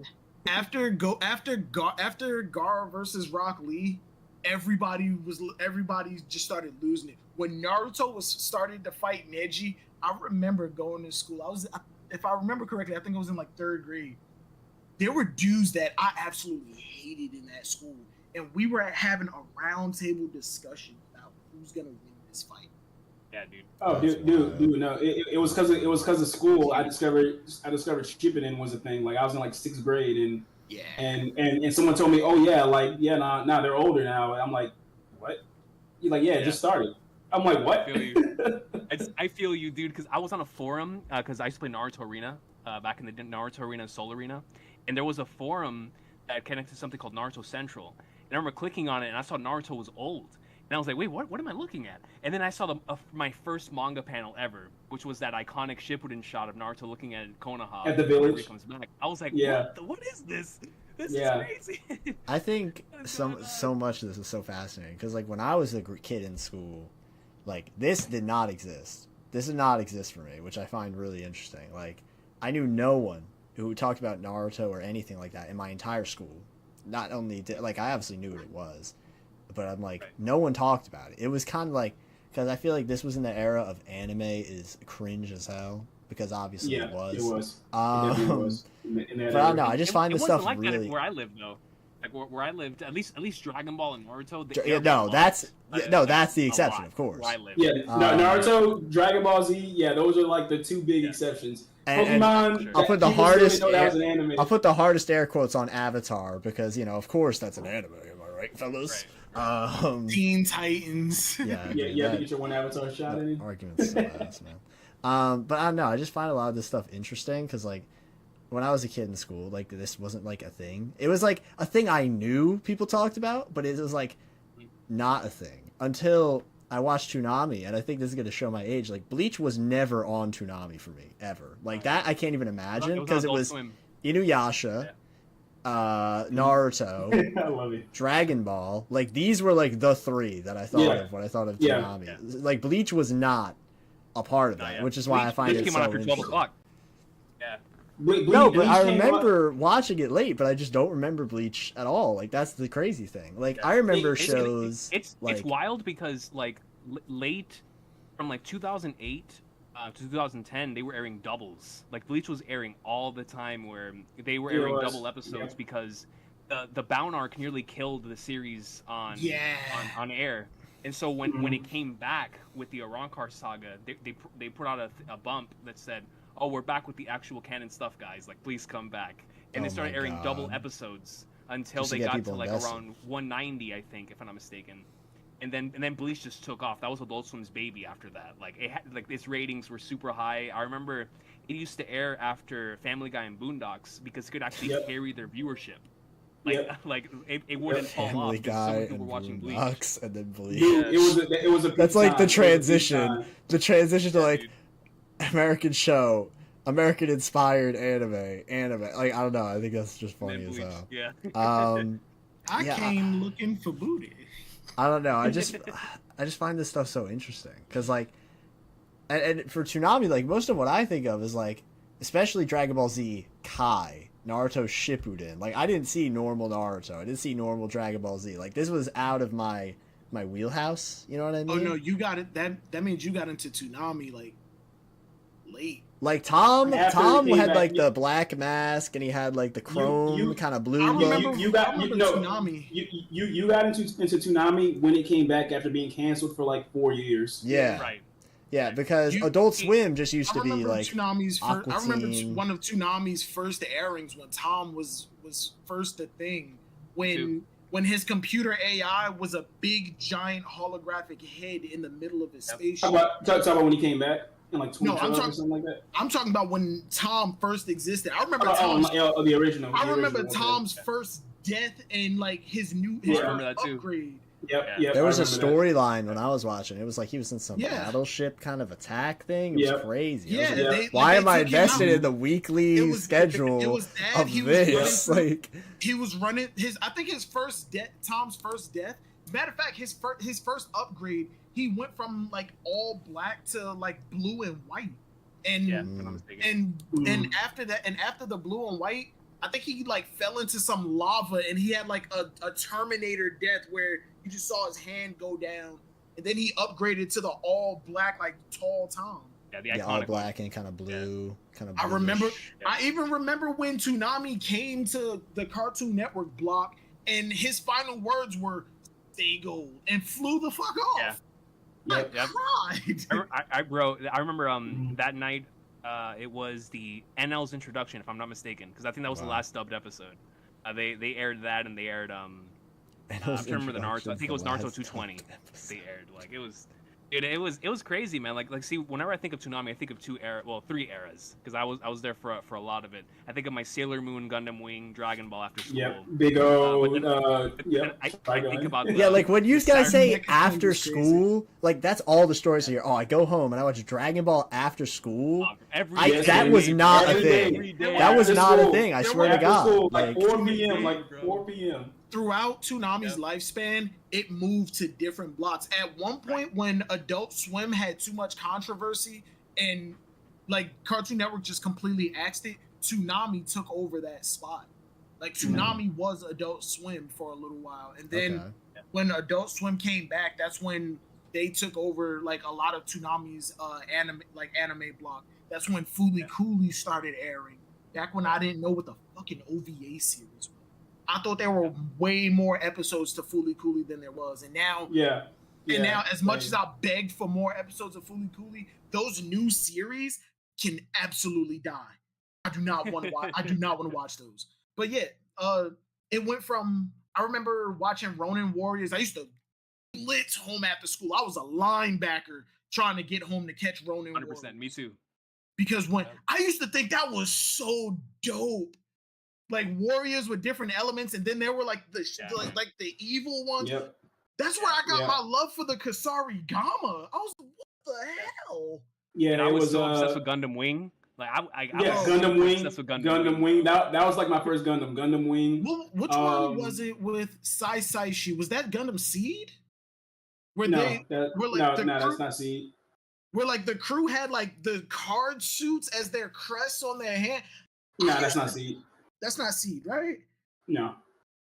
I used to think that was so dope. But yeah, it went from 4 p.m. up until like, what was it, 8 p.m. because it went on for 4 hours for Yeah, Tsunami. yeah, yeah. And And then they Adult Swim pushed- would come on. Yeah, and then they pushed it back because Adult And moved it to Adult Saturday. Swim was gone. Yeah, they moved it to Saturday, and that was Yeah. whenever, Yeah, like, that's the Ben only. 10, Naruto. Yeah, Tsunami Bar, Saturday. IGPX. all of Tsunami those were, like- Saturdays happened when like the anime boom really started hitting.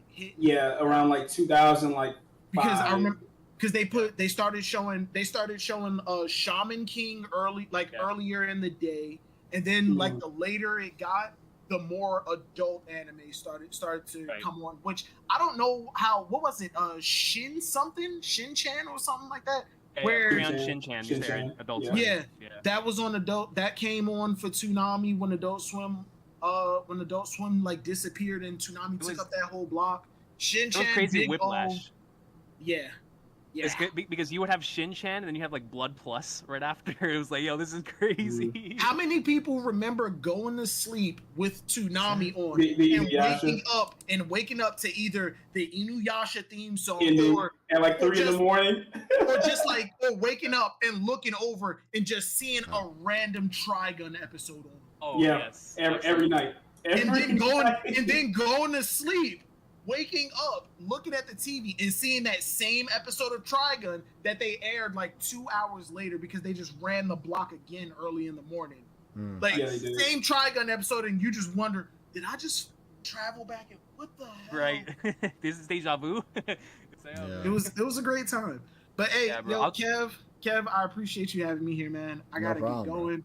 Yeah. Yo, to everybody watching, what is wrong with y'all? Why is Kev not at 10K yet? True. It's disrespectful. True. That is disrespectful. I even said And I what- would drink. Someone said in the chat, I forget who at this point because it was a few hours ago, but someone said, "When is Kev going to drink Pilk, which is Pepsi milk?" And I said, "I'll do it at 10K. Look at that. I'll drink Pilk. You know, I don't even I'll like do Pepsi. it with you. I don't To even like hell with it. Pepsi. I'll do it with you. I got a bottle of Pepsi right there, right on. You don't have to do it right now. You really No, don't. hell no, I'm not doing it now. Hell no. They meant to mentally prepare yourself first. Yeah, But yo- I've actually heard it's not too bad. Yeah, It's the Silvers. gravy part. Silvers, I'm sorry, Silvers. Before you go, Brandon King has said in the chat. He said, "Anyone remember Zatch Bell?" Like Silvers, you know how I feel about Peak. Zatch Bell. Absolute peak. Y'all know how I feel about Zatch Bell. Hey, hold on. Wait, what was his name? Brandon King? Yeah. Brandon King. Yo, did you know Zatch Bell got a sequel that's currently running right now? Yeah, sequel manga. Right Dash Bell 2. Right now. Dash Bell 2, baby. Mhm. Nah, but yo, Kev, I need a clip of my declaration on this stream because I'm actually gonna hold myself to that. I will light that cigar. With the I will- cigar, yeah. I will light the cigar and praise the Church of Buggy. I think that was will- around somewhere 6 hours. I'm gonna be honest. I lost track of some of this stuff. Yeah, because I was like, I'll find it. Yeah. I'll find it eventually. But all right, thanks for having me, man. Take it Have a good one, easy. bro. Hope everybody has a great weekend. See y'all. All right, bro. You have a good one. there we go. Yeah, but with that, I just realized we are way over 7 hours. We're at 7 hours 20 minutes. Hey, look at that. You know, I was meant to start it at 3, so this really would have been at 8 hours, but I was fixing some stuff. Dak actually helped with the background with the Cross Guild logo. Is it this way? No, this way. The transparency on this Cross Guild logo here, which looks fire, because Buggy has a logo now, a new logo. So I had to rep it. You know, it's fire. Maybe for the third Buggy Bash we'll get a third logo. Who knows? Maybe that'll be the significant change for Buggy. Who knows? Who knows? Maybe if Dofi the joins, logo's he gonna gets be some him as the strings. Pirate King.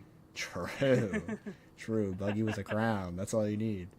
But yeah, no, that's gonna be probably it for the stream. Recon, Akuma's coming out really soon, bro. Yes, sir. Oh. Let's head it up. I had to delete the game for a little bit because all these games are so I know huge. you are A playing lot of Final gigabytes. Fantasy 7 2. You know, not literally, but you know what I mean. Yeah, right. It's I'm gargantuan still platinuming and taking my time. game. Right. You know. Yeah. Absolutely love it. Greatest But game. also, Multiverses is coming back. You know, Multiverses. Oh yeah, That's true. I got to use Gear 5 Looney Tunes. Dude. Gotta use my boys. Dude, I'm so hyped for that. They added, I don't know how I feel about it. In all honesty, they added another Adventure Time character, but not the one I wanted. So it's like, it's like I'm happy, but I'm more confused than anything. You know. Like, why that one? Yeah, why all the that? options. Why that? That's like, so Recon, you're a Smash guy, so you'll immediately get the analogy. Why Piranha Plant, but not Paper Mario? Why Peter? Yeah, you know what I'm saying. It's like why not Waluigi? Now we're putting in Peter the Piranha. You know what I mean? Exactly. We're good on this one. We're good. If they added a Goomba though, I would love it. Like, I don't know. It's the fact it's Piranha Plant that literally, if it was Goomba, I think that would be my main. I don't know. There's something about Goomba. Awesome. Yeah, I don't know. Something about it. But yeah, then we definitely got to run it, of course. It's inevitable.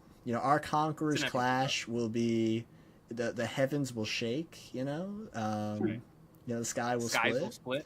And you got you got CEO in your home state as well coming soon. That's another right. fighting game masterclass. Yeah, maybe get some crazy reveals there as well. Maybe. True. Yeah, hopefully we'll get season 2 for the Street Fighter stuff. We'll see what that's characters inevitable. are going to be coming. That's inevitable. Yeah. Will I get some of my goats? Sagat, Poison, where are they?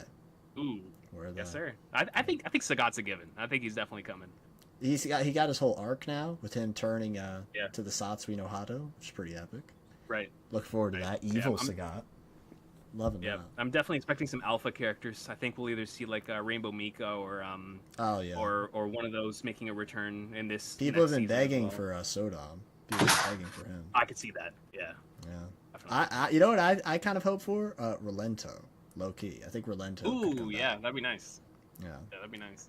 I'm not a big Relento fan, but I don't know, something about him. But yeah, evenings of course, always a pleasure.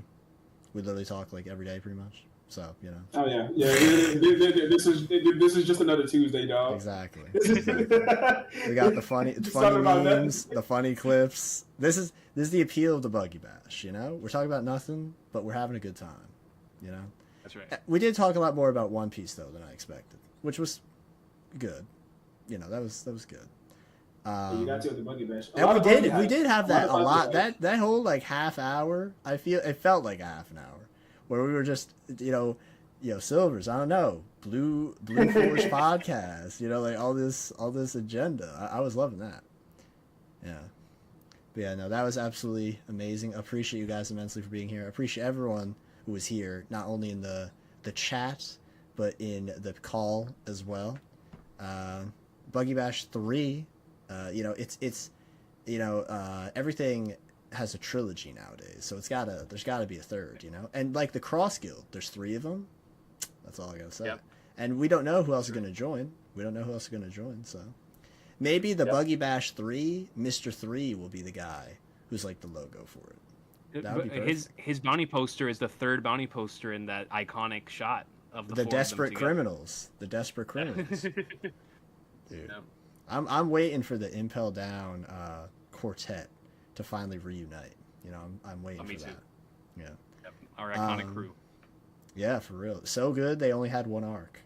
If they had more than right. 1 arc, they would take over the Straw Hats. Dare I say. Yep. But yeah, like I said, everyone in the chat, everyone watching, everyone who was in this stream will be in the description below. Make sure to give them all the love and support you can. And with that, that's going to be it for the stream. Hope you enjoyed Buggy Bash 2 Forever.